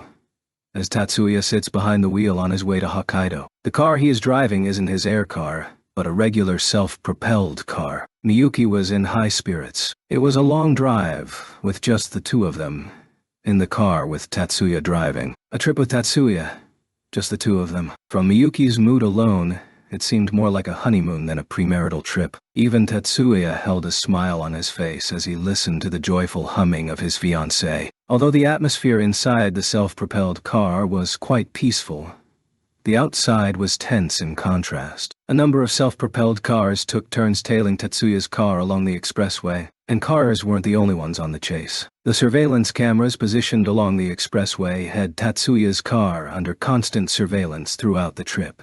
And even from above, with the cameras from airships and HAPS, high-altitude platform stations, also kept track of it. The surveillance of Tatsuya and Miyuki began the moment they left their home, and has continued uninterrupted since. Upon getting word that Tatsuya was headed for Hokkaido, the National Defense Army's Intelligence Department was the first to strengthen their vigilance. Hokkaido is the front line facing the new Soviet Union. It is also the region most affected by the growing heightened tensions between the new Soviet Union and the Great Asian Union. The staff of the Intelligence Department were fixated on Tatsuya's car, and prayed that he would not do anything to provoke either the new Soviet Union or the Great Asian Union. The Public Security Agency, a division of the police, were also keeping a close eye on Tatsuya's movements, albeit with a different reasoning. They see the activities of the Meiji Company, an organization dedicated to magicians' rights, or so the police believe, as dangerous because they could end up provoking anti-magicism groups, such as the humanists, who would respond by inciting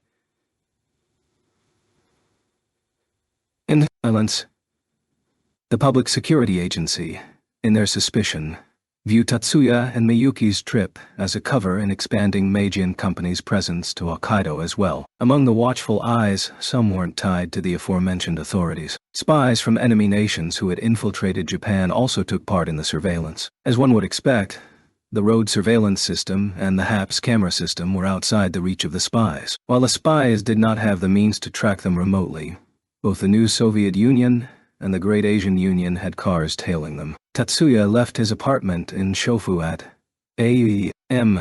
and after a few breaks along the way, arrived in Hakodate at m in the evening. Considering both the maximum speed limits on the expressways and the modern road conditions, they arrived in Hakodate at a fairly leisurely pace. After entering the Hakodate metropolitan area, Tatsuya drove the car to their hotel. It is now 5 o'clock in the evening, and their destination is Kito's Hokkaido. Before that, they planned to make a stop in an area full of vacation homes in order to keep up appearances, and while they still had plenty of time, they decided to stop for the night in Hakodate. Tatsuya took Miyuki into town once they left their baggage and car at the hotel. It was a bit late for a proper sightseeing tour. There were still many places to enjoy in the evening nonetheless, and for the year-old Miyuki and the year-older Tatsuya, it could be in fact said that it is just the right time for adults to be having a date. Tatsuya, by the way, was well aware of the watchful eyes on him, and paid them no heed as he escorted Miyuki out. All the parties keeping an eye on Tatsuya appeared to have lost interest. By mid-afternoon, more and more of them began to have doubts. This was due to Tatsuya's leisurely driving. He was driving safely with no apparent hurry. By their common sense, it was becoming increasingly a waste of time and effort to continue the task at hand. By the time they neared the second tunnel, the members of the Army Intelligence Department, the Public Security Agency, as well as the foreign spies, began to think, maybe this time, it really is just a premarital trip. And now their doubts turned into certainty. A man and a woman were walking and cuddling together through the city at dusk. The sight of them, well, they seemed to be like a newlywed couple. The newlywed wife who isn't afraid of her husband pampering her in public. The newlywed husband who isn't afraid of being seen in public with his wife. Just like that, one by one, they were being taken advantage of by these two, to the point where they had stopped surveilling them. The next day, Tatsuya drove the car to a neighborhood full of vacation homes in the southern region of Hokkaido. They didn't really intend on buying a vacation home. It was all done just to create an alibi. To buy a vacation home, however, one needs to have the necessary funds. For that, Tatsuya came prepared with the necessary documents to substantiate his financial situation to the real estate company. Maybe it was because of this that the real estate agent who guided them throughout the vacation home was very friendly. Miyuki, like any young girl, though it may sound prejudiced to say so, was delighted with the fashionable interior design and architecture. It was to such an extent that Tatsuya had the whimsy to actually consider buying the property. They ended up just looking around without buying the property until late in the afternoon. So after having enjoyed a tour of the vacation house, Tatsuya took Miyuki to Lake Toya. They spent their time mostly just enjoying the scenery, which created the atmosphere of a sightseeing trip. At this point, there were only 2 members of the Army Intelligence Department left that were following Tatsuya and Miyuki around. Tatsuya drove with Miyuki to Chito's on Monday 5th, and when they arrived, they checked into a hotel there. Of course, they had already booked a hotel room, a suite no less. It may raise some eyebrows considering that it is too extravagant for a university student to be able to afford, but Tatsuya is no ordinary university student. Not only is he financially well off, but he has adequate social standing to boot. He isn't the only one, as there are countless other examples where the children of magists contribute financially to their families. Though he may not be an exception in that sense, the extent and scale of his contribution is another story. Tatsuya is special even though he isn't an exception in terms of his financial situation. Tatsumfura.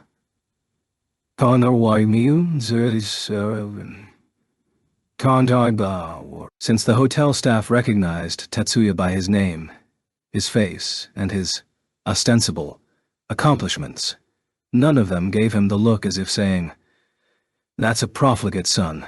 More than likely, he wouldn't have minded at all, even if they had looked at him with contempt. He wouldn't tolerate such attitudes, though, if they were to displease Miyuki. At any rate, Tatsuya escorted Miyuki in a perfectly gentlemanly manner, and together they entered the suite. The next morning, a man and woman dressed as hotel staff came to the suite with a wagon and visited the room where Tatsuya and Miyuki were staying. It appeared to be just what it was: morning room service. Neither of the intelligence officers posing as other hotel guests felt anything out of place. However, when they entered the room, Tatsuya signaled to them that they could remove their hotel staff disguises. The female staff member, an ordinary black-haired beauty, became a stunningly beautiful blonde-haired woman. Even her clothes were replaced with a luxury brand one-piece dress. As for the male staff member, he became an ordinary gentleman in a sporty jacket with a seamless appearance. "Good morning,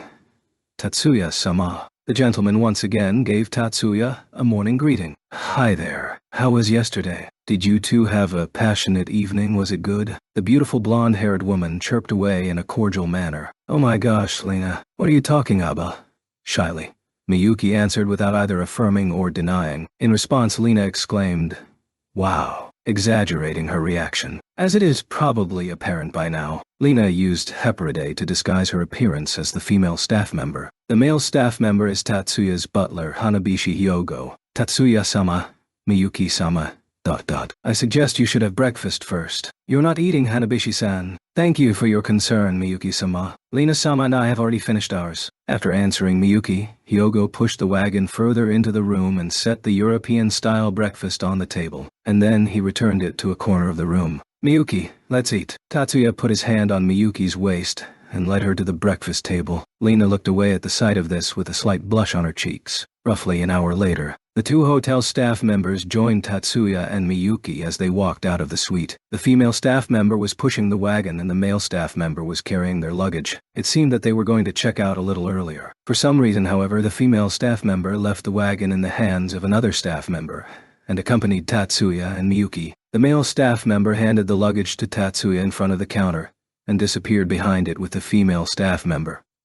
Tatsuya and Miyuki left the hotel in their self-propelled car that the valet brought to the porte cochere at the front entrance. The intelligence officers who had been tailing them started to follow them again. The male and female staff members who disappeared behind the front counter changed their appearances as soon as they were out of sight from others. They were none other than Tatsuya and Miyuki, who until now had been disguised as the hotel staff with Lina's parade. The effects of Lina's parade had worn off. Needless to say, the Tatsuya and Miyuki, who left the hotel in their self-propelled car, were Hyogo and Lina pretending to be them using parade. Having artfully switched places, Tatsuya and Miyuki headed for the underground parking lot. This is where they found the aircar that Hyogo had left behind for them. They boarded it and headed to their final destination in Hokkaido, New Kitos Airport. The aircar that Tatsuya and Miyuki boarded flew up the ramp of a large-sized military transport aircraft. Instead of the New Kitos Airport,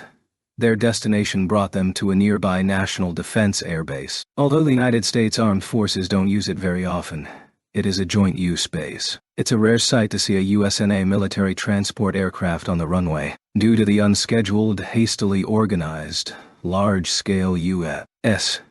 Japan joint military exercise.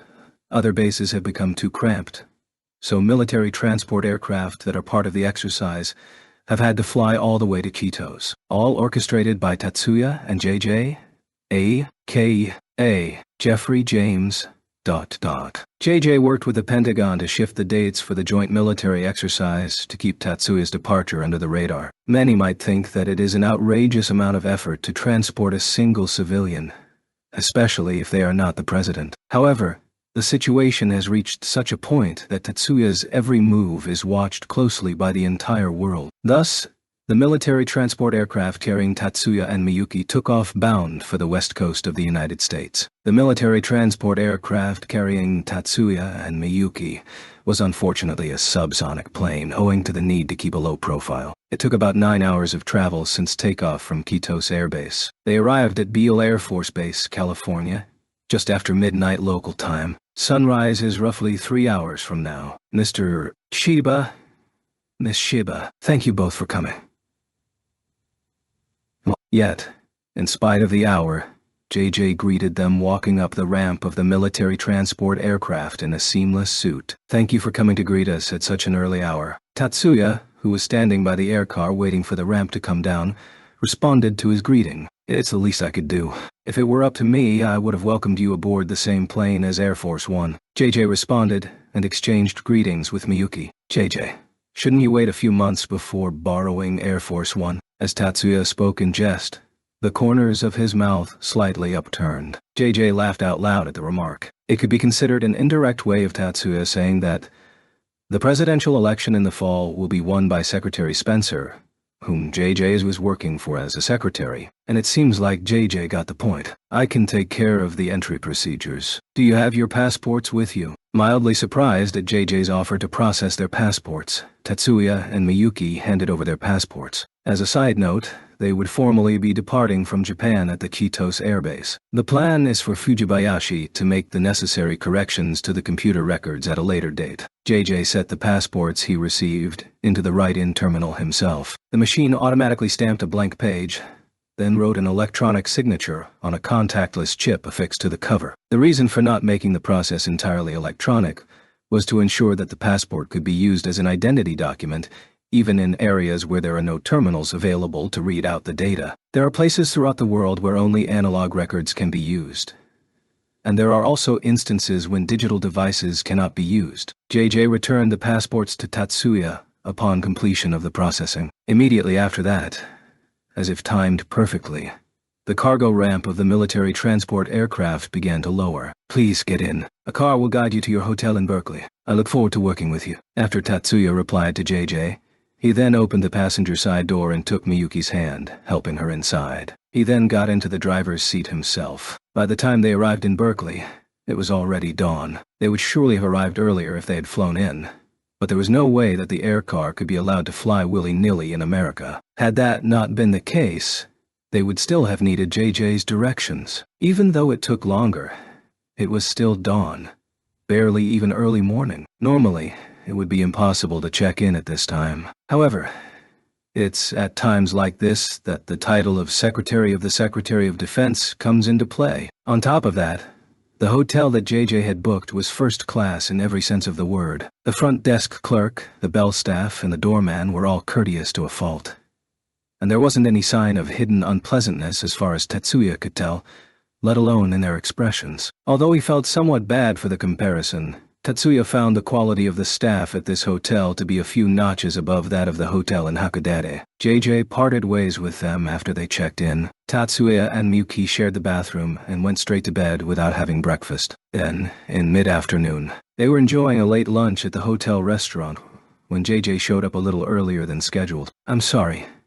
Am I interrupting your meal? JJ bowed in an apologetic manner. If you would like, you can join us. Rather than being concerned about JJ, Tatsuya invited him to join both he and Miyuki at the table because of the way his companions were looking at him. Mister, may I? Sure enough, it was she who responded to Tatsuya. Yes, doctor. Be my guest. JJ, since Mister has said so, why don't we take him up on his offer? Abigail Stewart, the USNA's renowned specialist in magical engineering, beckoned to JJ with a gleam in her eyes. JJ gave her a sullen look but accepted Tatsuya's invitation, saying, Well, since we're here, why not? JJ pulled out his own chair and Stewart joined him at the table, sitting in a chair that a waiter pulled out for her. Please feel free to sit down as well, Miss Shola. And then, Tatsuya urged for the young woman, who had been hesitating until the end, to have a seat. Mr.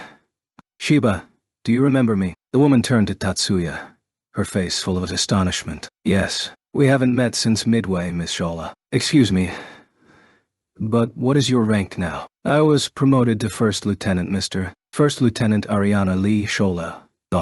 Second Star Class member of Stars. It was 3 years ago, during the Parasite Insurrection, that Tatsuya broke her out along with Canopus from Midway Prison. She was a second lieutenant at the time. Although they met only once with Tatsuya's flawless memory, he could remember her face, name, and even the idiosyncrasies of her science. First Lieutenant Shola ... This is my fiancée, Miyuki Shiba. Needless to say, as it is customary to do so in the West, Tatsuya introduced her as Miyuki Shiba. Shortly after that, Miyuki introduced herself, giving her name as well, and said, Nice to meet you. Upon hearing this, Shola noted that she and Miyuki are the only two in the group who had not yet met each other before. She rushed to stand up from the chair she had just sat down in. Nice to meet you, Miss Shiba.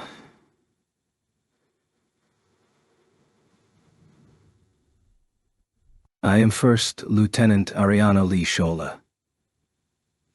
It is an honor to make your acquaintance. Thank you for your kind greeting. Please, have a seat. Shola sat down once again at Miyuki's urging. No one felt reproachful about the fact that Miyuki remained seated. Originally, Miyuki was having a meal with Tatsuya. If anyone, JJ's group knew they were the ones at fault. After that, it was Stewart who showed the most voracious appetite. According to her, she was pulled away from her work in Oakland before she even had a chance to eat breakfast first. Stewart, who in the end had eaten just as much food as Tatsuya, finished eating at about the same time as Tatsuya and Miyuki, who were already halfway through their meals when everyone first arrived. So, you're also participating in the investigation of this case, Doctor? Tatsuya asked this as he sipped his after-meal coffee. Yes. The doctor will be leading the investigation team. JJ was the one to answer. You brought in the doctor, who specializes in magical engineering, instead of a physician. Well, Does this mean that you don't believe it to be a medical illness? I came to that conclusion soon after my conversation with you the other day, mister. JJ confirmed Tatsuya's question. I've told them repeatedly that it's outside of my area of expertise. Nonetheless, they forced me to be in charge, since STARS is involved in the investigation. You are the chief scientist at STARS, after all, Doctor. JJ said it in a more matter-of-factly way than in a heartless way, as if to cut off Stewart's complaints. This exchange suggests that this conversation has been repeated countless times. Then, are you participating as well? First Lieutenant Shola. Hearing that STARS is in charge of the investigation, Tatsuya turned to Shola. I have been ordered to be your escort, mister. First Lieutenant Shola. Shola specializes in counter magic to defend against mental interference-type magic, and has a high resistance to that type of magic. I think she could be of some help to you, mister. Stewart followed up, adding to Shola's answer. Tatsuya was grateful for this offer. I see. In that case, First Lieutenant Shola, I'd like for you to be Miyuki's escort. Miyuki's safety has always been Tatsuya's primary concern. Understood. Please leave it to me. Though seemingly confused for a moment, Shola promptly agreed. She had not forgotten Tatsuya's overwhelming combat power she had witnessed on Midway Island. Shola didn't originally see the point in this mission. She thought that if she were to escort Miyuki, Tatsuya's fiancé, instead, then she could then be of some use. So she thought. Tatsuya truly has no need for a bodyguard. Shola had come to realize this 3 years ago. Chapter 2: Divine Punishment Magic. JJ parted with them at the hotel in Berkeley and left by himself. With his boss's upcoming presidential election in the fall, he doesn't have the time to be directly involved in matters such as this. After an after-meal tea time, the four of them, Tatsuya, Miyuki, Stewart, and Shola, split into 2 cars and headed for the response center established in an area adjacent to Oakland City. Tatsuya drove his air car behind Shola's car. As they drove through the city, he couldn't find anything particularly unusual. Could it be that the abnormal phenomenon is limited to within the city of Oakland? Everything looks peaceful. It doesn't look like there is any sort of plot going on. Miyuki in the passenger seat seemed to have the same impression. I'm getting the same feeling. Tatsuya replied in agreement. Before the conversation could go any further, Shola's car pulled up in front of a house. It was neither Shola's nor Stewart's house. It was just a vacant house the military had bought with its own budget for this investigation. The fact they bought the house instead of renting may be indicative of their national character. The exterior of the house was that of an ordinary wood frame house, but the interior was filled with data processing equipment. Exposed cables snaked through the floor everywhere around, the preference likely being to prevent information leakage through wireless intercepts. It might also be the point of deliberately not setting up an OA floor for ease of replacing the equipment. OA floor. Office automation floor. It is where the floor of an office is raised in order to create space for cables, etc., to pass underneath so as to avoid clutter and loose cables. I'm going to have you look at the data we've gathered so far today, and I'm going to have you accompany me to where the patients are being looked after tomorrow. What do you think? Stewart suggested this to Tatsuya as she stood across a table with a touch display on its surface. An operations console. That's fine with me. Could you show me the data then? Okay. Let's start with the area where the outbreak occurred. As soon as Stewart began, the surface of the desk displayed a map centered on the city of Oakland. When Tatsuya and Miyuki returned to their hotel in Berkeley, it was after p.m. Since it was late in the afternoon, they partook in a modest dinner brought in by room service, and now they were both seated side by side on a sofa. What do you think of the data we saw earlier, Tatsuya-sama? Miyuki asked Tatsuya as they snacked on clubhouse sandwiches beside each other. With the growing trend toward health consciousness in the country these days, even Miyuki was able to comfortably enjoy these sandwiches. I'm a layman when it comes to medical science, but based on what the specialists had to say, I don't think it's resulted from something like a lesion in the cerebrum or infection by a virus. Well, is it as you thought? Was it all done by acts of magical terrorism? Terrorism? There was a short pause before Tatsuya continued speaking. He, too, seemed still unsure of the answer. It may be terrorism in the sense of being indiscriminate, but its purpose is unclear. What do you mean by purpose? If their purpose is to make a political statement, then they should have claimed responsibility by now. The same would apply if it were a false flag crime where a magist has been set up to be the criminal responsible for all this, in order to incite anti-magicism. Couldn't they be field testing the effects it has right now? As she said this, Miyuki noticed that Tatsuya had stopped eating and brought a clubhouse sandwich to his mouth. Tatsuya took a bite of the sandwich and ate it without a moment's hesitation. He then concurred with Miyuki's theory, saying, "That could be it." Tatsuya returned the favor by picking up another sandwich from his plate and holding it up to Miyuki's mouth. Miyuki shyly took a bite from it. "In that case, I'm thinking it could be more about confirming the effects themselves, rather than about a preparation for a terrorist attack," Tatsuya added, still holding the sandwich up to Miyuki. Miyuki's lips touched Tatsuya's fingers. He didn't mind, and let Miyuki finish the sandwich. The next morning, Tatsuya and company drove to the hospital specified in an email sent by Stewart. Shala offered to pick them up, but Tatsuya suggested instead that they meet up at the hospital. After meeting Stewart and Shala in the lobby, they all made their way to a patient's room. The patients are kept in regular private rooms. Since there is no evidence of any other anomalies than the inability to communicate, it was decided that full nursing care was not necessary. The patients can't speak, write, or even read choices that are displayed on a panel, but they could still make choices by looking at pictures and photos. They are in a state of barely being able to communicate their needs. Tatsuya, wearing a white coat provided by the hospital to reassure the patients, gave a careful look at the patient in this room. The patient, a woman, looked back at Tatsuya with an expression denoting visible anguish. This expression clearly suggests that she still retains normal cognitive faculties, but it's precisely because of this that she is in such a state of great anxiety. The fact that she hasn't fallen apart is probably due to the encouragement of the hospital staff, on top of her own mental fortitude. Unfortunately, it's an effect of magic. Despite the unfortunately, Tatsuya didn't seem notably discouraged. He pointed to an image of the patient's brain scan that was beside where he was standing. The image is of an area in the posterior part of the upper temporal region of the left hemisphere, the area where the language center is considered to be located. There is a psion information body, which appears to consist of a magic sequence, embedded in this area. It is embedded in the patient's own psionic body in such a way that they have become entangled, making it difficult to differentiate between them. Shala's mouth tightened in frustration at Tatsuya's words. She and many other magicians had done all sorts of magical examinations on the patients, but they had never discovered the magic sequence that Tatsuya had just pointed out. "This is the first time I have seen this magic. It's exceedingly complex, so I don't fully understand it, but I'm sure it's a mental interference type magic." "Not even you can understand it, mister," Stewart exclaimed in surprise. She has not yet been informed about Tatsuya's elemental sight, but she has surmised that he possesses extremely advanced magical analytical skills. She is drawn close enough to the truth of the matter that a material bursta is the result of his analytical skills. "I understand the structure of the psion information body, however.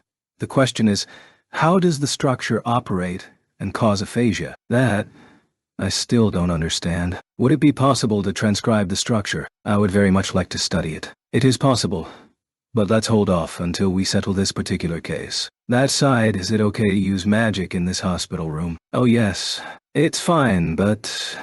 Upon receiving Stewart's acknowledgement, Tatsuya instructed Miyuki to cover the hospital room with a selective zone interference. Zone interference is a technique that fills a specific space with an event interference force where no phenomena can be interfered with.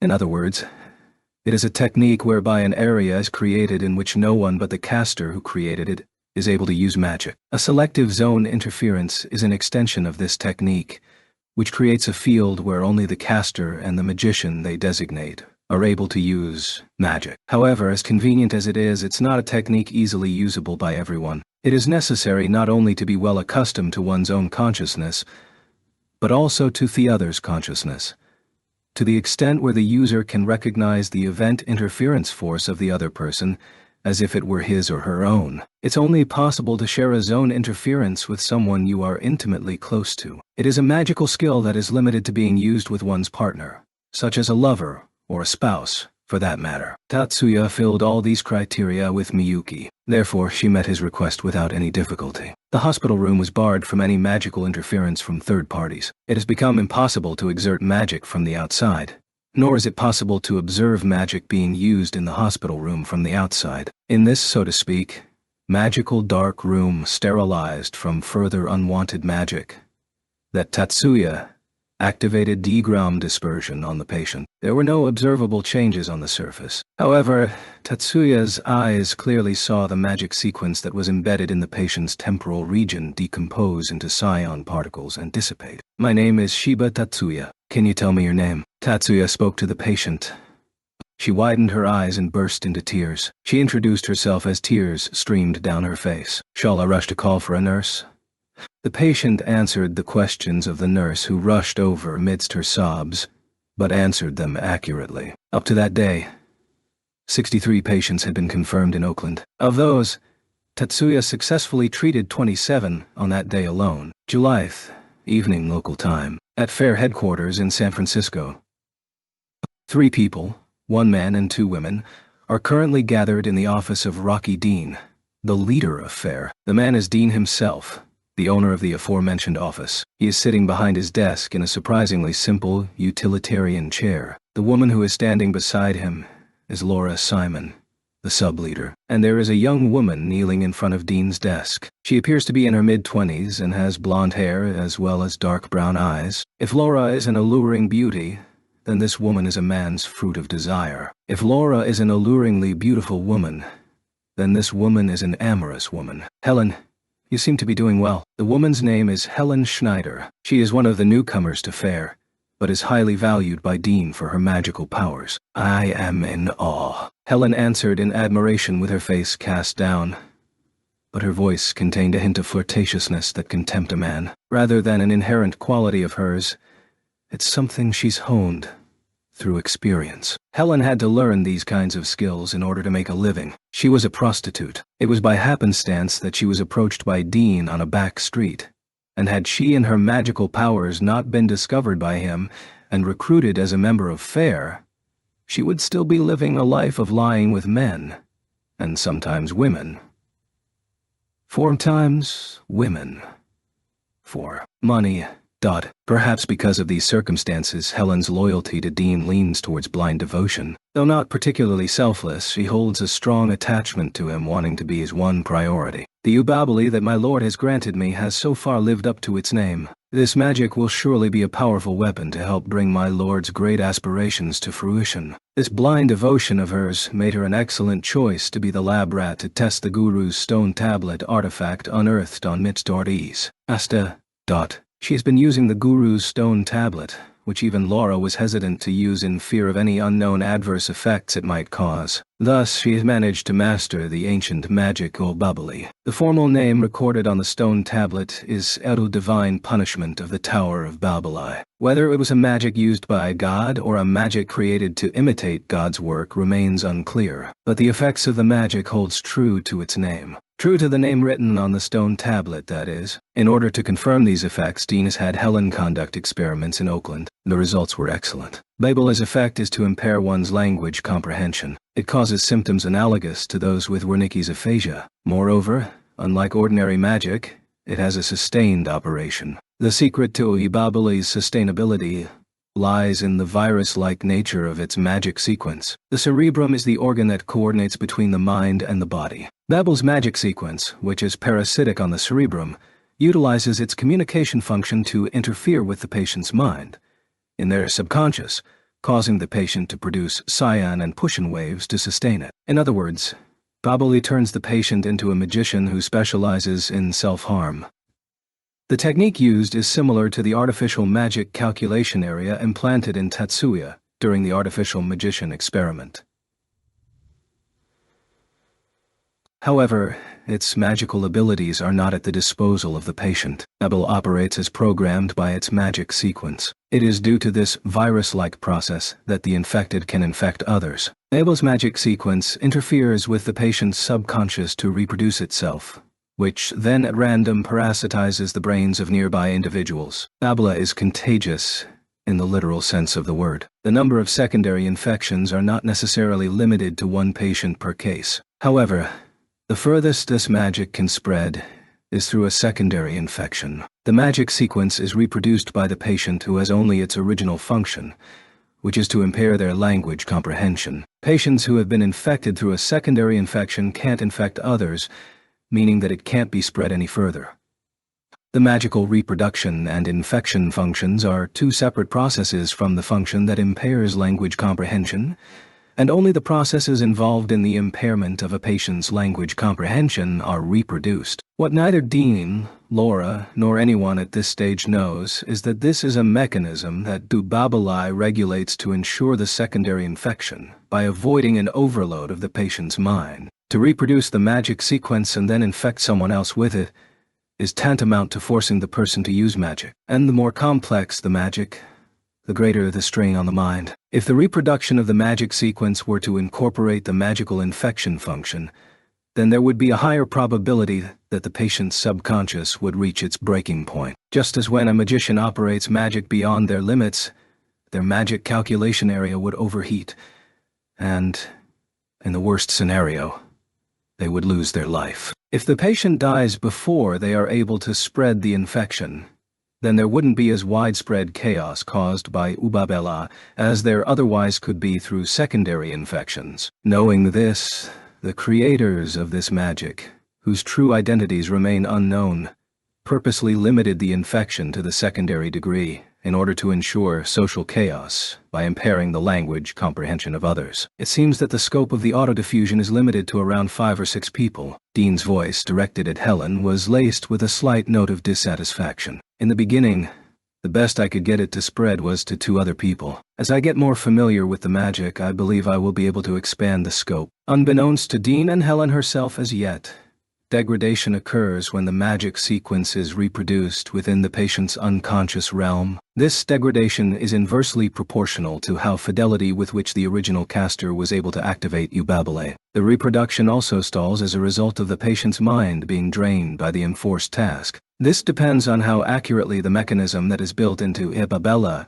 can force the patient's mind to reproduce this function. These are the 2 main factors that limit the number of infected people. Thus, the upper limit of the number of infected people ultimately hinges on the capacity of the caster who activated the original Esbabale to accurately construct the magic sequence and to overcome the target's informational resistance for the magic sequence to take root, in other words, their magical power. Fortunately, with Helen's magical power, even if she were to become proficient in using it, her limit is likely to be around 10 people. Nevertheless, using heavily on 100 people can cause 1,000 people to be deprived of their words, thus causing even more chaos. However, if Babili were to be used by someone with a magical power on the level of Miyuki or Lena, for example, it could render an entire metropolis dysfunctional. In this sense, Babili can be said to have the potential to be as vicious as strategic class magic. I see. Continue to practice and become more proficient then. Dean, who is heedless of the nature of Ubabali, seemed to be content with Helen's excuse. At these words, Helen felt she could breathe a sigh of relief, but it was too early to feel relieved. My lord, there is one more thing I would like to bring to your attention regarding the proliferation of Ubabali. Laura, who had remained silent until that now, interjected. Dean turned to the side to look at Laura, and with a glance and a hand gesture, he urged her to continue. Since yesterday, the patients at various hospitals have been recovering one after another. Did the doctors find a way to successfully treat them? Dean asked back with a tone of surprise. Laura, at first glance, appeared to be disappointed as she shook her head. Medical treatment remains elusive. In all the cases of recovery that we have secretly investigated, the magic sequence has been destroyed. That's absurd, Helen exclaimed. Next, she hurriedly took up an apologetic stance. Dean did not reproach her. A counter-magic that destroys magic sequences. Was there ever a magician in the stars that could do that? He asked further questions, disregarding Helen's cries as if they had never occurred. There is one such case where a patient had recovered around the time when First Lieutenant Ariana Lee Shola of STARS was visiting. However, we have no information that First Lieutenant Shola is capable of counter-magic of this caliber. In short, you have no idea who is interfering. It's as you say, my lord. Beside Laura, who bowed reverently, Dean was deep in thought. Left out and ignored, Helen kept her face down, biting her lip. She had been picked apart in front of Dean,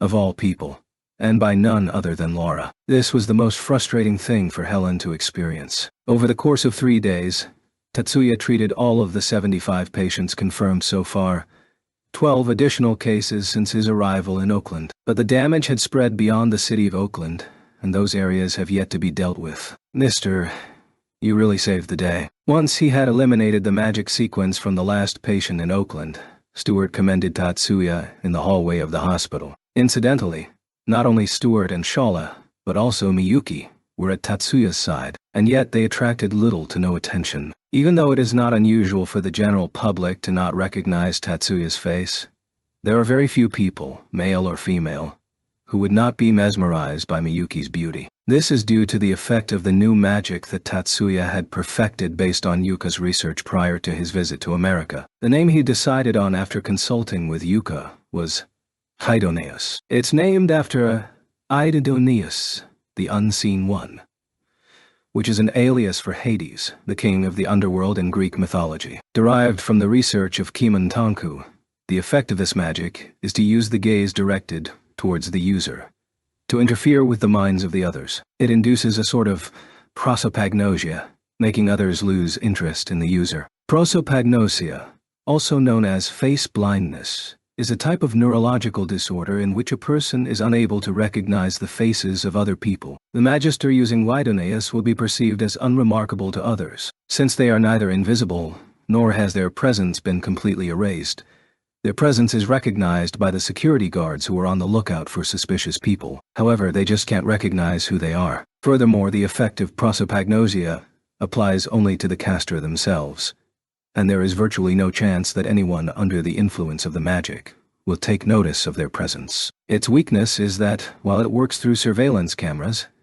it has no effect on video recordings or photographs. But at the very least, the magic makes it possible for anyone to blend in with a crowd, making it useful enough for undercover work. Tatsuya inputted the magic sequence of Idoneus into an artificial relic magister, and made it into a magical tool that can continuously activate this magic without needing to be aware of it. Thanks to this, Tatsuya and Miyuki were able to move about freely on the American West Coast without attracting attention. Since yesterday, Helen Schneider of FAIR has been on the hunt for the magician responsible for nullifying the effects of Ibabella on those whom she used it after having heard about it the day before last. Helen was using Ibabella for experimental purposes. In order to confirm its effects, FAIR used its connections to track down the hospital where some of the patients had been admitted. By keeping watch on the hospital, she was confident that the magician she was looking for would appear. Thinking this, Helen asked other members to help her watch the hospital, but as if to ridicule her, the magician went and treated the patients without anyone from FAIR having ever spotted them. Although a counter-magic is believed to have been used to destroy the magic sequence, none of the members stationed at the hospital were able to detect the activation of any magic. As Helen and her colleagues pondered this discrepancy, at last there was only one patient remaining, located in Alameda, a neighboring city to the west of Oakland. Helen rushed to the hospital where the patient was admitted. The magician meddling with her would no doubt come here. With that in mind, she took the utmost possible cautions in watching for anyone coming in or out of the hospital. That's Ariana Lee Shola of Stars. As a person to be wary of who might be involved in this matter, Helen and her colleagues were given a picture of Shola. Shola was accompanied by 3 people as she entered the hospital, 1 man and 2 women. She recognized one of the women from a photo she had seen to be a government staff member who had been working on countermeasures against Ubabali. But the other 2, the man and the other woman, have no memory of them at all. Helen surreptitiously spied on them from behind to see where they were going, and sure enough, the 4 of them headed for the ward where the last patient's private room is located. While pretending to be a visitor in the waiting room, Helen's senses were primed, but no matter how long she waited, she couldn't sense any sign of magic. Not long after, Shola and her companions emerged from the hospital ward. Whether the last patient had been treated or not, it was impossible to tell. There was no sign of a counter-magic having been activated, but she already knew that was not necessarily akin to failure. One of the 4 in Shala's group was the one who destroyed Ubabella's magic sequence. Helen focused her attention on them based on this suspicion. Helen casually followed the 4 as they walked out of the hospital. Just after they passed through the entrance of the hospital, she heard, "Mister, you really saved the day." She was a little bit behind them, so it was hard to tell who said it, but the words were clear to whom they were addressed. There is only one man among the four. It must be him, Helen exclaimed in her mind. The caster who has been destroying Zubabel's magic sequence left and right. The magician who is meddling with her. It was that man. Helen was sure of it. Impulsively, she unleashed Ubabel at the man. She had mastered Ubabel at the cost of being unable to use any other magic. Suddenly, behind them there was a sign of magic being activated. Tatsuya's response was swift. Just as soon as the magic was unleashed at him, he activated the counter-magic. 2-gram dispersion that can destroy magic sequences without even employing a CAD. This magic isn't one of Tatsuya's inherent magics. The theory behind it has been understood for some time, and there are records where activation of it has been observed on an experimental level. 2-gram dispersion is a magic that recognizes the structure of a psion information body and breaks it down into disjointed pieces. Recognizing the structure of the target magic sequence is the first step. Before Tatsuya, it was regarded as useless in practice. Live combat, given how time-consuming this single step is, as the magic could not be nullified in time. To this day, he is the only person who has mastered 2-gram dispersion. The first time Tatsuya had ever seen this magic was the day before yesterday, and there are still countless elements to it that he doesn't understand yet. Despite this, Tatsuya was able to respond in an instant, because of all the experience he has accumulated over the past 3 days in decomposing this very same magic sequence dozens of times. Turning around, they saw a young woman aghast. It was evident that this woman is the magister who had just attacked Tatsuya, and that she is also the one who is responsible for using the magic that had been spreading the aphasia. Tatsuya moved to neutralize the woman, but he was too late. Before Tatsuya could cast his magic, Miyuki had already cast hers. A blizzard of extreme cold blew towards the woman, an illusion of ice and snow imposed on the world. The illusion vanished in the next instant beneath the sun that was shining on the city in midsummer. Know your place, you insolent person. How dare you try to harm Tatsuya-sama? Miyuki softly muttered this in Japanese. The woman had collapsed. Shola rushed over to the fallen woman with an expression of surprise. The woman was not injured, except for a few scratches and bruises that might have been from her fall. There was no sign that she had hit her head hard either. Yet, no matter how much she called out, there was no sign of the woman regaining consciousness. The magic that Miyuki unleashed is the mental interference type magic, Jaisi Thorn. It's a derivation of Miyuki's true trump card, the mind-freezing magic Ichi Kasitas, which was downgraded in power for easier use. In contrast to Ecositus, that freezes the mind and brings about a slumber not unlike death, Jaisi Thorn induces a sleep similar to the fabled Curse of Thorns, where the subject is unable to wake up on their own. Those who are struck by Jaisi Thorn will never awaken from this magic unless they are exposed to scion waves tuned to a specific non-systematic magic dedicated to awakening them. Miyuki watched the woman being carried into the hospital in front of her with a gaze of absolute zero. It is clear that she had no intention of awakening the woman, but that is not an option in this case. Even though it was only for a short period of about 2 weeks, this matter may not have become widely known to the media. Thus this woman who has wreaked havoc on the authorities and medical personnel, and caused grief among the victims, their families and acquaintances must be thoroughly questioned. And there was another thing.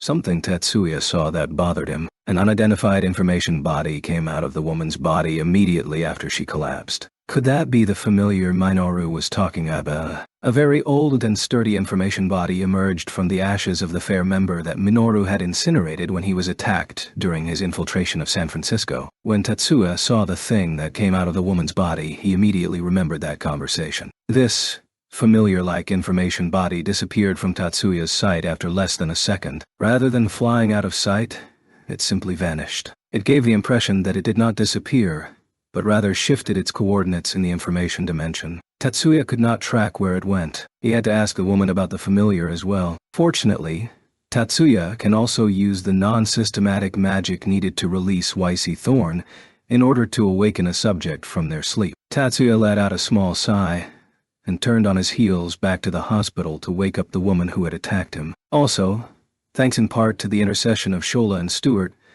Miyuki was not charged with the unauthorized use of magic. It was nearly sunset when Laura Simon had noticed what happened. When she went to examine the used guru's stone tablet, she noticed that it had reverted to its former, unused state. Laura continued to do research on the artifact, even after Helen had used the stone tablet. Through touching the actual object, even if it was an empty husk, she could learn how the guru's stone tablet functions. The stone tablet contains a daemon within it. When a magician pours power into the stone tablet, the demon awakens and possesses the person who offered it their power. The daemon then bestows its host with a special magic. In modern magical terms, it works via the principles of engravement magic, in this case recorded on the pigment at the molecular scale, whereby, upon the activation by infusion of scions, the scion information body that is the demon, a process that operates in the magic calculation area independently of the will of the person, is constructed and sent to the deepest recesses of the unconscious of the person who poured scions into it. The daemon functions as a subsystem that builds a specific magic in the magic calculation area,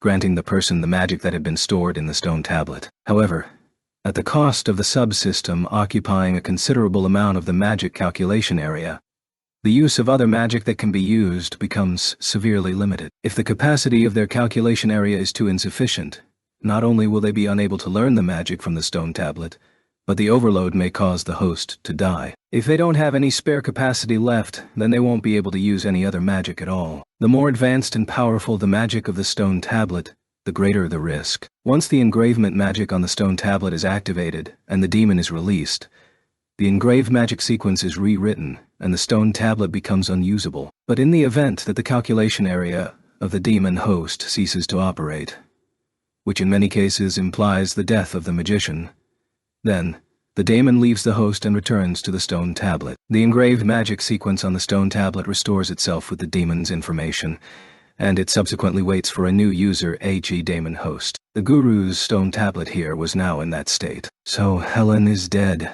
Laura muttered alone in the room. Her voice was neither regretful nor mourning. "I wish she would have collected a little more data before dying." No. It might have at least carried some regret. Regret that the lab rat had become unusable earlier than expected. Well, that's fine. It would have been obnoxious to leave this precious magic with that thieving cat for any length of time. Familiar. A demon supposedly attending and obeying a witch, often said to assume the form of an animal. Besides being the sub-leader of FAIR, Laura is also Rocky Dean's lover. Helen's blatant attempts at flattery to gain Dean's favor were naturally an eyesore for Laura. Julyth. P.A.M. Local time, Berkeley, California. Tatsuya and Miyuki had been invited to dinner. Although they were invited to dinner, the location was the hotel where they were staying. The host was JJ, who had rushed over from the East Coast. Stuart and Shala were also invited. "We did not expect for it all to be resolved so quickly. You never disappoint, Tatsuya. You have my deepest gratitude." After the toast, JJ sincerely thanked him. His gratitude was genuine, for if this incident had lingered, it would certainly undermine the current ruling party. And by extension, his boss, which would have had a negative impact on the presidential election. "You're welcome. This case also gave me valuable insight, so I am content as well." Tatsuya had been allowed to take part in the questioning of Helen Schneider. From her, he was able to learn more about the magic Ubebele that was causing the aphasia and the guru's stone tablet artifact that was used to acquire it. We were also able to get testimony on FAIR's involvement, of which Commander Canopus said that he would like to bring it to the municipal police as soon as possible. Shala is the one who spoke. Stuart in turn nodded her head in affirmation. Maintaining public order is outside the jurisdiction of STARS, but the possibility of this developing into a large-scale terrorist attack via magic was something that they couldn't ignore. Not only by STARS as an organization, but also by the individual magicians and magic engineers that comprise it, it was not a matter that could be ignored. FAIR had been under the radar of the police as a potential criminal group for some time. Until now, their actions had been overlooked due to the lack of concrete evidence of any organized criminal involvement. But Helen's testimony was sure to spur the police to launch a mandatory investigation. Together with the case of the white stone tablet that had been reported by FAIR, a comprehensive investigation is expected. "Mr. What are your plans for tomorrow? If you can spare some time, I would appreciate your insight into the analysis of Hugh Babele." Stuart invited Tatsuya to do collaborative research. "I'm honored by the offer, but..." Tatsuya shook his head apologetically. "Babele is certainly an interesting magic, but Tatsuya has already seen the structure of the magic sequence. As a result, he has been able to figure out that the magic uses a different syntax than what is known. It is not something that can be explained overnight. It would take years of research. There is no chance that he could remain in America for that long, considering the position he is in. Right now, I'm more concerned about the cave where the stone tablet was excavated than double I. He added this as justification for declining Stuart's invitation. The cave on Intartwa. Asta. Yes. That's right. This was not an offhand excuse. JJ, could you give me permission to investigate Mtot. Asta. Tatsuya was serious about wanting to investigate that mountain. It's not that Mtot Shasta is off limits, but do you even know where it is? JJ expressed puzzlement at this sudden request. I will try to contact FAIR, the organization that provided the information to the police about FAIR's illegal digging. By the way, isn't that the same organization that Mr. sent an emissary to the other day? You knew about that. There was no problem with them knowing about the matter involving Mayumi's visit to FAIR. Besides, the scheme against Mayumi was related to the approaching presidential election this fall. Since JJ is deeply involved in the election, it would be much stranger if he didn't know about Mayumi's trip. Understood. Feel free to do so. Will you be taking your own car to Mitar? Shasta. That's the plan. I see. Do you need First Lieutenant Shala to escort you? Abele's caster has been neutralized, so there is no longer a need for such a concern. Shala had been assigned to escort Tatsuya and Miyuki, to guard them from the user of the unknown mental interference type magic. This pretext no longer exists. Instead, I'd like to fly up there. So could you please arrange it so that I can have your tacit approval? We can charter a light aircraft if you'd like. JJ interrupted him after having a sudden realization. He had just remembered that the car Tatsuya had brought with him from Japan was an air car. All right, I'll make the arrangements, so take care out there. JJ wanted to have Shala accompany him, even if there's no cat to bell, but he didn't push the matter any further. Belling the cat. Wikipedia chapter Inu targeted Tatsuya and Miyuki were not under any surveillance at the hotel where they were staying. This came as a surprise to Tatsuya, but JJ wanted to avoid upsetting him in any way. At JJ's urging, that is, with the final word of the Secretary of Defense Spencer, the Defense Intelligence Agency backed down, and the other intelligence agencies followed suit. His words were the same as the English saying, "Let sleeping dogs lie." There is an Eastern proverb that is similar to it.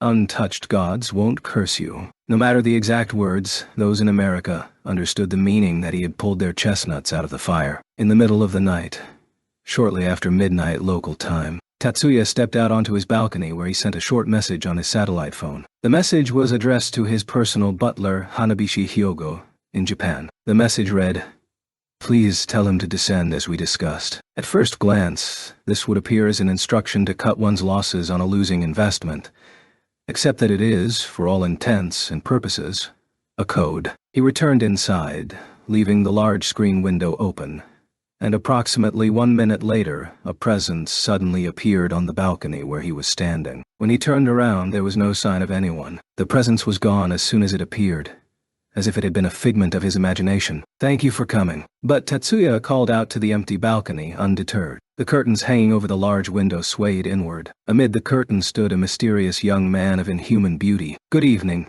Tatsuya-san. Did you call for me?" "Minoru, I need your help. Let sleeping dogs lie. To leave the situation alone so as to avoid worsening it. Untouched gods won't curse you."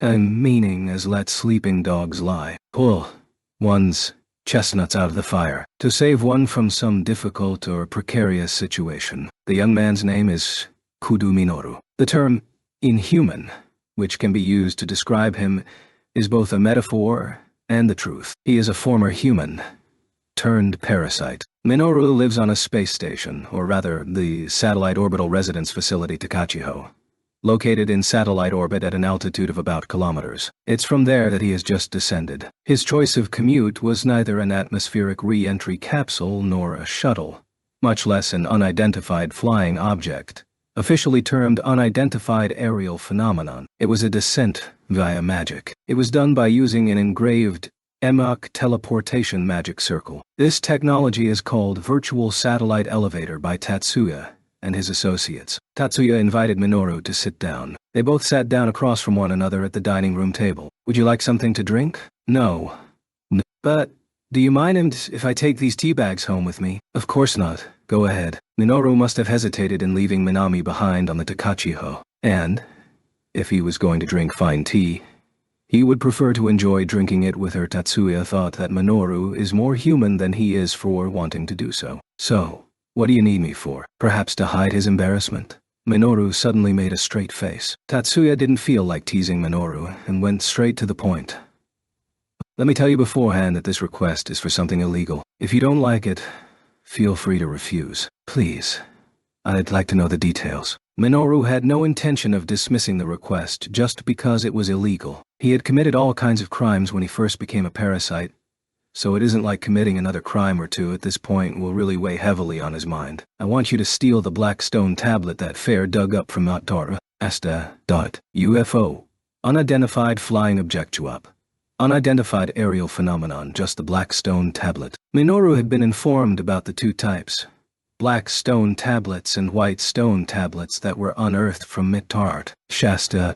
What exactly is the black stone tablet supposed to be? If the information obtained from the interrogation of the fair magician is to be believed, then it seems to be a device called a guru's stone tablet that bestows magic. Bestows magic. Is it an artifact that teaches magic? I guess imprinting would be a better description. Tatsuya had shared the information he got from Helen to Minoru, including about the scion information body he witnessed when he captured her. Do you think perhaps that this daemon is another one of those familiars that I saw in San Francisco? I think it's a possibility, but that's not the only thing I'm concerned about. While agreeing with Minoru's point, Tatsuya shook his head slightly side to side. It will be extremely dangerous if these daemons can be created with modern technology. Theoretically, it would be possible to use daemons to mass-produce strategic-class magicians. Minoru immediately understood the possibility that Tatsuya alluded to. Based on what I've gathered, the Dubabaldi magic recorded on the stone tablet is quite dangerous in itself. It may not directly bring about death and destruction, but it can, depending on the circumstances, bring about the collapse of modern society. He went on to further point out, we'll consider countermeasures for that in due course. I've already arranged data on that. However, we still don't have sufficient information about the daemons. First, I'd like to examine the guru's stone tablet that awakened the daemon I saw. Minoru noted to Tatsuya's response. Minoru was of the same mind about the importance of studying the daemons. I understand. I'll take care of it. Tatsuya and Minoru jointly understand the seriousness of the situation. So Minoru knows it is of the utmost importance that he steal the guru's stone tablet in Fair's possession. Once he finished his conversation with Tatsuya, Minoru headed back to the balcony. Tatsuya suggested that he stay the night instead of making a round trip between the Earth's surface and satellite orbit, but Minoru declined with a laugh. Tatsuya didn't need to hear from Minoru's mouth to know that he doesn't want to leave Minami alone if he can help it. So Tatsuya didn't extend a second invitation. Minoru had disappeared. For a magic of this scale that launched him up to satellite orbit, the traces he left behind were negligible. Even with the USNA's magic detection technology, which is more advanced than that of Japan's, it would be impossible to detect them if they were not present. Minoru returned home, in space, giving a practical example to the expression, "A bird does not foul the nest it is about to leave." The next day, July 9th, Dean heard from Laura in his office that the guru's stone tablet was operational again. He, like Laura, did not spare a word of sympathy for Helen. If other members were present, they might have shown at least a pretense of grieving. But now, it was just he and Laura. Dean saw no need for the performance. Who do you think should learn it next? Dean asked Laura this as he toyed with the black stone tablet she handed to him.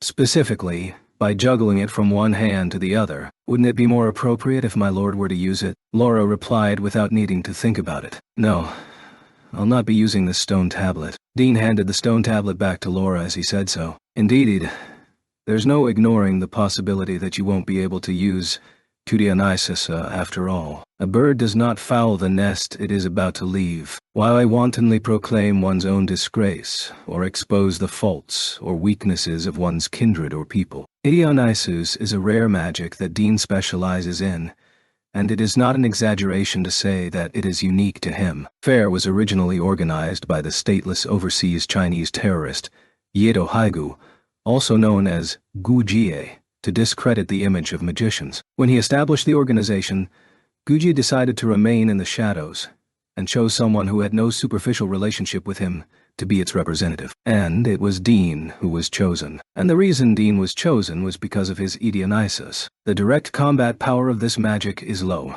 However, Dionysus more than makes up for its lack of combat power, thanks to the features it has, which makes it a great weapon for him as the leader of an organization that commits unlawful acts. It was precisely thanks to Dionysus that Dean was able to seize complete control of Fair, both in name and in reality.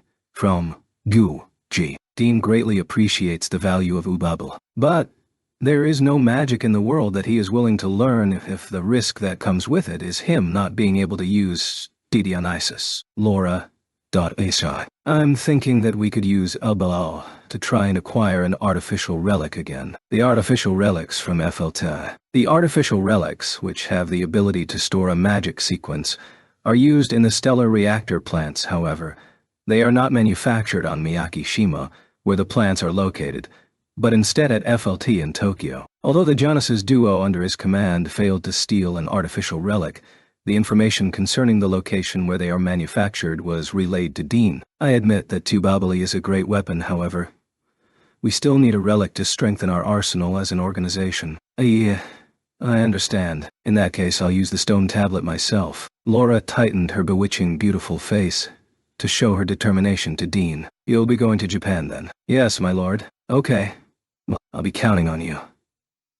Thank you, sir. With that, I'll now commence Babali's initiation rite. Dean nodded in satisfaction. If you'll excuse me, my lord. With a stone tablet in hand, Laura stepped away from Dean. Sunday, July. Considering that she might be at a congregation in the morning, Tatsuya chose to use the hotel phone to make a video phone call to Vancouver. He received Lena's number during her visit with her astral body. Contrary to his concerns, Lena answered the phone right away. It was not because she saw that Tatsuya was the caller that Lena appeared frozen, mouth half open mid-introduction, on the screen. The video phone tracks the position of the other party's line of sight, mirroring where the caller is looking on the display. So, by looking into the eyes of the other person, you would be meeting eyes with theirs through the video.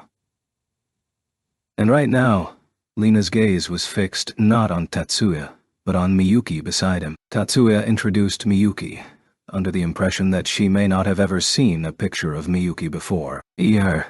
Nice to meet you. I'm Lena Fair, Miss Shiba. It's a pleasure to make your acquaintance. Thank you for your kindness.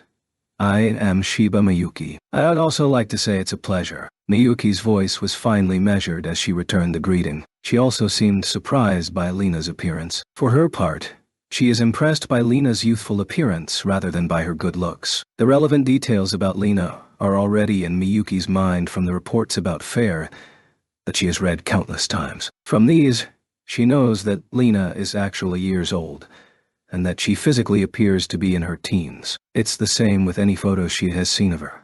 She has memorized them all. However, the impression she gives off while live on video is different from the one that is perceived from photos of her. The impression Miyuki was getting from seeing Lena on the screen is that she appears to be 3 to 4 years younger than herself. Tatsuya could understand the hesitation from the two of them, but he did not see it as a situation for him to intervene in. Miss Fair, I'm now in Berkeley, California. You've come to the States. Lena's face glowed with delight. It was such a radiant smile that Miyuki couldn't help but be jealous. But why Berkeley? Before long, Lena's face turned quizzical. Her fickle, abrupt change of expressions made her look even younger than she already was. We've been assisting in the investigation of an incident caused by Fair's abuse of magic over here. Has it been settled? Yeah. We caught the culprit. Fair themselves will soon be under investigation. I'm glad to hear that. Lena expressed a look of relief on the screen. The thought of, finally, they're going to make a move, was also tangible in that. About this case you mentioned, does it have something to do with the Black Stone tablet? Precisely. Alas, regrettably, Miss Fair's premonition has come true. I see. It would have been best if nothing had happened. Elena now turned her head down with a sour look on her face. Miyuki, who was looking at the screen next to Tatsuya, mused. She is surprisingly expressive despite her enigmatic looks. But it's a blessing that you came, mister. Thanks to your assistance, I think that the worst-case scenario was avoided. You have my utmost gratitude, Mr. Shiba. Elena looked up, a smile shining on her face anew. She's a person to watch out for, Miyuki noted in red ink on her mental notebook. We avoided the worst-case scenario this time, but I can't say it's all been resolved. Because the stone tablet is still in Fair's hands, there is also that. Tatsuya did not bother to mention that he had already requested countermeasures on that end. What else is there? The cave on Shasta, where the stone tablet was unearthed. Oh, I see. Indeed, there is always the possibility that there could be other dangerous items buried there as well. She did not fail to consider this possibility. Lena had just pushed it to the back of her mind after she handed over the white stone tablet to the police with the video evidence of the illegal digging, as well the questioning of her colleague by the police whom she accompanied. So, I would like to investigate that cave at least once myself. You understand. In that case, would you like me to send one of my people to show you where it is? Thank you for the offer, but all I would like is the location. I see.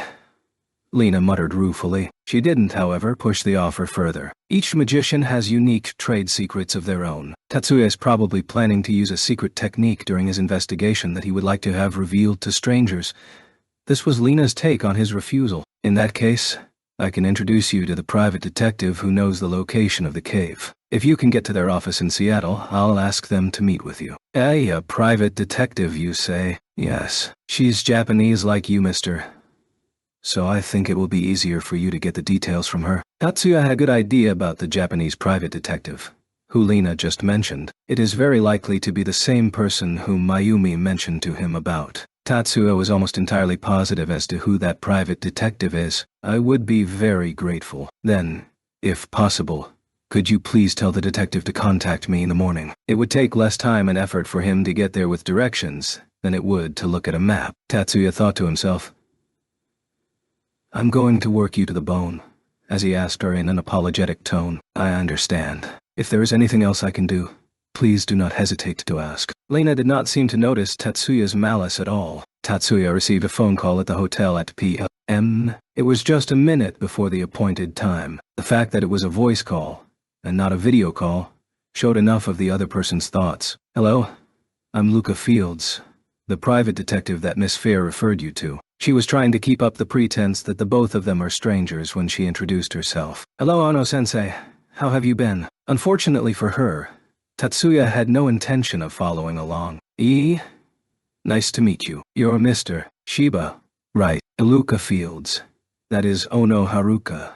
Stubbornly tried to keep up the act. Let's stop wasting time, shall we? Can I expect you to guide us to where we need to go as soon as possible? Tatsuya's response was blunt. An audible sigh could be heard through the speakers. If you would just give the routine, hello, we could skip the unnecessary back and forth. I would like to meet near Mitart.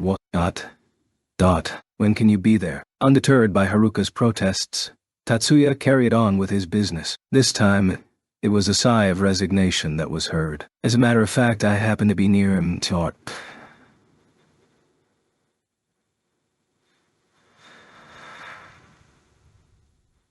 Shasta, got it. So, I think Shiba-san is the one who will take the longest to get there. As if to make her case, Haruka referred to him as Shiba-san instead of Shiba-kun. Then, how about p.m.? If you're coming by car, it'll be about a 5-hour drive from Berkeley. It'll be fine. If you say so. Haruka didn't press the issue. She has never heard of the air car, but she was sure that Tatsuya might have some means of getting there that she is unaware of. So she shrugged off the doubt. Please choose a location for us to meet. Ono-sensei. With that, Haruka then mentioned the name of a certain public park. Will you be staying at a hotel? I can make a reservation for you on my end. No. That will not be necessary. Aren't you worried about how late it will be? It's all right. Haruka didn't have any more ordinary concerns to bring up. At p.m. By the time she had arrived at the park that they had agreed to meet at, Tatsuya was already waiting for her in the parking lot. He got out of his car and was leaning against the driver's side of his station wagon-type self-propelled car, watching the entrance to the parking lot. However, Haruka did not notice Tatsuya there. As he walked up to her, she became wary due to not recognizing him. Haruka didn't recognize the man's face, which isn't the kind to leave a lasting impression. Ono-sensei. Densor. Upon being called by her name, Haruka blurted out, wait. Could it be Are you Shiba-san? That's right. It was only with that answer that Haruka finally recognized him to be Tatsuya. One should be able to surmise by now that this is due to the effect of the recognition-inhibiting magic, Hydoneus. The effect of this magic doesn't create a disguise like that of Apara Day, so his face has remained the same. If the caster consciously wishes to, they can make themselves recognizable and the other person will be able to identify their unaltered appearance. Let's get going. Can I ask you to lead the way? Okay. Sure. Haruka, who had not fully recovered her composure, nodded her head slightly. Haruka led Tatsuya to the nearest open space near the cave where Fair had been illegally digging. Haruka got out of her self-propelled car. Tatsuya and Miyuki got out of their air car that had been following behind. Excuse me, is that, by any chance, Miyuki-san? Tatsuya shrugged lightly at Haruka's question. Haruka couldn't believe what she was seeing. Miyuki had also become unrecognizable, as if she were some face in the crowd. Haruka had an idea that this was due to the effect of some kind of magic. Nevertheless, she has never thought that there is anything that could extinguish the radiance of that Miyuki. It was beyond unbelievable, but rather unthinkable. She even thought like exclaiming, "No way." But knowing that Tatsuya would not answer her questions, she knew asking was useless. So Haruka chanted over and over in her mind, "Stop thinking about unnecessary things," and began to lead the way. "It's here." Haruka pointed out to Tatsuya the waterfall where the cave is located. There were no traces of anyone from Fair in the area. "It's behind there, right?" "I understand." Immediately after Tatsuya spoke, Haruka felt as if a veil had been lifted from in front of her eyes. Concurrently, she received a violent impact that nearly blew away her consciousness. An otherworldly beauty had suddenly appeared beside Tatsuya. She didn't recognize her as a beautiful woman at that moment. It was just the impression of beauty that struck Haruka with overwhelming violence. She wobbled and fell to her knees. Lucky for her, it was not a rocky terrain below. Otherwise, had it been rocky, or a stony riverbed, she might have injured her knees, or worse, broken a bone. She would not have been as shocked if she had suddenly crossed paths, or if she had just seen her. This woman, whose face she does not recognize, is not only unimpressive, she also hasn't left a lasting impression, so she can only be considered ordinary. However, after her appearance changed, she became a beautiful woman who embodies the beauty of the heavens. This was such a drastic change that it was hard to believe that she had not changed into a different person, but rather switched with someone else. The gap between then and now inflicted unbearable damage on Haruka's psyche. "Are you all right?" Miyuki briskly walked up to her with a worried look on her face. Her good looks were even more refined than before, yet this was certainly the Shiba Miyuki that Haruka had known. After staring intently for a few seconds and then blinking several times, Haruka finally regained her composure. "Why, yeah, I'm fine, thank you." She still stuttered, but managed to thank her properly before standing up with Miyuki's help. Tatsuya, who had been watching Haruka's shameful behavior without showing any particular disapproval or sympathy, waited until Haruka stood up and said to Miyuki, "Miyuki, let's go." "Oh no, sensei. Please wait here until you calm down." Miyuki said this to Haruka with a soft smile. Haruka just nodded her head, looking at Miyuki without realizing that she had been ordered to sit tight. Tatsuya illuminated the inside of the cave with the flashlight he had brought. The walls of the narrow cave showed signs of extensive digging. This was no surprise to either Tatsuya or Miyuki. They had heard already that Fair had been illegally digging for days. Tatsuya's eyes fell on a spot on the wall. After staring at it for nearly 10 seconds, he placed his right hand on the bare surface where a large gouge had been carved out. Under Miyuki's watchful eye, Tatsuya's hand slowly moved into the wall. As indicated by the sand cascading down along the wall, he is not actually permeating the cave wall. He was specifying the coordinates for his magic, where then he began decomposing any soil that came in contact with his right hand. Tatsuya proceeded like this until his right hand had reached just past his elbow into the wall, before slowly pulling it out. What he is holding in his hand is not a stone tablet. It's a small box. Laura, and those from Fair, who had focused their magical detection on the stone tablets, would not have noticed the presence of this small box. The excavated hole is wider than the size of the box. With that in mind, the diameter of the hole was kept to a minimum, so as to avoid the risk of a collapse. The small box was a peculiar object made of stone. There were no visible joints other than just the lid. It's a rectangular-shaped object that had been carved out of a large rock and bored out inside to form a box. What is this? Inside the box was an equilateral octagonal stone slab. The slab is about a quarter of its maximum width and thickness. Perhaps it would be more appropriate to describe it as a flat octagonal stone, a kind of relic, I guess. Tatsuya, who had been staring intently at the stone, took it out of the box and placed it in his palm, and then he poured cyans into it from his palm. It was a bold move, reckless even, to do so without even knowing the characteristics of the relic, but it did not faze Miyuki, let alone Tatsuya. For her part, she blindly trusted Tatsuya. Of course, Tatsuya decided to conduct the experiment after deeming that there was no significant risk. Having ascertained the structural information with his elemental sight, and confirming that there are no radioactive elements or other hazardous elements present, he judged that if the need arose, he could simply break the material down to the elemental level. The octagonal stone did not exhibit any particularly significant reaction. It merely moved just an inch or so in Tatsuya's palm. It just moved, didn't it? Yeah.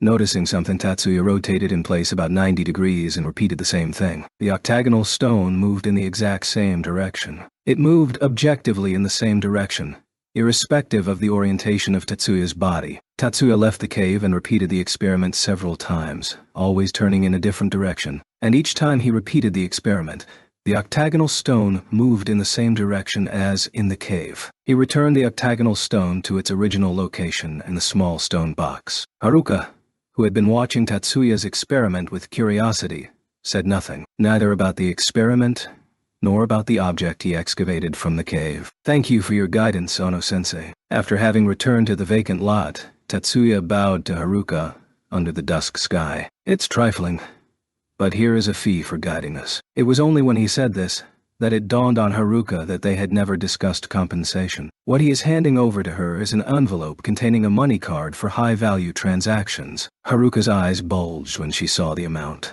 I don't think I need to mention this, but it includes hush money as well. Speechless, Haruka nodded at Tatsuya's words. Then, if you'll excuse us. At the same time, Tatsuya got into the driver's seat.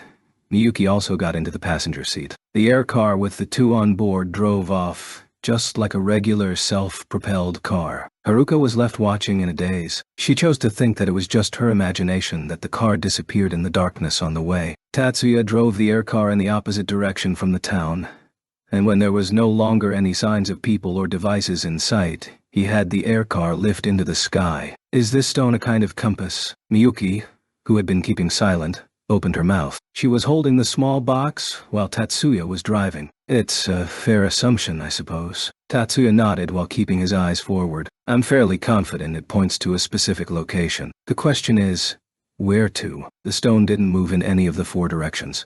East, west, north, south, or northwest. It was moving in the north-northwest. Somewhere in Alaska, or beyond that to Siberia, maybe even further beyond that to Central Asia. Any of these possibilities seemed reasonable. If it's a compass, then there should be a map that goes with it.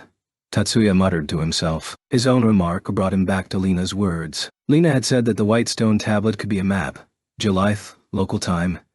It was early dawn on the west coast of the USNA. Minoru descended to San Francisco where darkness still covered part of the city. He didn't appear on the shore of the lake like last time, or in some unpopulated suburb. He appeared in the metropolitan area, albeit far from the city center. He had disguised himself into a shadow-like figure with Heprude. His body was not entirely black. In fact, only a few areas were pitch black, and the rest of his body was stained in shades of black and dark gray. However, with only vague shades of light and dark, his features were indiscernible. Even the outlines of the body were only vaguely distinguishable. It was possible to make out the position of his arms and legs, the position of the head as well. But it was difficult, if not impossible, to distinguish his eyes, nose, mouth, or ears. Even more so when it comes to the fingers of his hand besides his thumb. As such, Minoru entered Fair's headquarters looking like an ominous ghost. The three-story rustic concrete building was securely locked, but no cylinder locks or electronic locks were an obstacle to Minoru.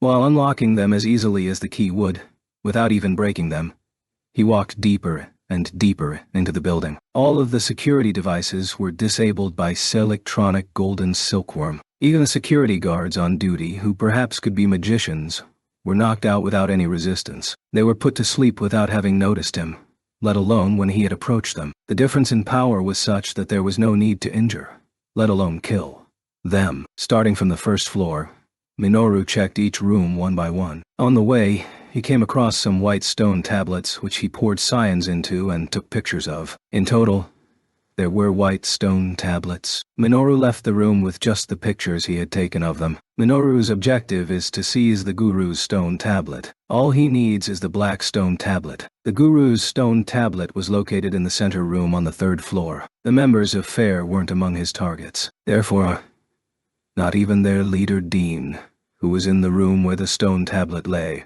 was in his sights. Minoru wondered briefly why he was in his office during pre-dawn hours, but he soon dismissed this thought. Dean being present didn't concern Minoru. The Guru's stone tablet was on a shelf behind Dean. Minoru nonchalantly walked up to the stone tablet. Who? What are you? As Minoru's soundless figure glided closer to him, Dean felt as if the Grim Reaper or the Devil had appeared in front of him. Dean unleashed his magic. It was not his trump card, Tedionysus. Tedionysus is a magic to be used on a group of people. And moreover, it only has indirect offensive power. The magic that Dean used, which is for attacking spirits, is said to be effective against spiritual beings.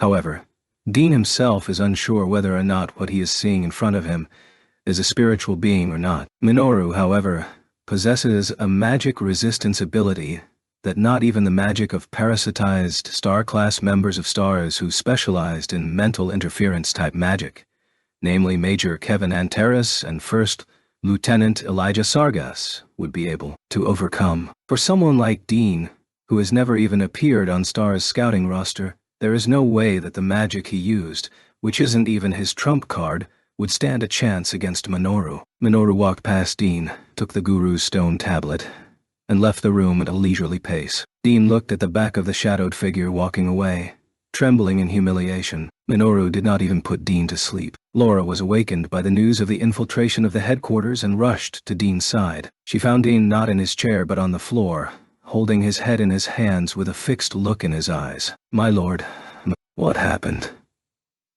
Dean looked up sluggishly and pointed to the shelf behind him with the motions of an old man. "The Guru's stone tablet has been taken." Dean's voice was a mixture of dejection, indignation, and hatred. Laura rushed over to Dean, dropping to her knees, meeting him at eye level, and shook his shoulders vigorously. "It's not a problem, my lord. Mabel is already inside me. The stone tablet is an empty shell. Nothing more. There is no need to worry about it having been taken away." "I see. A shell." "Yes, my lord. No harm done." "None, my lord. So there's nothing to worry about." "Exactly. I see. How can that be?" All of a sudden, Dean yelled in a fierce voice. Laura was pushed away and lay sprawled on the floor. "My lord." Laura looked up at Dean, who was standing up, her eyes clinging to him. "The hell if I don't have to worry about it after being humiliated like that." "Bastard. You'll pay for this. I will show you how things work.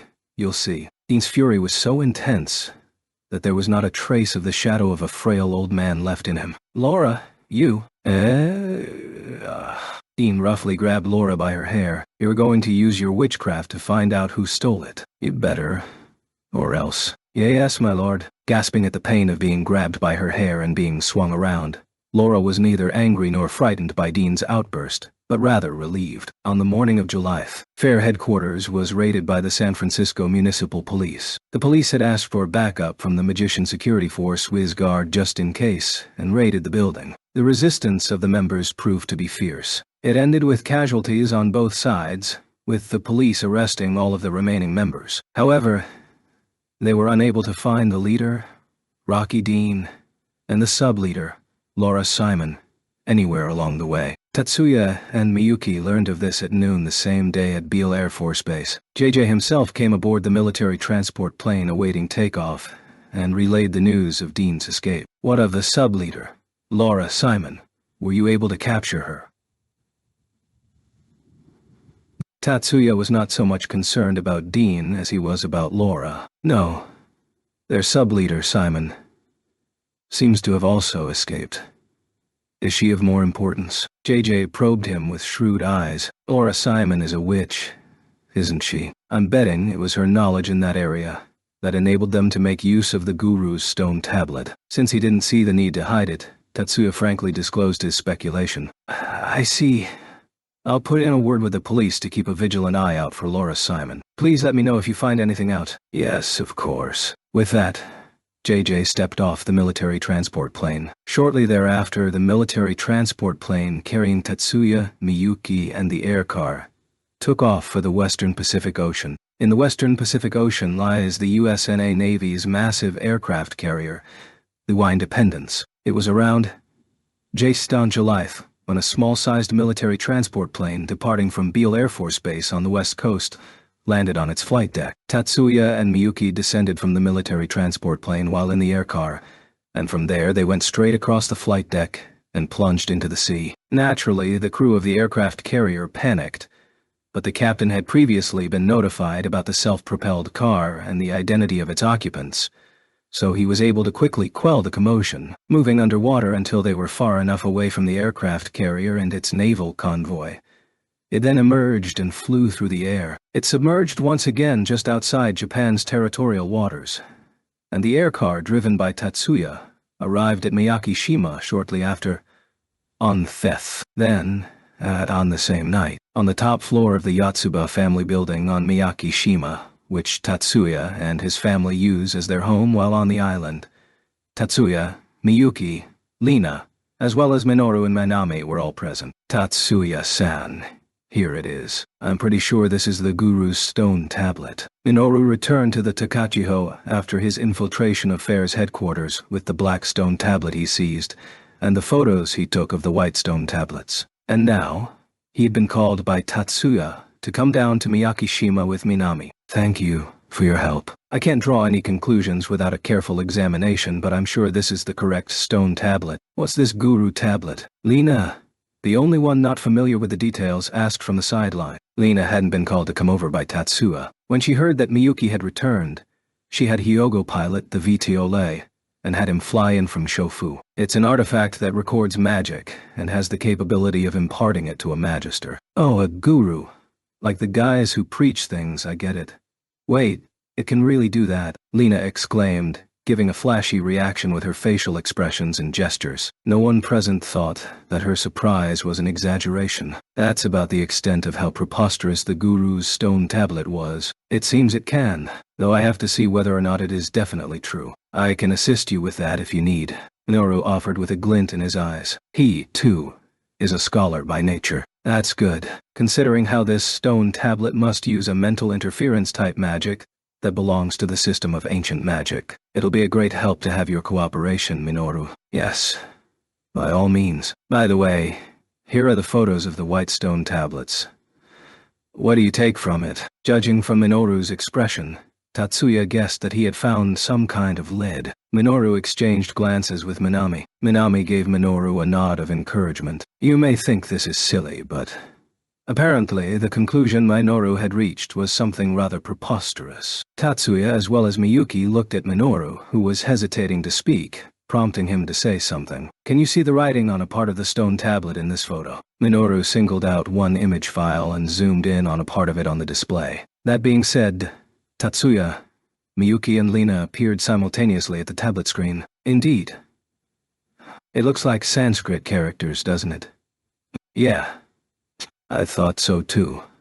So I had Takachiho's AI decipher it. The results show that it is definitely an archaic form of Sanskrit. And the text. On the north bank of the Sita River, which originates from Lake Manasaravar at the foot of Matmul Kailash. Isn't that the same as the description of the location of the Shambhala in the Kalakakra Tantra of Tibetan Buddhism? Are you also familiar with it? As expected of Tatsuya-san, Minoru was genuinely surprised. I recognized it because I had dabbled in Tantra in the process of learning ancient magic, but I didn't think that Tatsuya-san, being a modern magician, would be acquainted with it.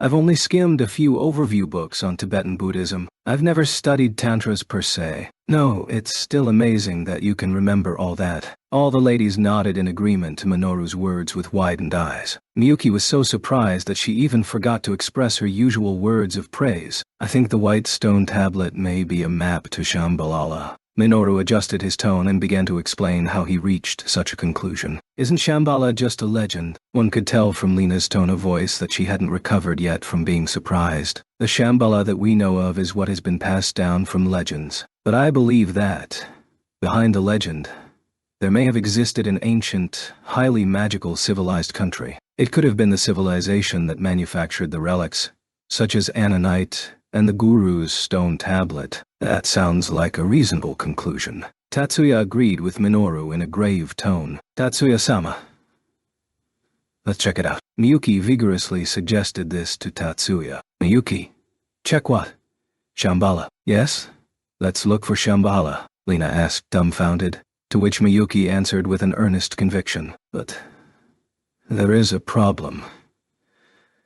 And this is when Minoru interjected with a somber voice. Even if there is a map visible on the surface of the white stone tablet, it is completely different from any modern-day layout. Without a compass, or something of the sort to help us pinpoint our location on the map, it would be difficult to even get a rough idea of where to go. At the mention of the word compass, Miyuki exclaimed, Tatsuya-sama, Miyuki-san, you? Miyuki. Minoru and Lena respectively asked back quizzically, with Minami also giving Miyuki a quizzical look. Actually, there is something I got at Mount Shasta before we came back to Japan. The answer came from Tatsuya. Minoru, Lena, and Minami's gazes were drawn to the small box he placed on the table. This box was formed by using a similar technique to that of decomposition magic. Hearing this remark, Miyuki stared at the stone box once again, and here's the thing that was inside of it. Tatsuya opened the lid and took out the octagonal stone. He placed it on his palm and held it up for them all to see.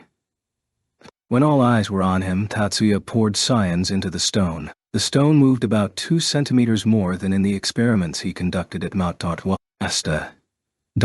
West-northwest, in the direction of Central Asia. Miyuki and I believe this relic might be a compass. Silence reigned in the room. The silence itself was oppressive, but the eyes of the 4 others, with the exception of Tatsuya, shone with anticipation. I meant to be continued, Oak.